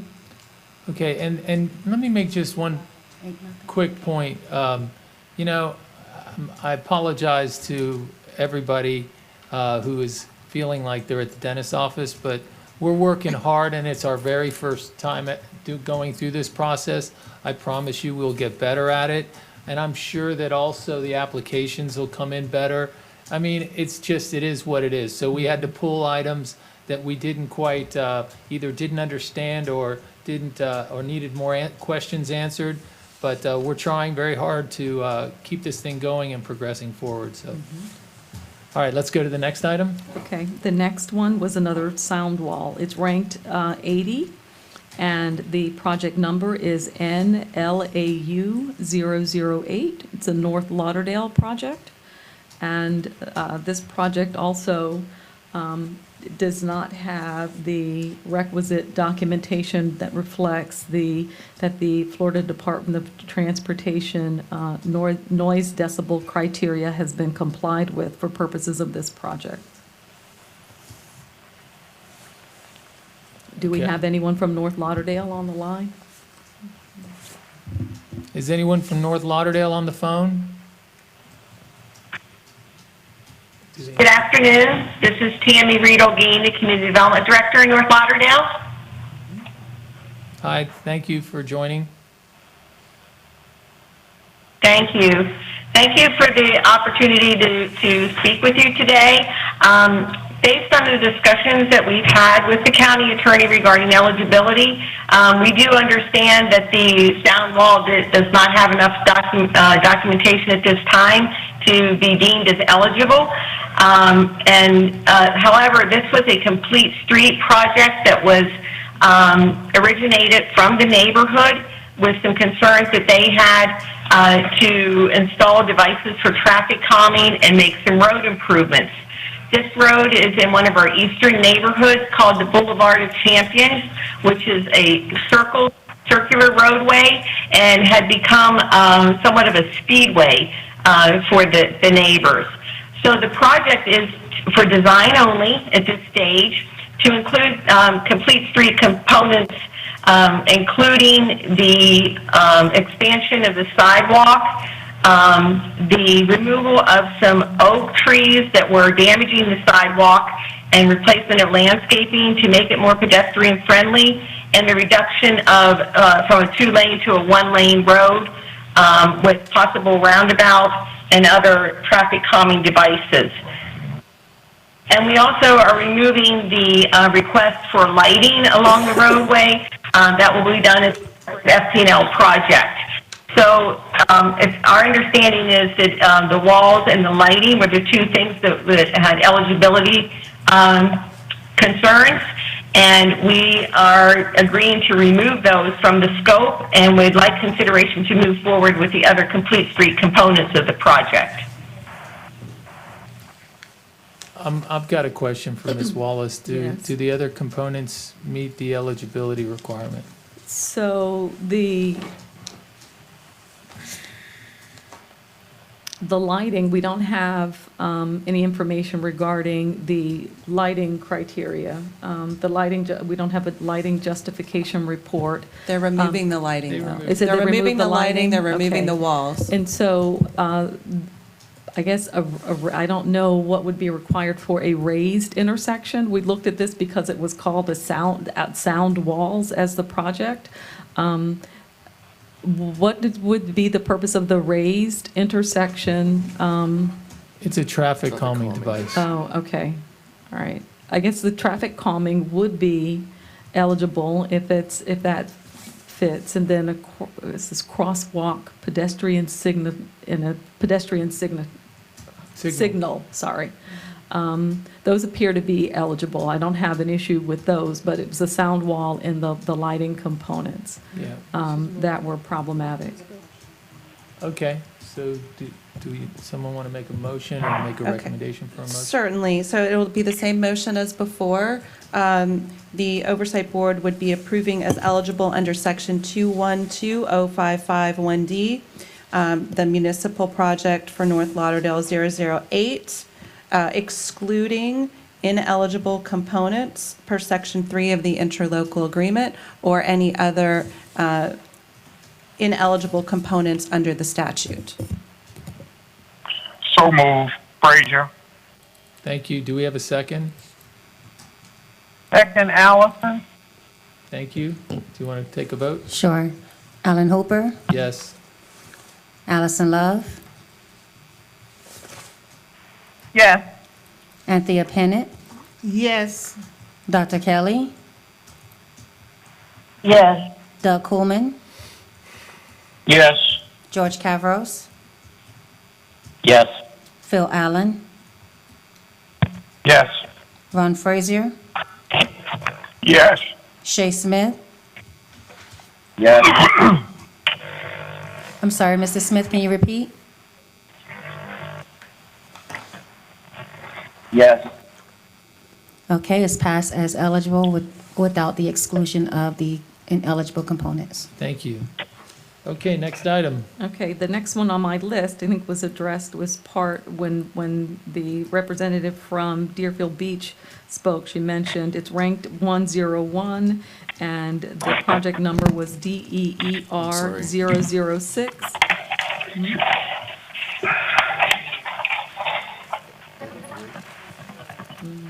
So 83 I have pulled by Ms. Pennant. Which one is this?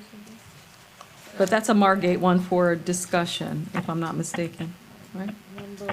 So mine was infrastructure project for, well, it appears for Pioneer Grove Infrastructure Improvements is what it reflects. And this one addressed the wastewater component of what the representative from Deerfield had discussed. In 101? 101. Let me just make sure. Mr. Chair, I'm sorry. Yeah. Okay. Angela, I had identified Wilton Manors 015 ranked 100 as the next one that you had pulled. It was combined with Oakland Park 025, which you did take care of. I don't know if the consideration of those two went together, but I just wanted to make sure on the record. Because they had combined them. Right. Right, as Okay. one project, and this was the one with the signs. Just wanted correct? to make sure on the record, because we did identify on the record that we had pulled that as for eligibility concerns. Yes. Okay. So we need to take a motion on it since there are still separate projects. And this is for 101? This is for 100. This is for 100. Wilton Manor 015, Okay. ranked 100. It had been pulled by Angela as likely ineligible, so it will need a vote by the Oversight Board.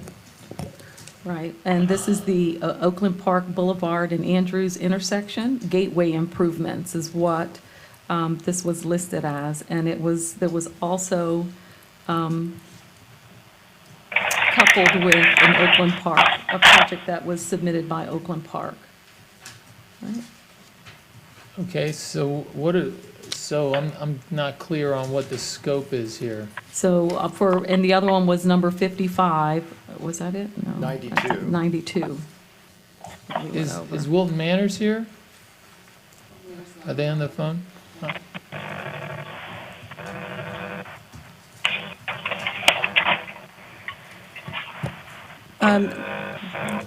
If Todd from Wilton Manors or anyone else from Wilton Manors is still on the line, if you could please identify yourself as being present and hit pound 2 to be unmuted.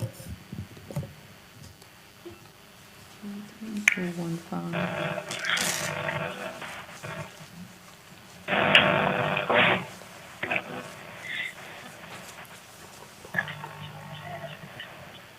Do we want to do anything like that? So- I don't have any information. I don't see what it is. Right, that's what my notes say, that for number 92, which is project number OAK025, the intent was unclear. And then for ranked 100, which is project number WILT-015, it says gateway improvements and gateway improvement signs and so forth that are not wayfinding signs.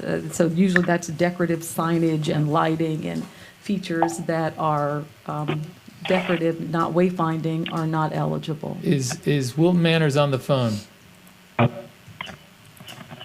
Okay. Wilton Manor, hello, this is Casey Graham, City of Oakland Park. I don't want there to be some confusion, so if you want me to respond for Oakland Park, I am available. Okay, so that would be fine. It is a Oakland Park, joint project between Oakland Park and Wilton Manors. And Yes. which number was that? That's 92. so rank number 92, and the project number is OAK025, and we have a representative from Oakland Park on the line. Okay, let's pull it up.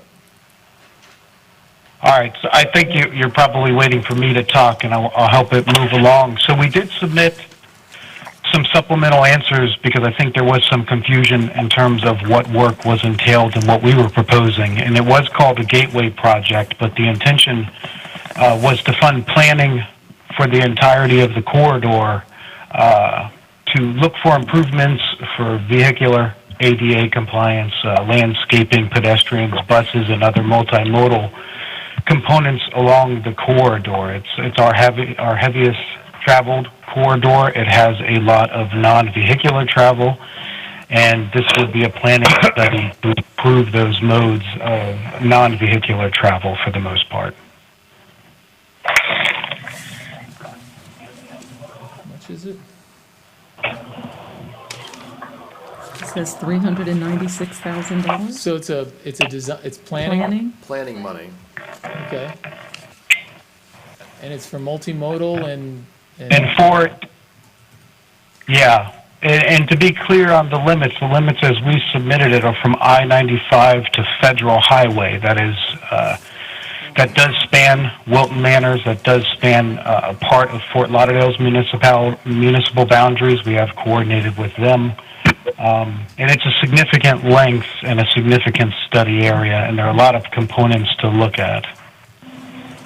Yes, go ahead. Let's get some. For the record, both cities submitted for the same project at the exact same amount. Just for clarity, what is the actual request? Is it only one amount of $396,000, or is it for two amounts of $396,000? Good catch. I believe that the $396,000 covers the planning for both cities. I don't know if Todd is available to give his opinion, but it's my understanding that it's for both of us. So what we would need to know is whether the I'm here on the line. Okay. whether the projects are being combined and whether one municipality is taking the lead such that for purposes of coordination. So if we have someone from Wilton Manors on the line, would you speak to that? Yes, this is Todd with Wilton Manors. Is the 396,000 one project? Because there's two applications in, both for $396,000. They seem like they're the same project. But could you clarify? We've combined them to be sort of the same project, but the limits of Oakland Park is obviously much greater than Wilton Manors. Okay, but is it one project? Because we can only go from 95 to Andrews. Okay, so are we approving, have you guys, 396,000, is that going to do the entire scope of, from wherever we're talking about, 31st Avenue to Federal Highway? For planning, it's not design. For planning? For planning, yes. Casey Graham, Oakland Park, our intention was 396 would cover the entire planning effort for the corridor, both within Oakland Park's limits and our extended limits. Mr. Chair, Yes, Ms. Pennant? why are they putting them together? I don't understand. Why can't they have a separate funding Is there an allowance for us to jointly fund cities? Are we gonna write the checks to both of them? How does this work? Right, that's why I we're mean, seeking it's- clarification, because what's been submitted is the same amount of, the same funding request for the same length of the corridor for two projects. At one point, we were informed that they may be combining them and it would be a joint effort. So what we need for purposes of this board making a decision is some clarification regarding what this is and how they want to proceed so that you can make an informed decision. The project can be collaborative, but they should be funded separately. They Or can alternatively, come together afterwards. I will say, Ms. Pennant, so we have a Pembroke Pine, we have the exact same situation that happened with projects 34 through 37, where both Pembroke Pines and Miramar submitted for the exact same projects, varying amounts. Miramar took the lead on those projects, and now those projects are going to be combined into a single project that Miramar is going to take the lead on to work collaboratively with Pembroke Pines. There's no reason why that can't be done. We just need on the record which city is going to take the lead and what is the total amount being requested. That's Mr. right. Chair? Yes. I did have discussions with the city manager for Oakland Park, alongside with the city engineer with Oakland Park. And it was my understanding that with Wilton Manor's assistance as a combined project, the city of Oakland Park would probably take the lead, and that both planning phase funding would be needed to do this long of a corridor. So that would result in a $792,000 request. So they just broke it in half. They split it up because they submitted their projects independently to the Surtax plan in 2018. But it's for the same corridor, but of course, you can only submit based on your jurisdiction. You couldn't submit one project, from my understanding, that crosses other jurisdictions. So the So that's cycle- why they wanted to combine and deliver the project. I got it. Cycle 2 is in 2 weeks? Is that what we said? 2 months? We need this to be cleaned up a little bit and done. If Wilton Manors and Oakland Park, and if Fort Lauderdale's involved in it too, if one party can take the lead on this and bring us a project, tell us what the total cost is, what the total scope is, then we can make a decision, okay? And I don't think anyone is, I think we're just unclear, and we don't want to vote on one $396,000 project today, but it's not real clear. Yes, I think clearly we're all about being collaborative, but I think about even the auditing implications. If we allow these cities to just converge all of these projects in one statement, how do we audit it on the back end? That makes it easier because one municipality gets the funding agreement and that one municipality will deliver the project. And the funding and the project would expand. They just need authorization from the other jurisdictions to implement the project within that jurisdiction. What about accountability? Do we only hold one city accountable? Shouldn't we? Yes, normally you hold the city that's delivering the project and receiving the money accountable for the deliverables. And then between the three of them, they'll have their own interlocal agreement. So in my And I opinion, think we need to be privy to that interlocal agreement, because the thing, again, there's a 30% goal. Right. I want to make sure that each of these cities hold up their end of the bargain. well, there's only going to be one person managing it, so your 30% goal has got one target on it. Correct. I think it's better that it's one, from what you're talking about. And then for me, from a planning perspective, and for someone that drives Oakland Park Boulevard from University all the way to Federal Highway on a pretty regular basis, having one thematic project makes a lot of sense to me. Especially from 31st all the way to Federal, they have very similar, the characteristics of that street are very similar, and I think you'll find that it comes out to be a better project if they do it that way. Well, this is my last comment. I'm not saying they can't be collaborative, but I think from an accounting perspective, each of the cities should be getting their own monies. It should be tracked separately. That's how I see it. Okay. All right, so, I think we're looking for a motion to entertain deferral to cycle 2. And that would be for both projects. I just want to make sure we've got this in the record. It would be for Wilton Manor 015.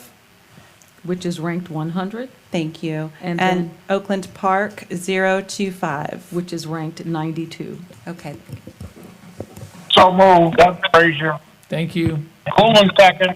thanks. Can we take a, We're voting to, for motion to defer to cycle 2.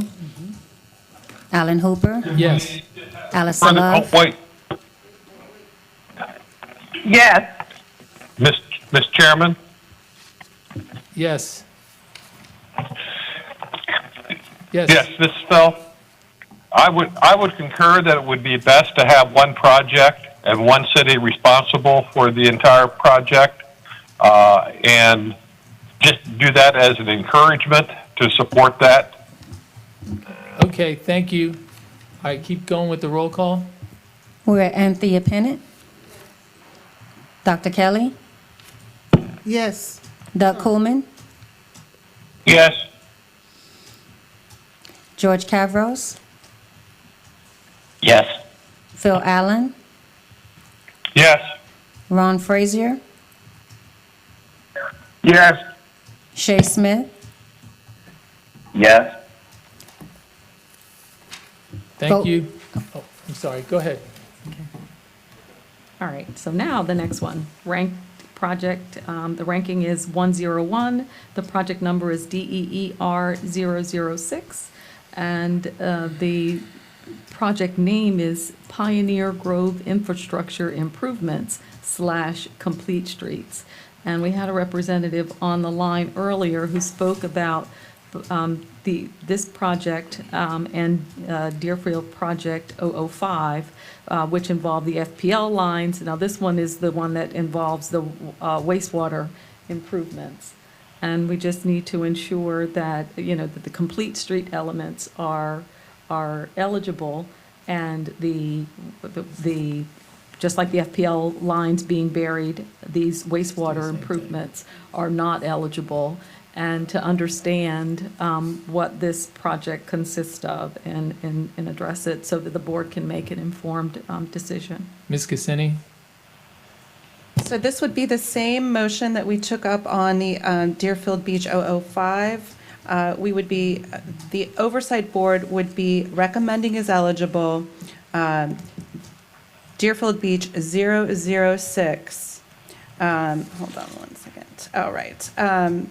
As eligible under Section 212055 of the Florida statutes, excluding ineligible components per Section 3 of the interlocal agreement. Does anyone want to make a motion to that? This is Phil. I would Frazier. Thank you, Mr. Doug Frazier. I would second it. Okay, we got Doug Coolman seconding it and Mr. Frazier making the motion. Can we get a roll call, please? Alan Hooper, Yes. Allison Love, Yes. Anthea Pennant, Yes. Dr. Kelly, Yes. Doug Coolman, Yes. George Cavros, Yes. Phil Allen, Yes. Ron Frazier, Yes. Shay Smith. Yes. Vote passes as eligible without the ineligible components. Thank you. Next item? The next item is ranked 102, and the project number is PPRK 008. It's Pembroke Park, County Line Road Stormwater Improvements. And the description for the project reflects that it's for stormwater improvements through commercial and industrial developments. And the photograph, the aerial photo that's provided, looks like it's through in like an industrial park. What was that? Or where was this? Here it says commercial and industrial developments. And so we just wanted to understand what the project entails and ensure that it's we address the flow issue that we've addressed with other drainage projects. It's for Pembroke Park? Yes. Is there anyone on the line from Pembroke Park? And if so, could you please hit pound 2 to be Line unmuted? Road.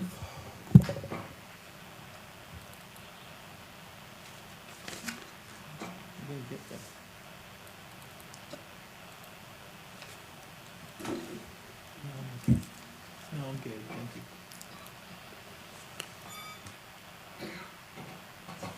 Is there anyone here from Pembroke Park? Yes, hi, good afternoon. My name is Christopher Ryan. I'm the attorney for the town of Pembroke Park. And I believe there are some staff members there, and one of the commissioners should be in attendance at the meeting. Is there anybody in the audience? If they're not, I'll They take people on. They are not.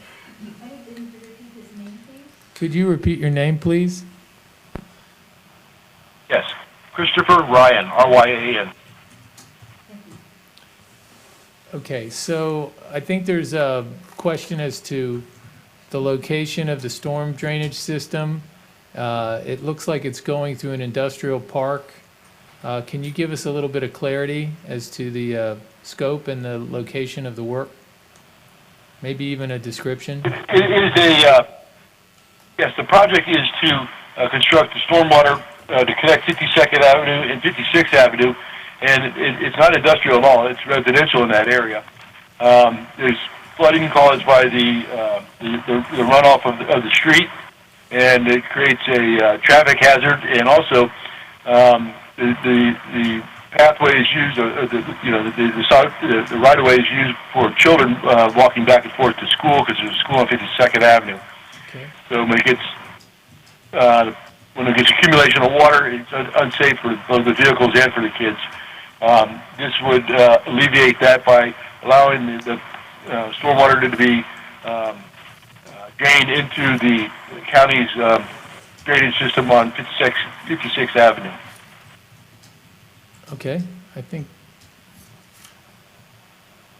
that's pretty clear. All right. And it meets eligibility, correct? Correct, as long Okay. as, we just wanted clarification for purposes Yeah. of, Mhm. right, okay. Sure. The board's actions. Okay, do we have a motion to approve? So moved, Doug Coleman. Thanks, Doug. Do we have a second? I'll Second, Frazier. I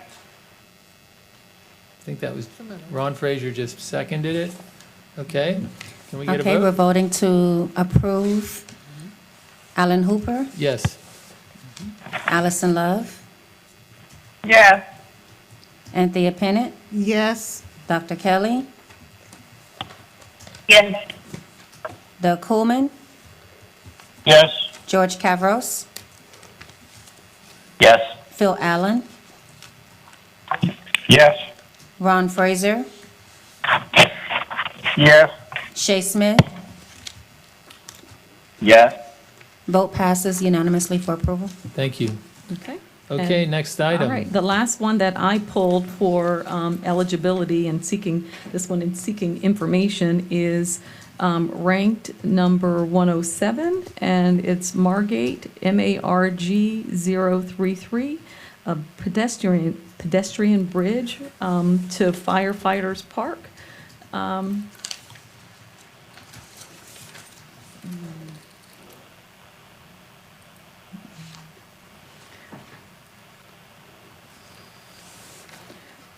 So I wasn't sure regarding, I guess, the property and that it was traversing and, ownership of the property and whether this is public right-of-way, and was hoping that the municipality representatives could provide some information regarding, I guess, supporting that this is a public project or public property that would meet the criteria.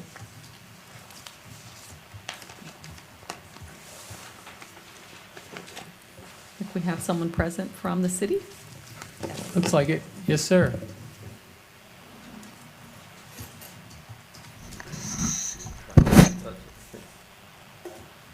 Thank you. My name is Mark Collins. I'm the Public Works Director for the City of Margate.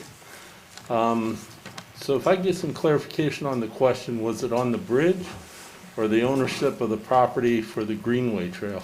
So I guess both. So is this, on public property and like public right-of-way, and it's so that Okay. it's not benefiting private property? Okay. The bridge is a key component to all three of the projects that Margate is requesting. One being Winfield Boulevard, which comes up to the canal, which is owned by the city of Margate. And it goes over that to an easement that FPL runs, which is our other part, which is the Greenway Trail. According to Broward County property appraisers, that property underneath the transmission lines belongs to the city of Margate. I also have found a quitclaim deed, deeding all of that property over to the city. And I do have an email from FPL saying that they would have no problem whatsoever with us putting a pathway, a passive park underneath there, as long, and we'd have to enter into an ILA with them. Okay. If that answers your question. Okay. Does it meet Yeah. eligibility? Yeah, that addresses my concerns, yes. Oh, okay. Thank you, sir. Thank you. Okay, can we get a motion? It meets eligibility. So, and there are. Thank you. That was Doug Kuhlman. Do we have a second? I second Allison. Thank you.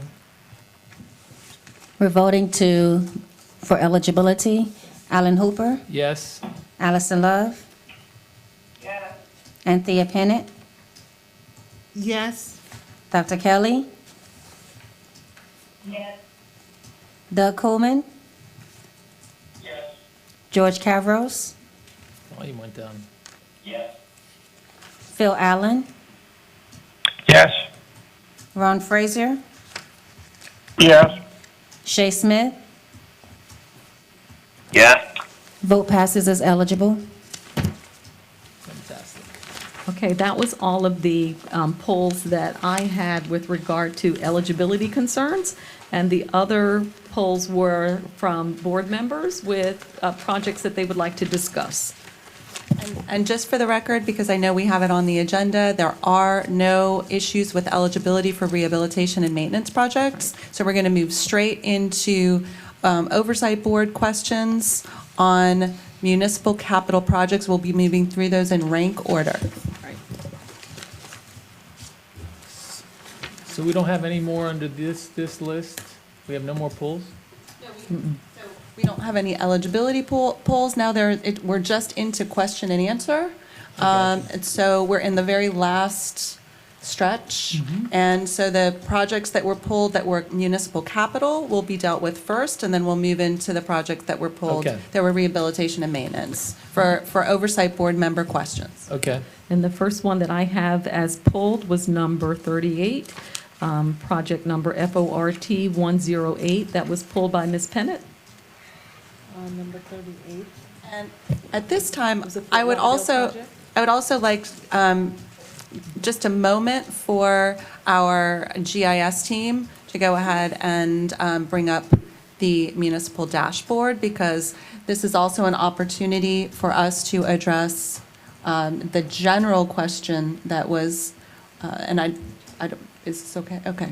That Mr. Frazier brought up, where he would very much like to see the location of every project that is in a underserved zip code. So while Mr. Riddle is talking about the project specifically and attempting to address Ms. Pennant's questions, we'll also have the dashboard available behind that if you'd like to drill down and get a little bit more granular, okay? But I think, did Mr. Frazier wants to see how all of them fit in, right? Correct, but I just wanted, for all Oversight Board members' benefit and those members of the public, we do have this dashboard available. Every single project that has been considered today is mapped in this GIS dashboard with information. And so if any Oversight Board member wishes to see kind of a street-level view or a little bit more information than what's available on the two-dimensional map that you received, this is the time that we can do that. That's just an opportunity. Okay, and on the items that we pulled that you guys didn't pull for eligibility, they're still being discussed and were not at part of the consent agenda, correct? Correct, so they have to be voted on. Okay, all right. So So- what's the first one? So I think you have me at 38, but I also had an issue with 39. I thought that was the one in particular. Right, I we were found- just going to take them in order, 38 and then 39 and, Well, okay. for both, I just thought the cost was just too high. I thought the cost I'm planning for a project, that project in particular seemed unusually high. And the same thing for 39. Mr. Chair, those comments can be transmitted to the county commission for their consideration when they take up these projects. I can make sure that that's noted for both of these projects. If you all you'd still find them eligible, but you would just be giving I got you. commentary I to got the you. county commission about your concerns as to the costs. I got you. Okay, so, and then just for clarification, on the Andrews Avenue one-way pairs, that project goes, I think, from 17th Street to Sunrise Boulevard. And so from a planning perspective, they're looking at one-way pairs, they're looking at multimodal, dedicated transit lanes. There's a lot of scope of work. As a matter of fact, I think that's just part of the total planning costs. I Right. think And this that's- is just to see if it's a feasibility study or something like that. Correct. I know I've heard about this project, so I know something about it. So, And it would have to be coordinated in conjunction with various county departments. It's a huge Transit, project. Transit and Public Works, because, Andrews is a county road, so they Mm-hmm. require significant coordination with the county. And so I guess it's planning, and we would have to work out the details with the city. So while this type of planning project is eligible, the details will have to be worked out with the negotiations, and there would be significant coordination. And that's really my concern, because it says feasibility study, and I'm thinking, what would cause the cost to be so high? And on the other one, a detailed map of locations without mass arms, and I just would like to get a better sense of the spread of it. If we're spending this much money, I wanted to know exactly where these okay. mass arms were being located. So let's go through the one at a time, because I think we have to vote on these, okay? So on number 38, the feasibility study, I believe, goes into modeling and a lot of other things. And also for the record, that one is connected with number 88. Those two are going to be delivered together based on the testimony that was given to you all earlier. So the cost of 38 and 88 would be combined. I find it to be fairly reasonable, but Okay. is there other comments from the members on number 38? Okay, we need a motion for eligibility. Can you go back? This is Phil. Yep. What are we talking about? Project ranking 38, Coral Springs? No, we're on we're on 38 Fort Lauderdale, correct? You're on the rehabilitation and maintenance list, Phil. We're back on the capital. It's okay. It's a lot of projects. So we're on the MPO's prioritization list. So this is municipal capital, ranked 38. This is going to be the Andrews Avenue widening and one-way pairs feasibility study. Oh, okay. Fort Lauderdale 108. So did we get can we get, will someone make a motion as to its eligibility, please? Where it's project rank number 38, project number FORT 108, it would be a motion to approve as eligible. This is Allison. I make the motion to approve as eligible. Do we have a second? Second, Frazier. Okay, can we Second, vote? Frazier. We're Thank voting you. for eligibility. Alan Hooper, Yes. Allison Love,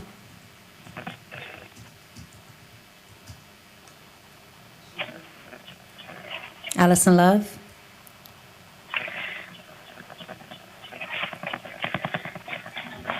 Anthea Pennant, Yes. Dr. Kelly,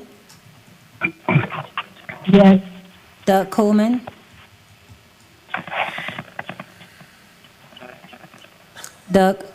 This is so hard. George Cavros, Yes. Phil Allen, Yes. Ronald Frazier, Yes. Shay Smith, Yes. back to Allison Love,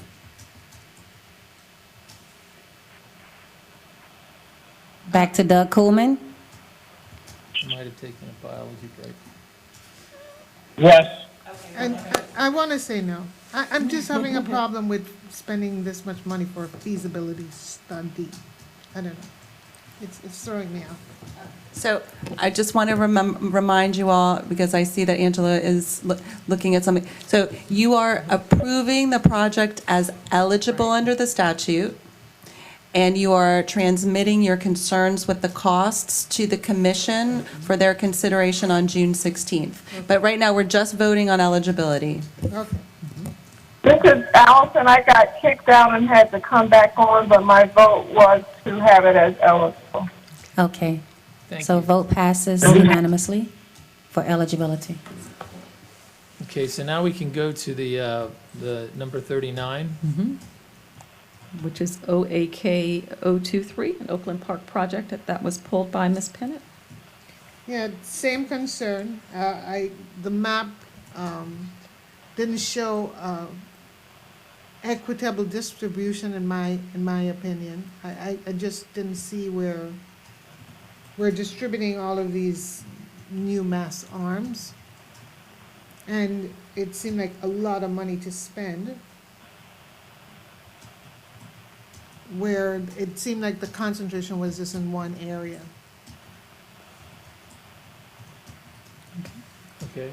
That's my concern. So I know it's difficult to see on the screen in front of you, but if I could ask Ernesto to just kind of drill down and show the various locations of those mast arms as quickly as you can, just to see if that helps Ms. Pennant with the distribution.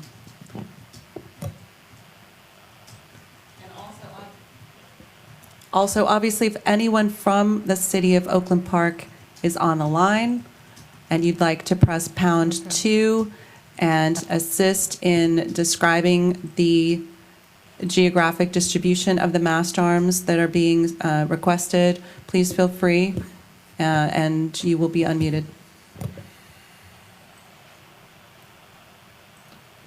Okay, are there any other comments from members? Okay, let's. Hello? Yeah. I would, Yes?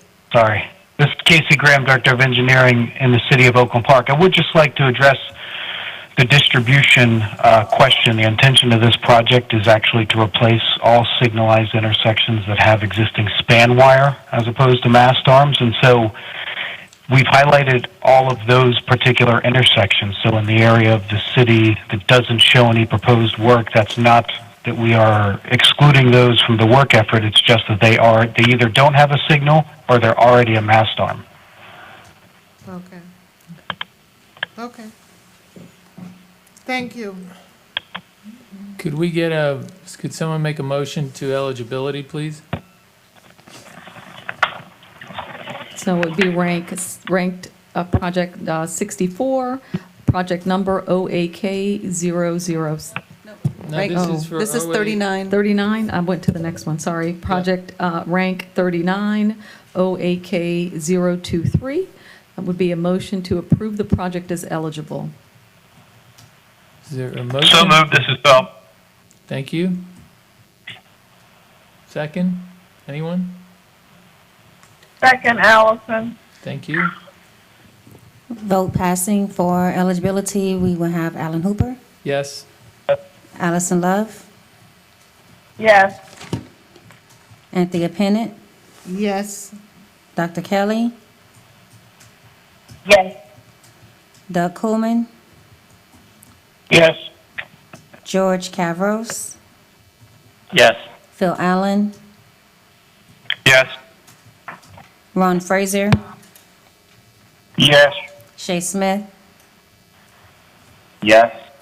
Vote passes unanimously for eligibility. Okay, the next rank project that was pulled is rank 64, and that's another Oakland Park project, OAK007. And the project description or name says CSX and FEC Crossing Safety Studies. And it was pulled by Ms. Pennant. I was in a pulling mood. Oh, my God.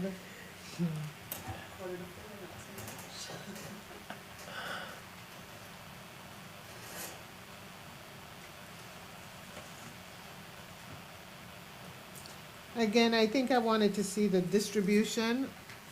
It wasn't clear to me where these sidewalks were distributed.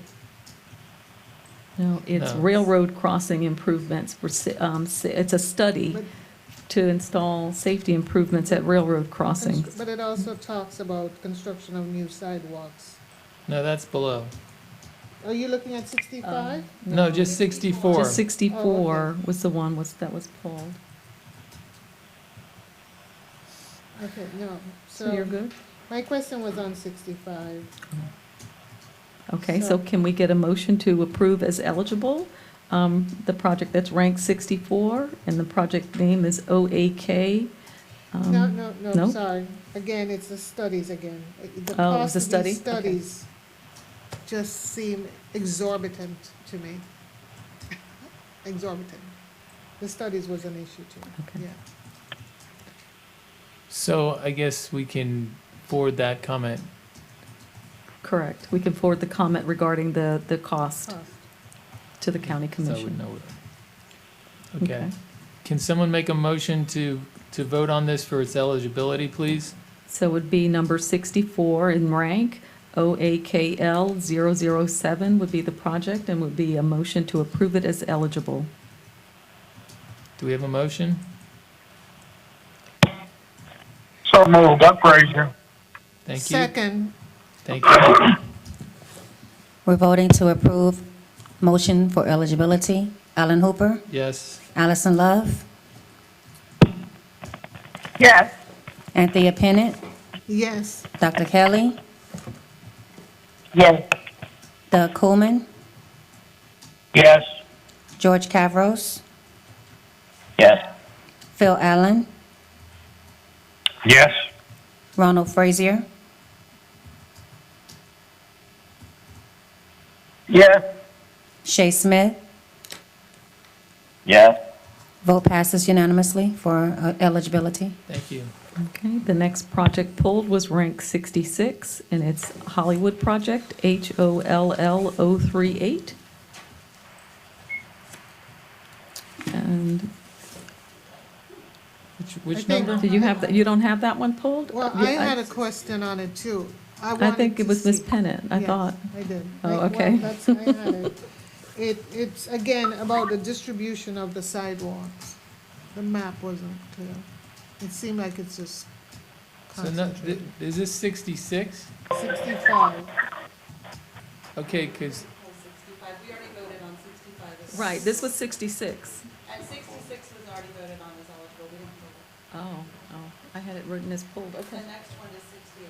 so, Right, I have 68 Ms. pulled. Pennant, do So, you, so 65 was voted on? Yes. Yes, but you can transmit Okay. any questions or concerns that you have. Yeah, can I see the map again? I'm more concerned about distribution of some of these projects. And that they're not always in the same neighborhood.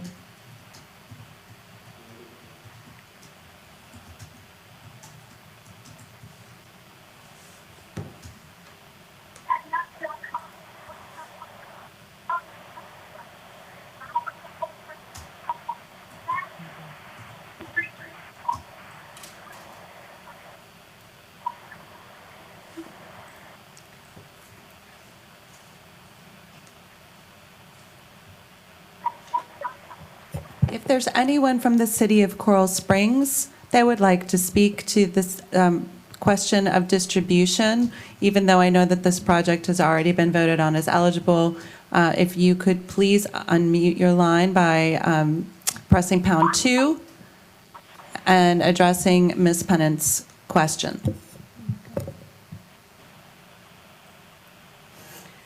Okay, it just seems sometimes that some of these projects are just always on the west side, and I'm not seeing enough on the east side.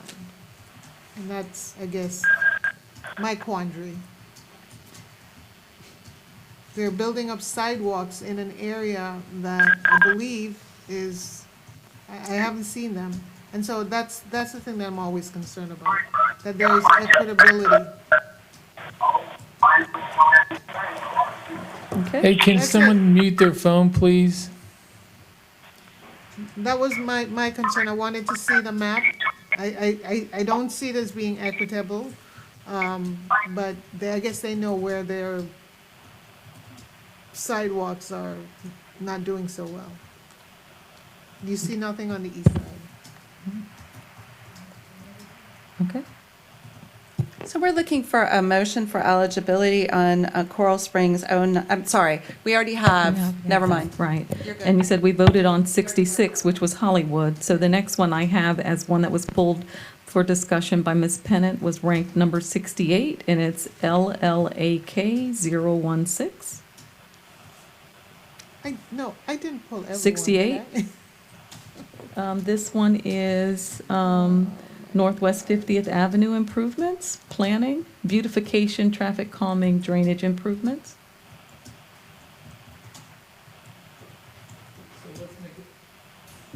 If you didn't pull it, let's go, Yeah, it might have just been a move- mistake. Let's move just go forward. ahead and make a I don't motion. recall. You want to make a motion to approve for eligibility? Does I'd anybody? like to make a motion that we approve this project for eligibility. Do we have a second? Second, Allison. Okay, we're voting for eligibility approval. Alan Hooper, Yes. Allison Love, Yes. Anthea Pennant, Yes. Dr. Kelly, Yes. Doug Coolman, Yes. George Cavros, Yes. Phil Allen, Yes. Ronald Frazier,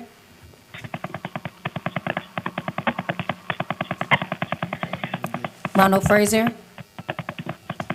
Yes. Shay Smith. Yes. The vote passes unanimously Thank for you. eligibility. Next Okay. item. The next ranked project was 69, and it's a Sunrise project, project number SUNR 075, that was pulled by Mr. Smith. And the project names is Oakland Park Boulevard Multi-Use Path from Sawgrass Expressway to East City Limits. So if I can comment, this is Mr. Smith. I pulled this project for discussion purposes. It actually has an excellent description of how the multi-use path and other facilities are going to connect to other paths and features and how it's going to be used. So I just bring it up as an example. I mean, there was lots of discussion today about, bike lanes and so forth. And something that I've noticed, in my use of bike lanes and just in general, is that they're really not that useful if they're not overall connected to, systematically throughout the cities and then the counties. So I just wanted to bring up this concept of, how are these bike paths and multimodal facilities going to be ultimately connected to one another, both in the cities and then countywide? I think it's just really important that we have that view as we go through this process, because we're involved in this over the longer term. I think it's one of the more exciting things we're able to do, and I just want to make sure that we have a viewpoint of getting things more connected than what they are now, because there's a lot of bike and multimodal facilities that don't go anywhere right now. So I just kind of wanted to bring it up and say it was a great description, and it seemed like the way the county was analyzing that, I think that's the way we should look at all of these projects when we're analyzing them from a multimodal perspective. So I just kind of wanted to bring it up for commentary from that perspective. And now would you like to make a motion to approve it? I will make such motion. Doug Coleman will second. Voting for eligibility for approval, Alan Hooper, Yes. Allison Love, Yes. Anthea Pennant, Yes. Dr. Kelly, Yes. Doug Coleman, Yes. George Cavros, Yes. Phil Allen, Yes. Ronald Frazier, Yes. Shay Smith. Yes. Passes unanimously for approval. Shay, I agree with you too, by the way. Next item? So the next item that I have that was pulled for Q&A was Margate 047. This is ranked number 83. I'm sorry, but I don't have a notation on who pulled that Ms. item, Pennant. Angela? Ms. Pennant. Bicycle We and need to pedestrian. read the records, I don't know. Bicycle and pedestrian greenway infrastructure, pulled by Ms. Pennant, number 83.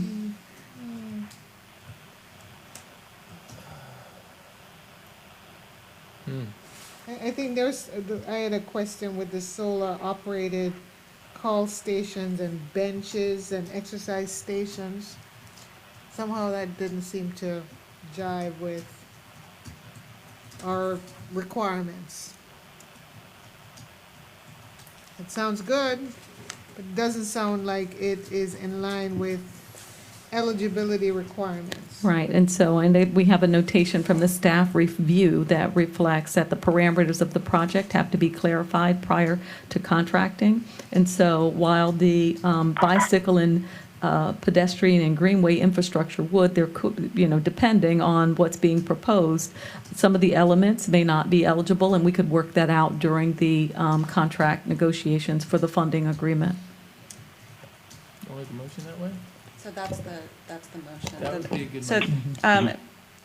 the Oversight Board would be approving as eligible Margate 047, ranked number 83, eligible under Section 212055 of Florida statutes, excluding any ineligible elements or components per Section 3 of the interlocal agreement.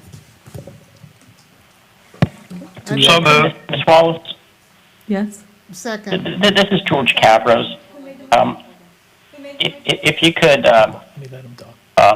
do me the favor, just explain how the Greenway project is consistent with the state statute.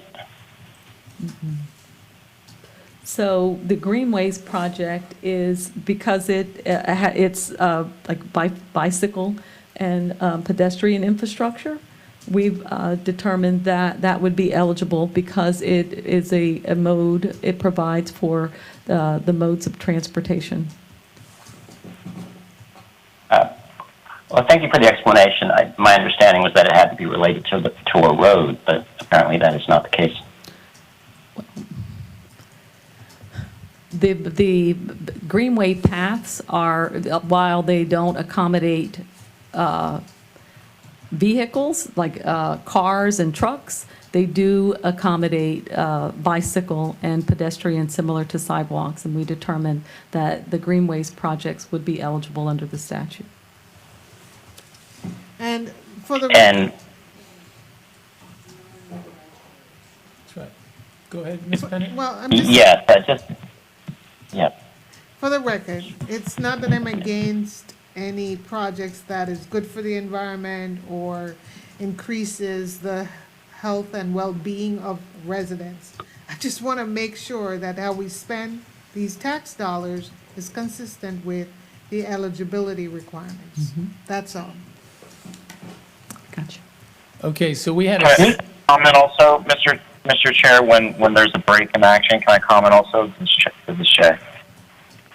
okay, can we, let's get through this vote, and I'll let you talk right after that.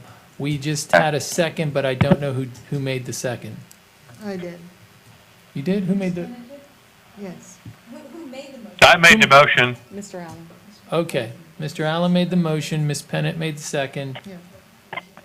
Motion for approval. We're voting for motion for approval. Alan Hooper, Yes. Allison Love, Yes. Anthea Pennant, Yes. Dr. Kelly, Yes. Doug Coleman, Yes, but I want to comment after the vote. George Cravros, No. Phil Allen, Yes. Ronald Frazier, Yes. Shay Smith. Yes. Vote passes 8-1. Okay, I think Shay wanted to say something, and Doug Kuhlman, gonna say? So Shay, Well, just a couple quick things. One thing is that I think as we're forward looking, and what is the county going to look like in the longer term, we need to build out and preserve alternative means and paths. And we do talk about these things in terms of bicycles and pedestrians, but I would argue that multimodal is going to include all sorts of other vehicles and ways to get around personal transport that hasn't even been contemplated yet. But we're not going to have the facilities unless we start thinking about those things now. And I think as we get more congested over the years, even electric vehicles and even, no matter what we do, even if they're self-driving, we're always going to have more of a population, and people are going to be looking for alternative means to get around. And so I see the greenways in that vein, connecting the dots of other ways to get around the county. A road without cars. okay, Mr. Kuhlman? Yeah, if you'll pull the drawing back up, my question had to do with the limits of the project. It goes all the way down and then doesn't connect back into the community at that cul-de-sac. I don't understand why they wouldn't do that. Why we wouldn't extend it longer? Well, one of the project notes from the county reflects that the parameters of the project have to be defined prior to contracting, so that's something we're going to have to work out. Are you suggesting that you make a recommendation? Did you want to make a recommendation regarding that, Mr. Coleman? Yeah, I think that the green sausage, whatever you want to call it, should connect into the cul-de-sac. You already got the vote. I think you wanted to offer an explanation. I just wanted okay. to offer an explanation. It'd be real quick. Sure. It goes down to the end, and as I said before, the connectivity is the bridge. That's what connects so that the children get from the Winfield housing area over the bridge to the schools. This is all for a safe route for children to be able to get to schools as opposed to going out onto State Road 7. Makes good sense. So it kind of all connects together. It doesn't really dead end there. It goes over the bridge should the bridge get approved. Okay. Okay, thank you. Thank you. All right, so the next next item. project was ranked 85, and the project number is TAMA001, and it was pulled by Mr. Kuhlman. It's a multimodal planning study / master plan for the city of Tamarack. Doug? Now, what was that number again? TMA 18? Number, TAMA 001, it's ranked 85. If you go in order of the rankings of the projects, it's number 85.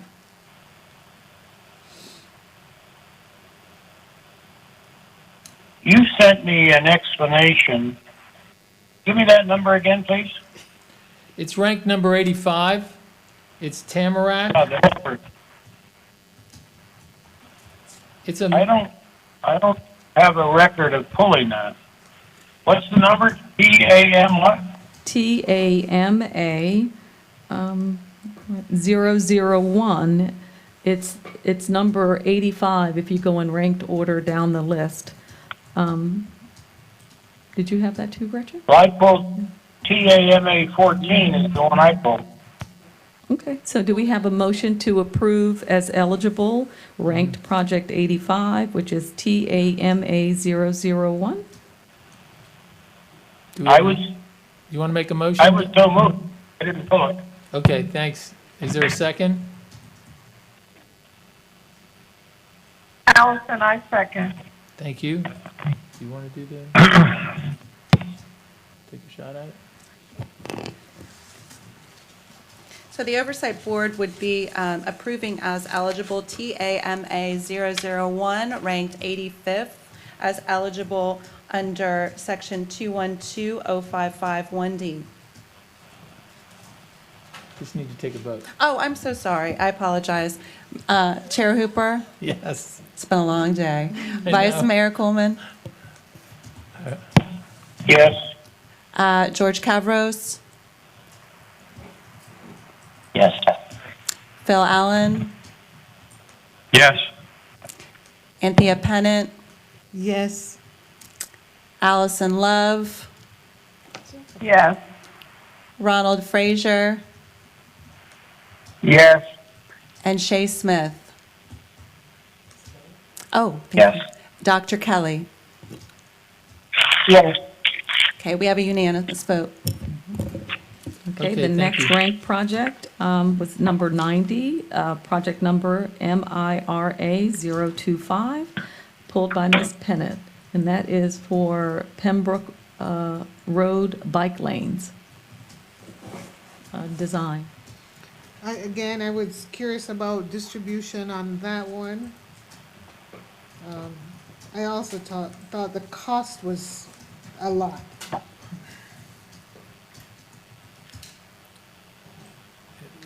I wanted to see how long the bike lane was. Okay. All right. Okay, it seemed pretty expensive. All right. Okay. All right, I'm good. Okay, so do we have a motion to approve project rank number 90, project number MIRA 025 as eligible? I'd like to make a motion that project 90 on the ranking scale is eligible, meets the eligibility requirements. Second, Frazier. Voting for eligibility, Alan Hooper, Yes. Allison Love, Yes. Anthea Pennant, Yes. Dr. Kelly, Yes. Doug Coleman, Yes. George Cavros, Yes, with a comment afterwards. Phil Allen, Yes. Ronald Frazier, Yes. Shay Smith. Yes. Vote passes 8-1. Mr. Cavros? Thank you, Chair. Just a quick comment as we go through these projects. I'm a big fan of bike lanes and greenways, and I think they're critically important in connectivity and also relieving congestion. The statute speaks to roads and bridges, and to suggest to suggest a greenway is can be interpreted as a road or a bridge is is a bit attenuated to me. So I just want to, for the record, say that if we can make somewhat attenuated determinations like that, then I think infrastructure like electric vehicles and maybe being a little less stringent with other forward thinking and infrastructure that improves connectivity. I think it's within the power of this board to do that. That's all. Thank you. Thank you. Next item. Okay. The next one was 91, Sunrise SUNR 061, pulled by Ms. Pennant. Complete Streets Master Plan Element bike lanes for design. Yes. It's, again, bicycle lanes. I guess I'm having a little challenge with, we're spending so much money on the bike lanes, and I really want to see which segment of the population is benefiting from this. I know not everybody has vehicles, and so I guess my concern all the time is when I see these bike lanes on the west side, I feel like it's more for exercise than it is for transportation. And to the point that was made earlier, the bicycles really aren't the mode of transportation, but in some communities, it really is. It is.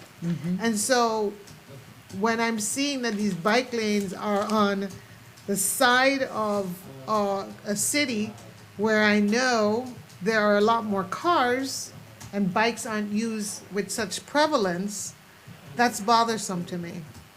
We're spending a lot of money on the west side to provide bike lanes, and on the east side where people ride a lot of bikes, we have no bike lanes, And so that's really my challenge. That's my challenge. Okay. That's my challenge. It doesn't strictly meet eligibility, but yet people are using bikes for transportation, but more on the east side, not on the west side. And so we're chunking off, large portions of these dollars to provide exercise bikes for people and not so much transportation. That's what it feels like. Right, so these are for bike lanes that are actually on the roadway, and so the bike lanes are eligible, but we'll make the point to the municipalities and to the board that you're recommending that there be more bike lanes implemented east, rather, in addition to the ones that are being recommended on the west side of the county. Is that correct? Yes, that's Okay. my sentiment. Okay, for sure. so do we have a motion to approve as, sorry, Mr. Allen? I'd like to make a comment. Yes. I'd like to make a comment. This is Doug. I think we have made a lot of effort for more bike lanes on the east. And the reason we had to do it is we didn't have them. And we're making a lot of headway in getting more bike lanes on the east and going into extremes in that effect. So even though we're now putting them out west, I think that's a good thing. And we're having to retrofit the east.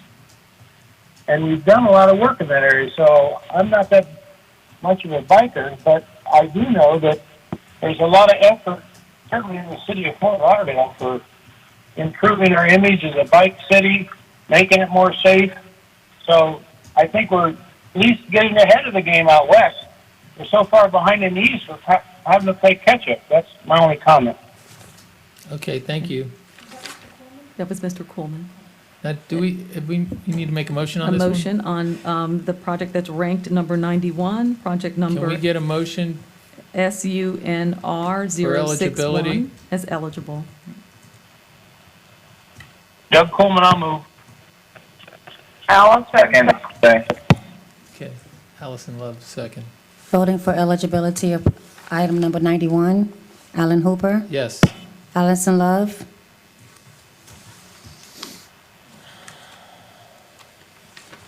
Allison Love, Yes. Anthea Pennant, It's a no for me. I don't see, no. I don't like it. Okay, Doug Coleman, Yes. Dr. Kelly, Yes. George Cavros, Yes. Phil Allen, Yes. Ronald Frazier, Yes. Shay Smith. Yes. Vote passes 8-1, Chair. Thank you. The next ranked project is number 97, and the project number is WPRK 008 from West Park, and it was pulled by Chairman Hooper. Let me see why I pulled it This here. is Southwest 21st Street improvements from US 441 to 40th Avenue. This is design, $24,000, but that seems kind of low. It's actually 240, that's an error. Oh. It's 240 on the sheet, it's 240 here, and it's 240 on one matrix, but not the other. It was just a That may have been why I typographical pulled it, error. because Okay. I can't think of any other The reason why I 24? would have pulled it, so. Okay, so want to... Just for clarification, we're approving 240,000? Okay. It's on 92? 97, so it's ranked number 97, project number WPRK 008, and it would be a motion to approve as eligible, this project. Can we get a motion to approve?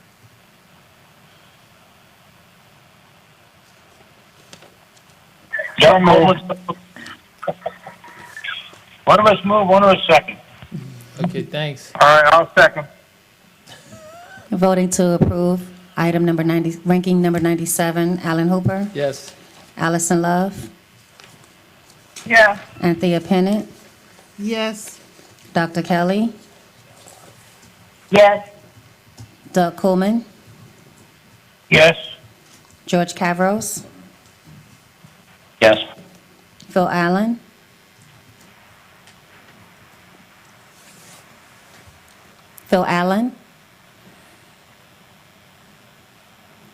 Ronald Frazier, Yeah.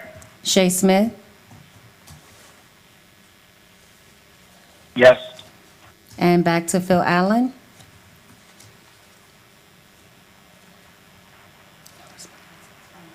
Vote passes, Chair. Thank you.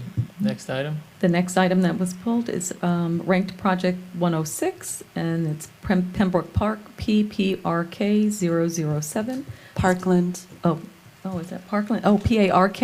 I can't understand my own writing. I'm sorry. PARK 007. It was pulled by Ms. Pennant, and it's for traffic signals at Hillsborough and University.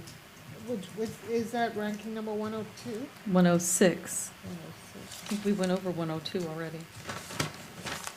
I don't have any notes on it. You don't have any notes on 106 for Parkland? No. So can we get a motion to approve 106, which is Parkland 007?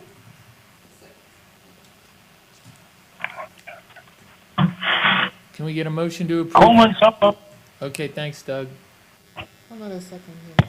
Second, Philip. Thank you. Wait a minute, there's a charter school Oh. issue here. It's a traffic light signal at the intersection of Hillsborough Boulevard and University. It's fine. Okay. All right. Voting for approval of ranking 106, Alan Hooper, Yes. Allison Love, Yes. Anthea Pennant, Yes. Dr. Kelly, Yes. Doug Coleman, yes. George Cavros, Yes. Phil Allen, Yes. Ronald Frazier, Yes. Shay Smith. Yes.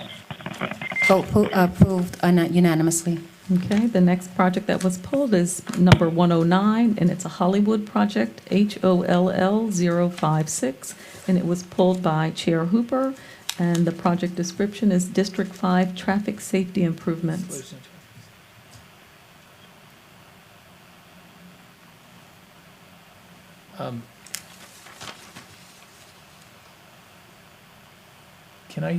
Can we see? Yeah, I think that's probably why I'm.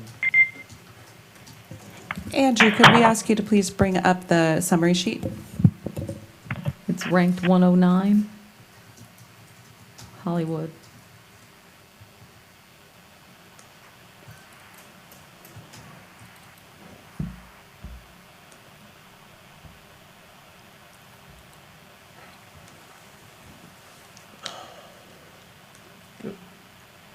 Oh, okay, I know why. Well, there was no map there, and so I didn't understand what I was looking at. So I just wanted clarification as to the scope and where it was. Sure. Mr. Chair, Andrew Riddle. So it is depicted on this map here, and generally, this is District 5 within the city of Hollywood, and it includes Buchanan Street from North 67th Avenue to North 72nd Avenue, and Allen Drive from MacArthur Parkway to North 74th Avenue, and Allen Drive from MacArthur Parkway to North 74th Avenue and 64th Avenue between Taft and Johnson Street. Okay. It's a design estimate in this District 5. So seeing no map, and then I assume that we didn't have all the information. Right. So if we're going to do a design, if we're going to get a bid on a design and we don't have all the information, that's why I pulled it. I understand. It was just backup information that Okay. We had. Okay, so we had all that to make our decision. Correct? Correct. The Staff county- had it, yeah. It was part of the Okay, backup okay. information. All right. Can we get a motion to approve it? So moved. Coleman. Second. Anthea. Voting for approval of ranking 109, Alan Hooper, Yes. Allison Love, Yes. Anthea Pennant, Yes.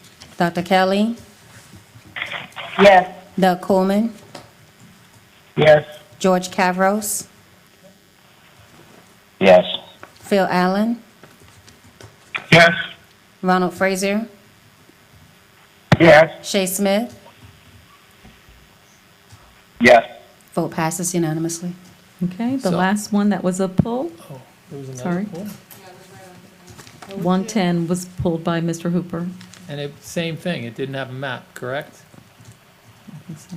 It didn't show a map, so, It's TAMA 021 citywide crosswalk installations was pulled. yeah, it didn't show I believe that's what it was.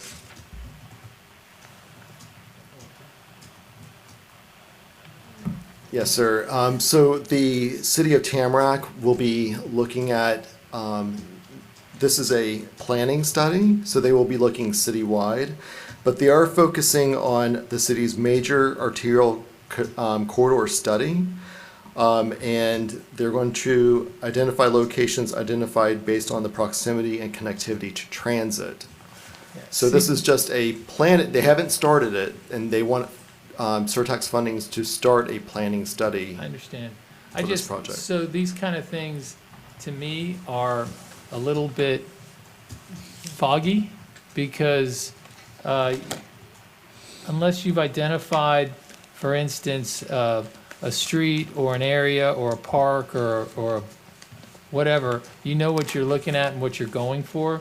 And I just, citywide, trying to find, trying to put all these pieces together, and then we throw a number at $90,000. That's why I pulled it, because I just think it's hard to identify what it is we're trying to do here. And on, you know, and unless it's very detailed, or unless you really know what you're trying to do, then we're just giving money to cities to just talk about something that they might want to do, but that they might not do. And that's $100,000, that's $90,000, you know? So that's why I pulled it, because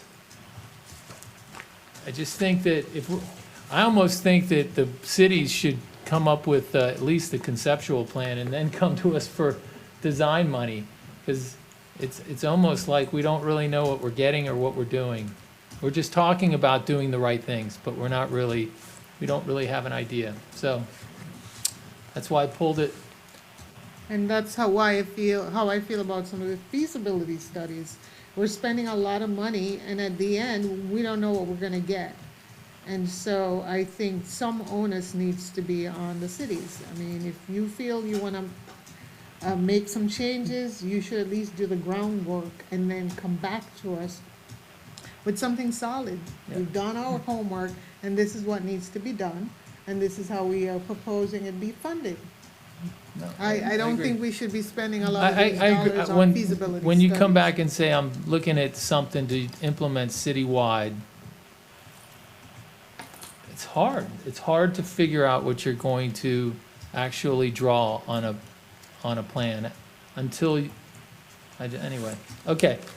So. So we that can be included in the recommendations going forward for future, project cycles, that, to make sure, to ensure that, the project description and documentation are fully developed so that the Oversight Board is informed when making its decisions. Because a lot of these, some of the projects that were higher ranked had a little more documentation, but some of the others that are included in this list that are for planning and design, are lacking. So you can provide that direction regarding what you'd like to see, and that can be conveyed to, county staff for purposes of the rehab and maintenance projects and to the MPO for purposes of the capital projects. And I would ask, like, for instance, I'm just using Tamarack as an example. If you're going to want to do crosswalks and a bicycle pedestrian infrastructure plan, pick the streets you're going to do it on, okay? All right, we're doing it citywide, and we know we want the bikes to be on commercial, on, I don't know what streets go through the city, but 441, 31, 31st. And so you've at least come up with a concept in your mind as to where your scope is going to go, and then it might grow a little bit after that, but this seems kind of citywide just seems a little bit. And there needs to be greater equity, because a lot of these projects are just on one side of the cities, and on the other side, it continues to be, when you drive on the east side of most of these cities, the roads are bad, the sidewalks are bad, yet most of these developments are flushed on the west side. That is a problem. That is a problem. Mr. Chairman? Who was that? Mr. Allen. Ms. Phil? Yes, Phil? Just when the planning money is free from a city's perspective or even from the county's perspective, politically sometimes it's easier to hire a consultant to give you a planning study relative to a constituent's complaint.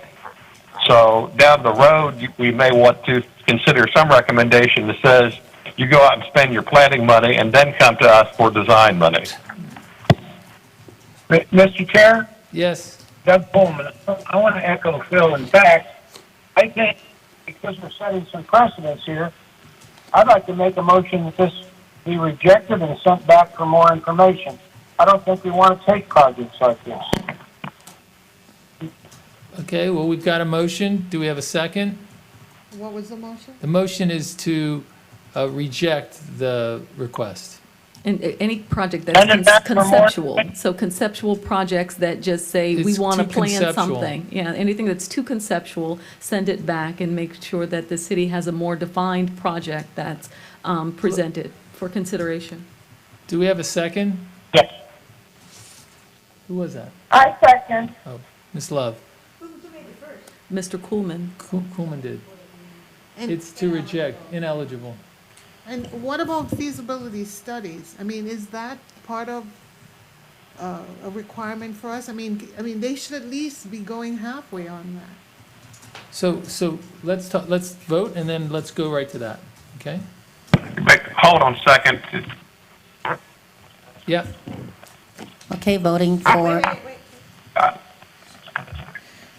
Can I say something? Because I think We got a motion. and- Yes, but we got a motion and a second, unless it affects your, well, Yeah, so go let's- ahead.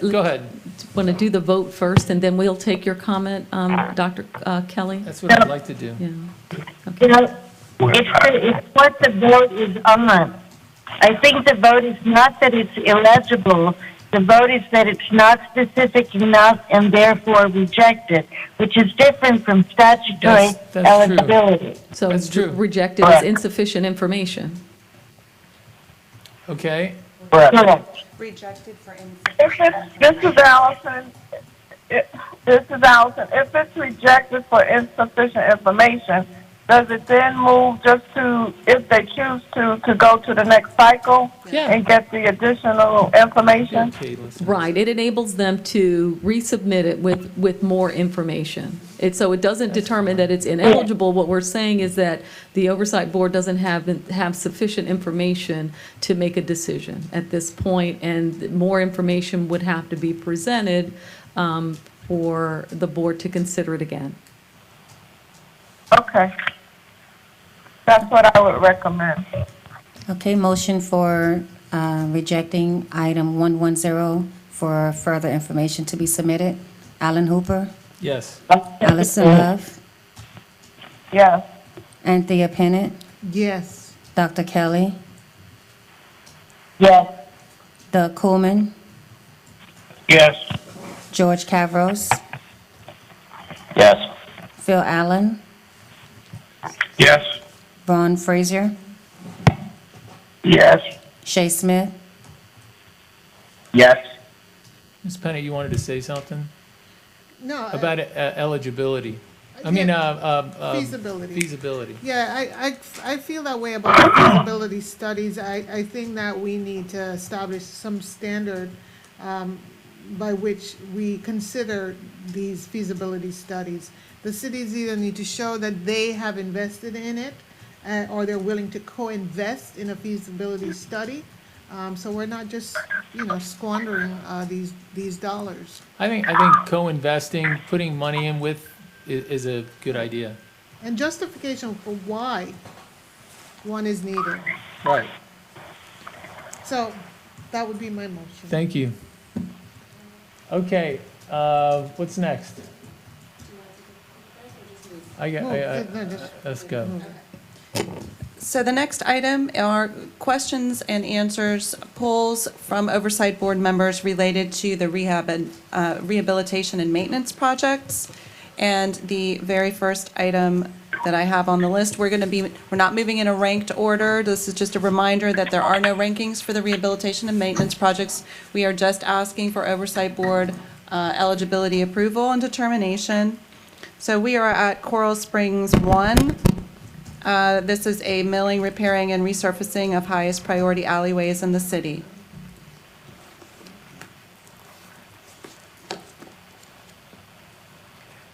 If there's anyone from the city of Coral Springs on the line, now would be the time for you to hit #2 to be unmuted. Which number was it? This is Coral Springs 01. This is on different, here. Yeah. Yep. We're on the rehabilitation and maintenance matrix. And this is the fourth. Who's that? I'm getting second, you. Can you hear me? Oh, yes, that's Coral Springs. Coral Springs. Can you hear me? Yes, okay, I pulled that. Okay, the reason I pulled that is, so the part about alleyways, is that us? I mean, are we managing alleyways? So alleys are not primary roads, they're secondary roads, but they are considered roads. How they get ranked or prioritized will depend on, when they get funded. Okay, so my take on that is alleyways are back of house. They're trash. They're delivery in some cases, back ways to get to your house or apartment, townhouse. To me, I don't know. So you consider them That- more like a long driveway rather than a roadway? I'm just wondering if that was my question. That's what drove my thought was, now we're getting into alleyways, and I just don't see them as being like a thoroughfare or anything, or trying to, I don't see how are you running traffic through it? Are you motivating bicycles to go down them? Are pedestrians cutting through alleyways? I just don't see how that plays out into the overall program of the Surtax. I understand. So that's, Go ahead. so whoever's from Coral Springs, I'm waiting to see if I can speak. go ahead. Hello? Yeah, I'm hoping you can hear me. I can't tell, but these alleys are all behind commercial areas, and so they're not connected to homes at all. They're connected to behind businesses. Are they public right-of-way? Absolutely, they're city owned, and they're public right of way, and they are eligible based on the surtax. They don't receive the number of points that regular arterials or collector roadways receive in the evaluation, but they are eligible. And these R&M projects are primarily based on need, but there are some downgrades to the types of roads that you're actually improving. But the alleyways are all city owned. They're city roadways. We maintain them. Thank you. And these are, I think they've been demonstrated the need by the studies that we provided in the, on the supplemental material. So anyway, they are eligible. They don't rank as well as some of the higher level streets, but they are eligible projects from the way we understand it. Okay. So, His name is Paul Carpenter, and I just want to, for the purposes of transmittal to the county commission with respect to this project, it was already deemed eligible, but I just want to make sure that your comments are that you would prefer not to see surtax funds used for these types of projects, that, roadways that are more publicly accessible and utilized at a higher rate would be your preference. I just want to make sure I capture what. I didn't know they were eligible. No. I did not say that. No. We're not saying, I'm sorry, Paul, she's asking me. Okay, right? You were asking me. Correct. We did? So all of the projects on the R&M were taken up as eligible, I believe. Angela, please. Right, when we did the motion earlier. Right. Right, and so these were pulled for discussion. Question and answer, yes. Yeah. So this already went through on consent, so the issue is now what types of comments the chair would like to have sent to the Board of County Commissioners. Okay, well, honestly, I can see developers or owners of commercial properties or malls taking alleys and converting them to private property, but I do not see how an alleyway benefits a transit or transportation program that's receiving a penny of the sales tax from the citizens of Broward County. So I do not believe that it meets that requirement, but that's just my opinion, and you can let the county commission know that. Comment? Okay. Do any other members have any? Yes. Alan, I would agree with you 100%. Pullman. Thank you, Doug. Okay, do we want to go to the next item? We're not voting on these, are we? We're just, these are for discussion. Okay, let's go to the next item. So then, do we? These are discussions, but you're going to send those comments to the commission, right? That's right. Correct. That's right, Doug. Correct. The purpose of this exercise is to understand the recommendations that the Oversight Board members want to relay to the County Commission and to county staff and MPO for purposes of future projects. Okay. So the next projects that I had pulled were City of Fort Lauderdale, 1, 2, 3, and 5. I believe those were all pulled by Chair Hooper. No, they weren't. I think Ms. Pennant pulled Don't them. blame it all on me. So Fort Lauderdale, 1, 2, I wouldn't 3, have and pulled 5 were pulled. Oh. But I don't know. Oh, yes, I had, let me see. There, which okay. page are you on? So There good. were some projects that I had an issue with. There's can- one in Fort Lauderdale, the BC Fort Lauderdale, I don't know. There you go. So those are up on your screen, if you'd like to look on the screen too, in front of you, on your television screen. Yeah. Right there. That wasn't one of them. They were, I don't know how you ID the projects. Yes, that was one of them. It seemed like these were all like private roads. They weren't off any main thoroughfare. And I'm getting the sense that they're in private communities. I don't know how these are helping the flow of traffic. Because they basically look like peninsula, for lack of a better word. To just, and then what? How is that helping connectivity and flow of traffic? I don't see it. So if there's anyone from the City of Fort Lauderdale that's on the line, if you could please hit #2. To repeat the question, we're looking for some clarification of how projects 1, 2, 3, and 5 are creating a public benefit and improving flows of traffic. Hello, everyone. Good afternoon. Jill, this is Karen Warfel with the City of Fort Lauderdale. I can address the first concern. These are all public right-of-way.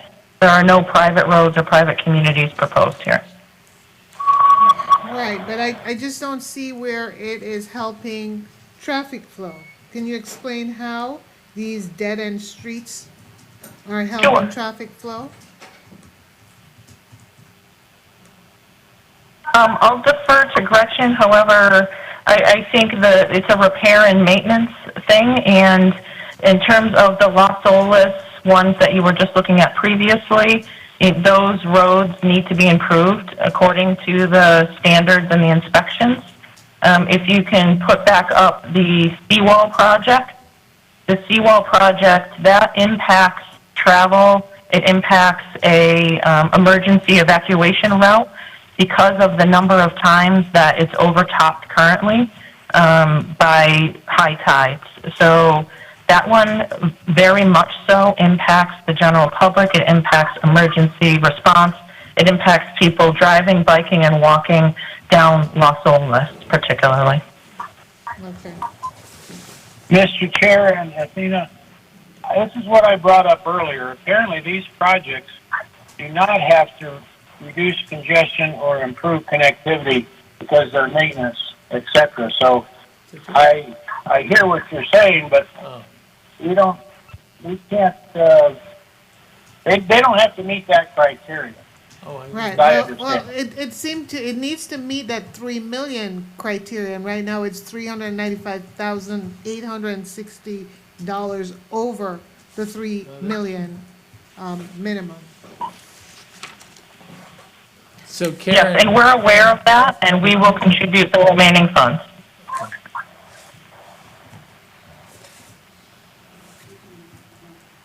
Okay.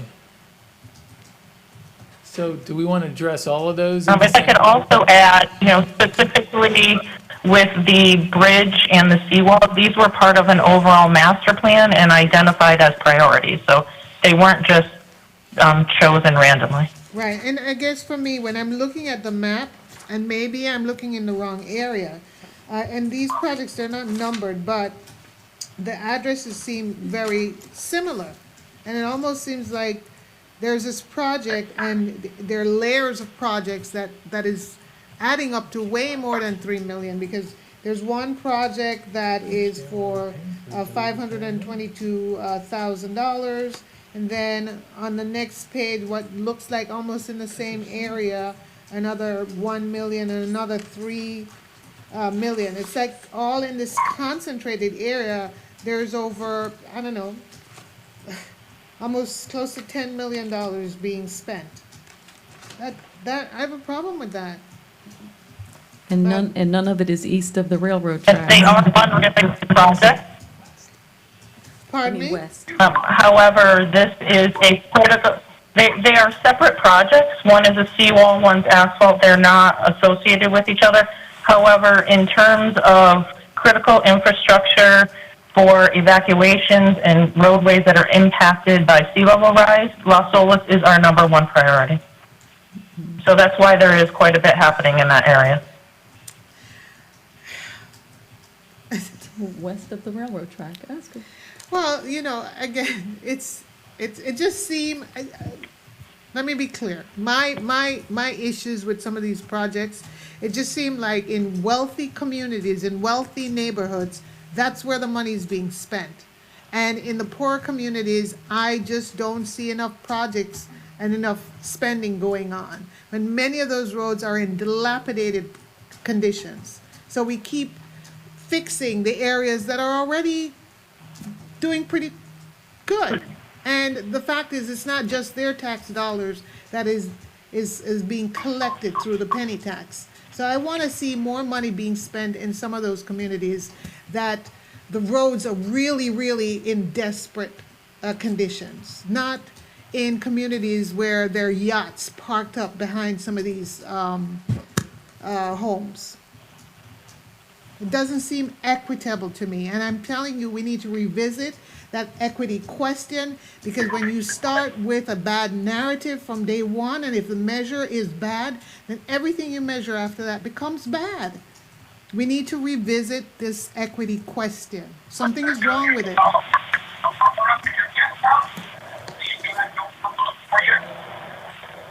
All of those comments will be part of the transmittal. Are any other members? Go ahead. Sure, George Cabros. Yeah,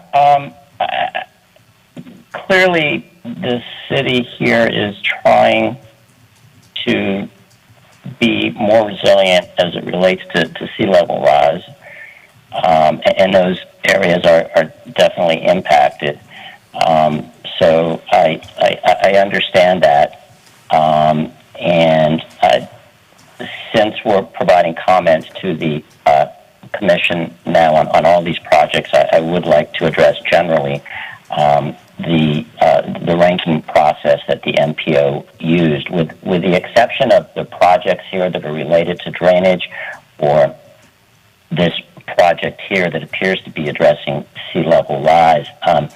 I was not impressed with where sea level rise and resiliency ranked on the prioritization chart of many of these projects. It ranked below signage, it ranked below landscaping, and that could be a problem later on down the road if municipalities have to revisit these projects because they did not consider sea level rise.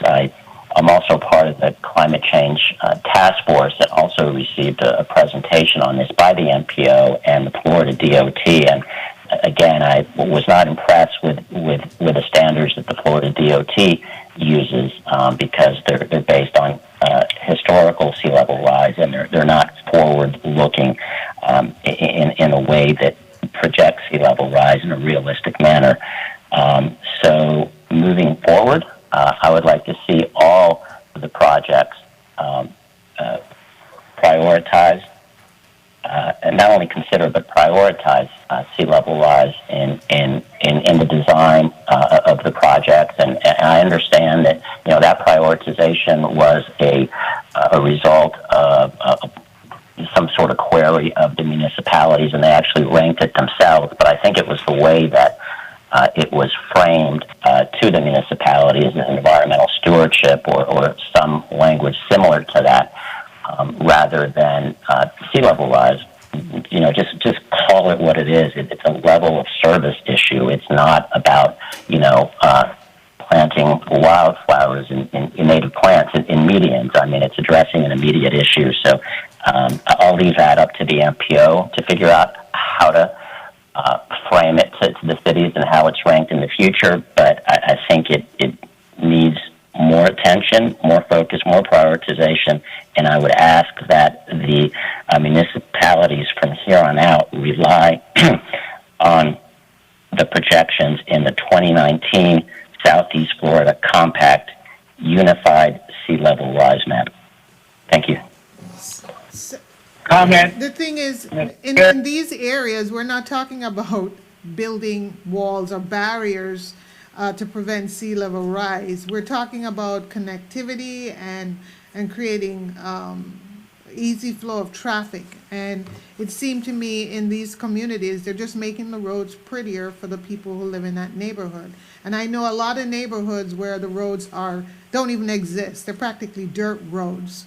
And so why aren't the cities focusing on some of those areas? And many of those people have to walk to work or ride a bicycle to work or take the bus to work. They don't have the luxury of working from home. And I know that we're going to see a time where this county will probably move to a larger percentage of its population working from home. If nothing else, COVID has taught us that. So we're going to see more people working from home, and I promise you, it's not going to be the poor people working from home, right? And so I want to keep them at the forefront. Greater equity is required. Additional comment, Mr. Chair. A lot of this money does relate to sea level rise, and it's extremely important. And I think you pointed it out. Even though it may not have gotten as many points as it should have because they don't consider that, it's an extremely important thing. This is one of the main evacuation roads, and it needs to be taken care of. And I would guess that of the $10 million, I didn't total it up, but I'll bet a majority of that has to do with making the road above water. So I think it's money well spent by the city of Fort Lauderdale, and they had good insight. Okay. All right. Do we want to move? You got all those items? I've captured all of those. What I will be doing, because I will obviously not be able to wait for the wonderful verbatim minutes from Nancy in order to do this transmittal by next Tuesday, which is when we're hoping to be able to do that. What I will do is I'm going to try to capture all of the information that I've heard, and I will distribute it to the Oversight Board members to make sure that I have accurately captured your comments before it's transmitted to the chair for signature. Thank you. All right. What's the next item? The next item that was pulled was a Margate item. It was Margate 3 for milling, paving, and resurfacing of the public roads. Excuse me, Hallandale 2 was pulled also, I believe. Oh, I'm sorry. Where's Hallandale number 2?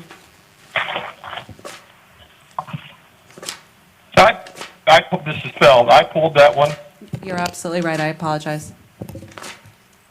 It was my concern or issue, just for discussion, is in one of the comment sections it says 90% of the funds requested are for new paver crosswalks. Are these pavers that qualify under eligibility? No, they are not. And so these motions were approved with the caveat that that the projects while these types of projects are eligible, they exclude the eligibility, the items that are delineated in the interlocal agreement that indicates that they're not eligible. So brick pavers and headers and things of that nature are listed as ineligible in the interlocal agreement, and we will address those elements when we negotiate the contracts with the municipality.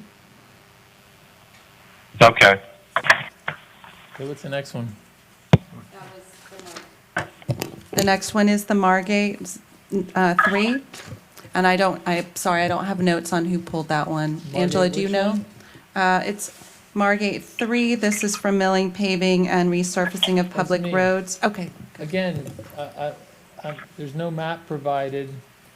But I guess these repair and maintenance things are different than the others, so I don't know. I believe we do have some So we're gonna give them locations. $1,053,000, but I don't know where that $1,053,000 is going, and Unless there's an attachment that I didn't see. And so I'll tell you right now, I got like 5 of those in this, maybe 6.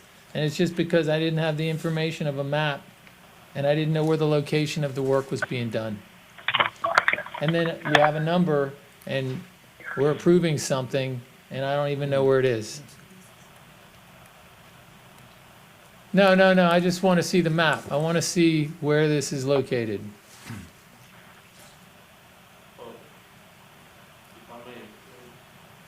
Go ahead. Yeah, go ahead.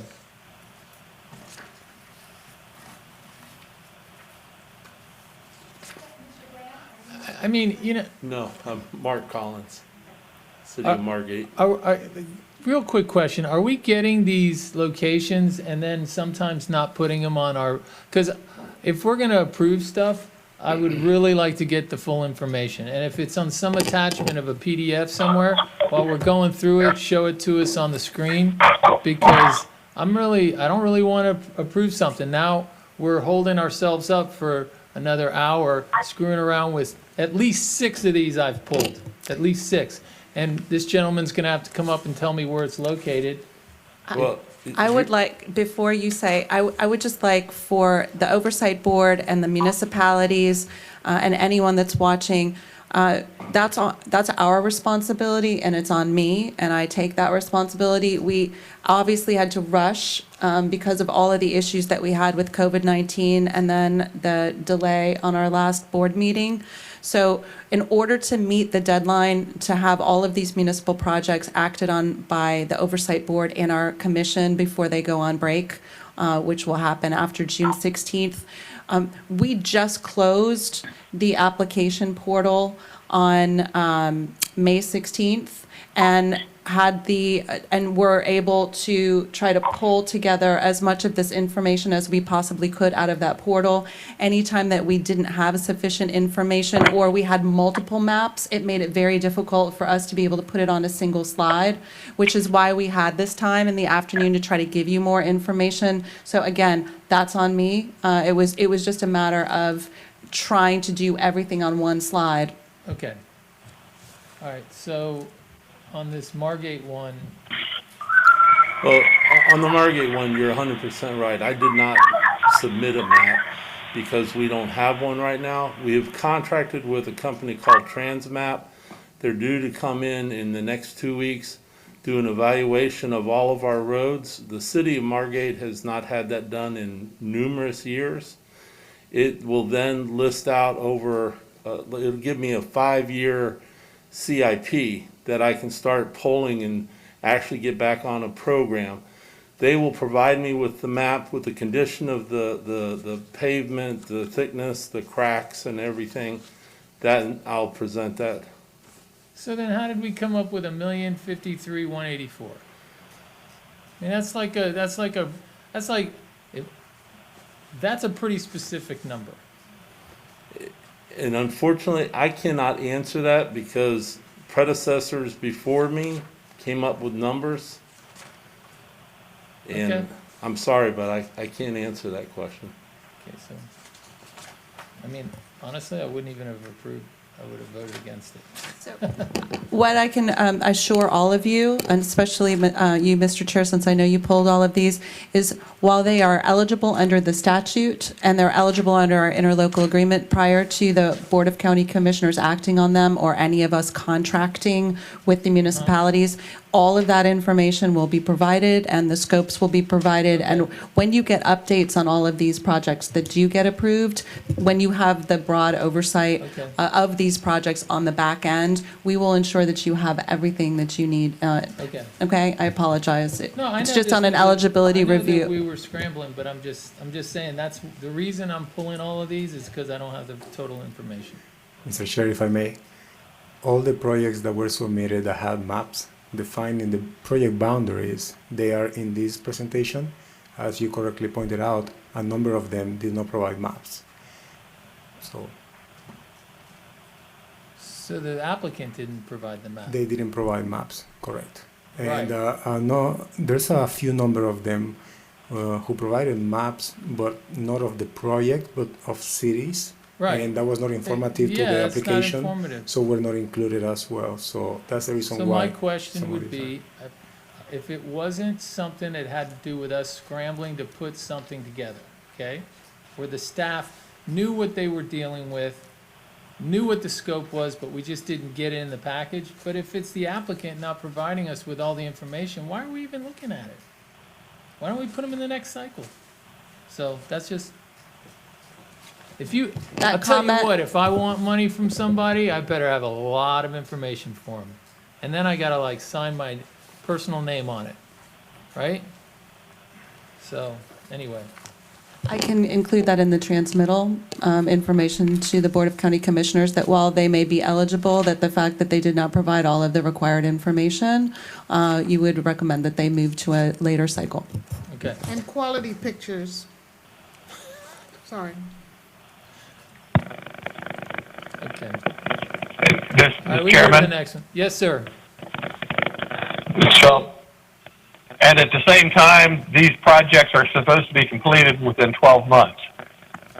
And we don't even have the maps today. That's right. That's right, Phil. Thank you. All right, let's go to the next. And practice social distancing in public. Avoid close contact. Anyone showing Please put your phone on mute. Thank you.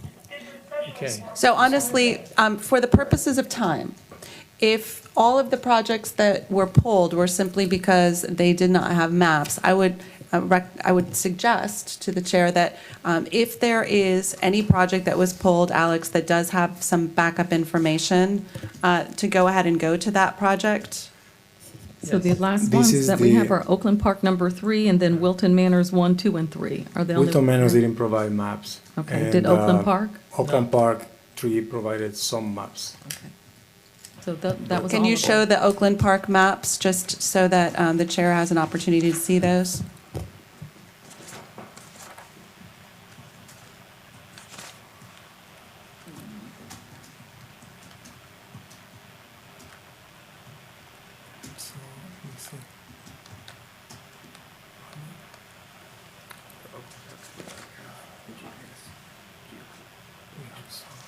in Congress and funding for Oakland Park 3.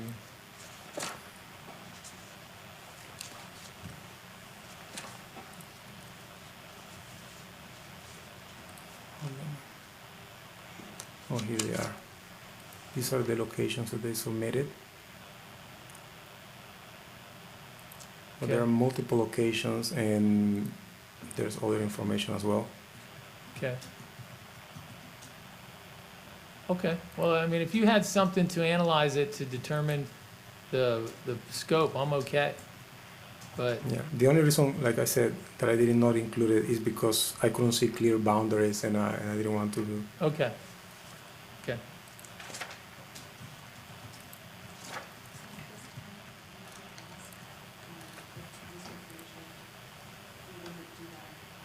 Okay, okay. Is that where we are at this point? Okay, Mr. Frazier, would you like us to pull up the map and show, and I think that's interesting to you too, Ms. Bennett, to show the location of where the projects are in their zip codes and throughout the county, so that we can see what neighborhoods are getting some of the work, or the work. Yes, I would. I'm having problems with my phone. Okay, so that's what we're gonna do now, right? I need to make a phone. Yeah. So at this time, we're going to move into the dashboard, and we're going to we'll focus in on the zip codes that have been identified as having the most underserved population and the highest needs, so that the Oversight Board members are able to see the types of projects and the amount of financial investment in those areas. I'm going to ask Ernesto Carreras to bring those up. And when you do, if you could please speak into the microphone and identify which zip code we're looking at when you do so.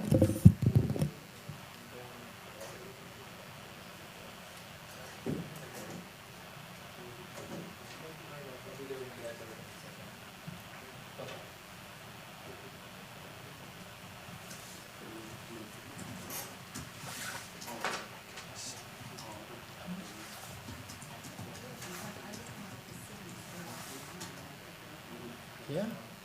But do you think we're about a half hour? Or Not. At this time, I think all of the cities, there are no further questions of the municipalities. If there are any Oversight Board members on the phone that do have any additional questions to a municipality, please let me know, because otherwise we're going to go ahead and disconnect their lines. Okay, we are going to disconnect the lines for all of our municipal participants, and we are so grateful for your time, and thank you for your participation. Can I say one thing, though, for the municipalities? We're all in the learning process, so hopefully as we go through this, we'll get better. Now the municipalities also have a better idea of what we're looking for, and thanks for their effort. That's exactly right, Doug. That's a good comment.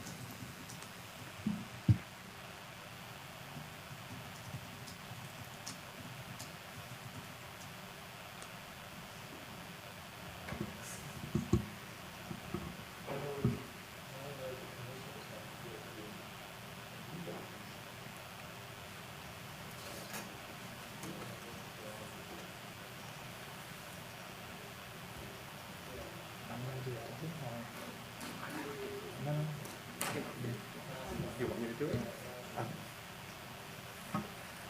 Stand up.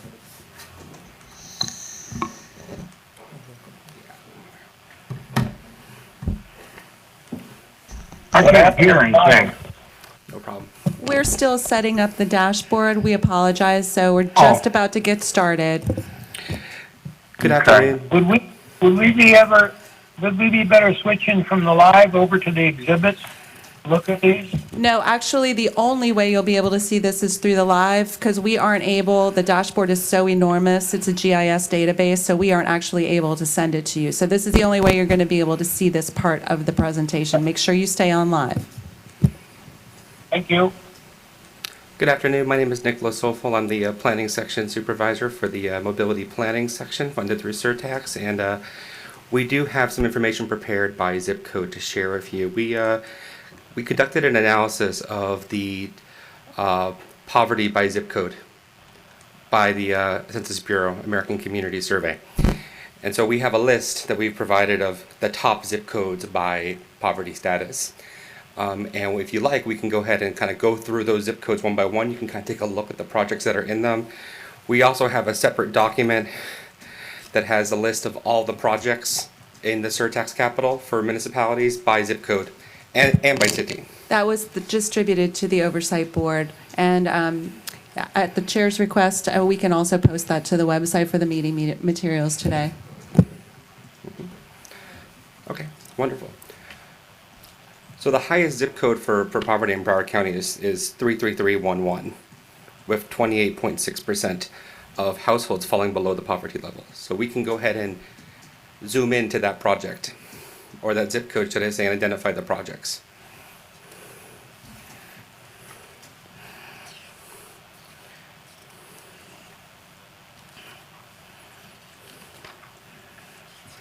Let me go to that zip code.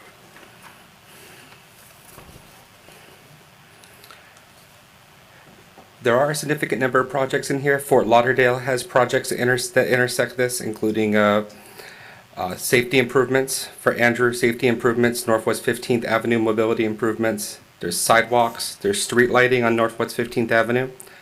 Lauderdale Lakes has a traffic calming program. Lauderdale Lakes has 36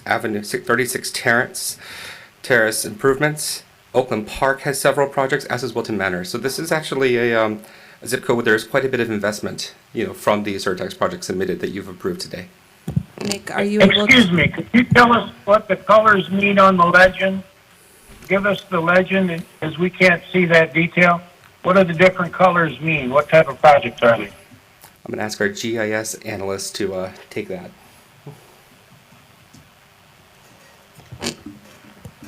Well, actually, Nick, you were actually sharing with the Oversight Board what those types of projects were. So the various colors mean drainage, lighting, sidewalks, Correct. traffic calming. I know it's very, very difficult for you all to see that. But Nick, could you also identify the total amount, the number, the value of investment in that area, please? I would have to add it all. I have it segmented by project, so we can provide that. I have it, but I just don't have it ready to be able to be added on the fly. But we have all the amounts. One of the issues too is that these projects were submitted by municipality, and many of them, many cities have multiple zip codes that go through them. So these projects transect through zip codes. So it's difficult to get an accurate depiction of how much funding is going to each zip code, because you would have to allocate what percentage of this project is in this zip code and how would you split that up. That's not something I think we would do. What we can provide is, for all the projects that intercept the zip code, we can give you what the total amount of funding is for the projects that intercept that zip code. Yeah.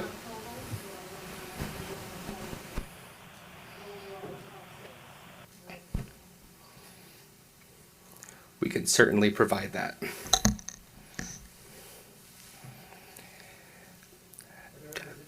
Do you want to go through some of the zip codes? I mean, we have the second highest is 33313 with 23% poverty by household.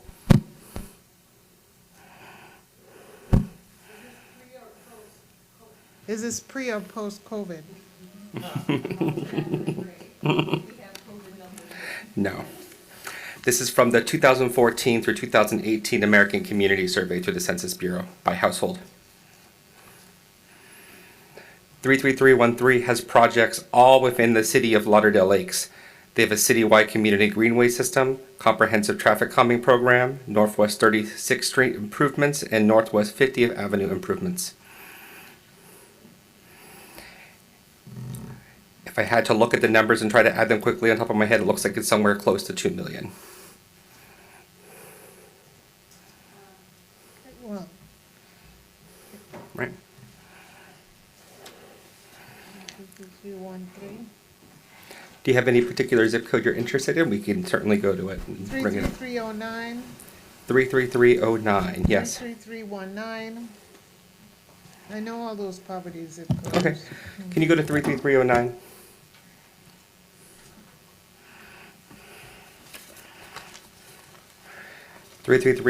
is number 5 on the rank for poverty in Broward County by zip code. It's 20.6%. 20? 20.6% poverty by household. So There. that's ranked 5th, weighted 1, 2. Which one is 3?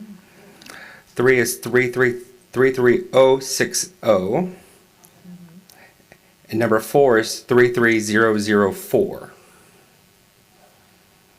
Okay, just so I can start monitoring them. Yeah. Okay. And It's- what's the percentage zip code, poverty in 33360? It's a 21.2%. And 04? 20.9%. Right. If this isn't in your attachment, we can certainly provide it to you. We have the list by zip code.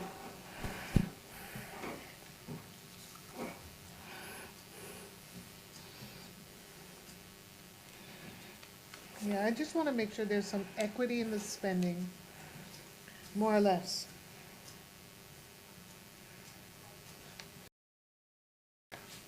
When we come back for the next round, it could be a recommendation that we add more metrics in the dashboard related to this, and we could look at specifically at zip code, zip level, and we can kind of orient this dashboard to be able to bring in some more of the equity type metrics for you to examine the next go around. I'd be happy to do that. Mr. Frazier, is there any location or zip code or city that you'd like to take a better look at?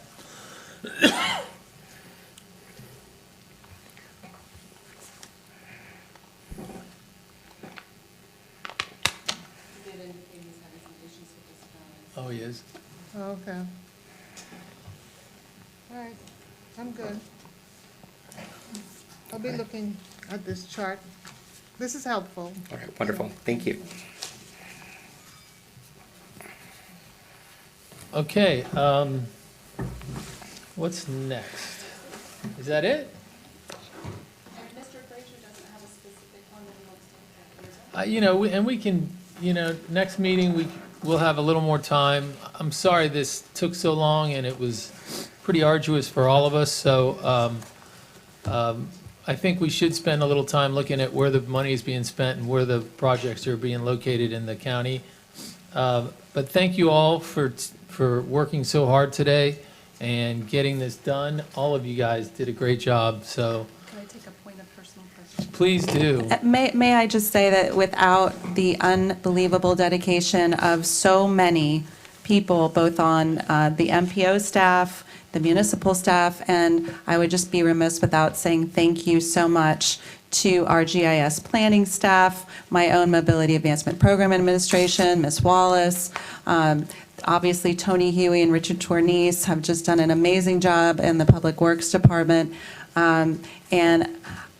We would very much like to invite any of the Oversight Board members that would like to attend the June 16th County Commission meeting. I will be sending you out some more specifics about the time certain when all of these projects will be considered by the County Commission. Obviously, all of our municipal partners are invited to attend as well.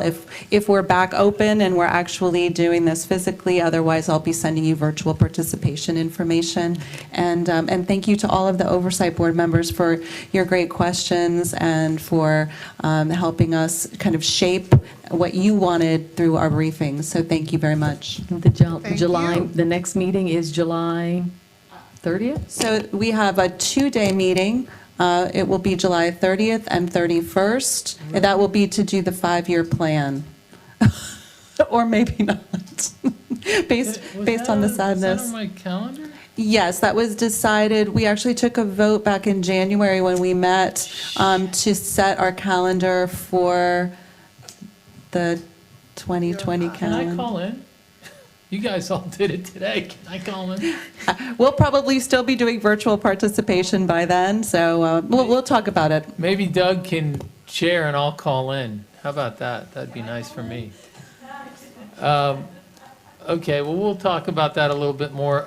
Thank you all again, and we'll see each other in July. Thank you. Thank you, Okay, everyone. thanks. Take Thank you, care, be everybody. safe. Thank you so Okay, much. Be safe. Bye-bye.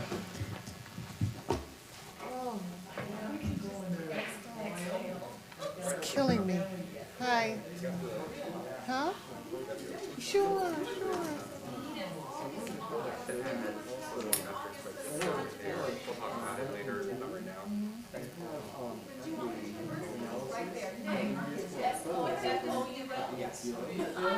Got it. Looks like so fast. It looks like so fast.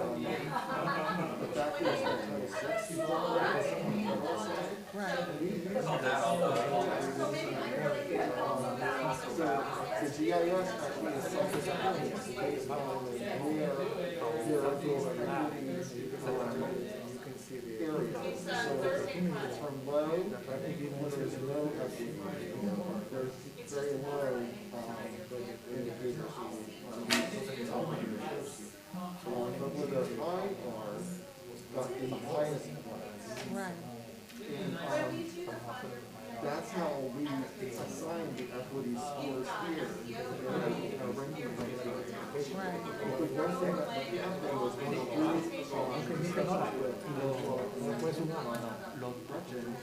because it was tied to the ordinance, they said that since it wasn't tied to the ordinance, equity wasn't tied to the ordinance. Thank you. We couldn't give the Right, and I think you went over it with us before. We did.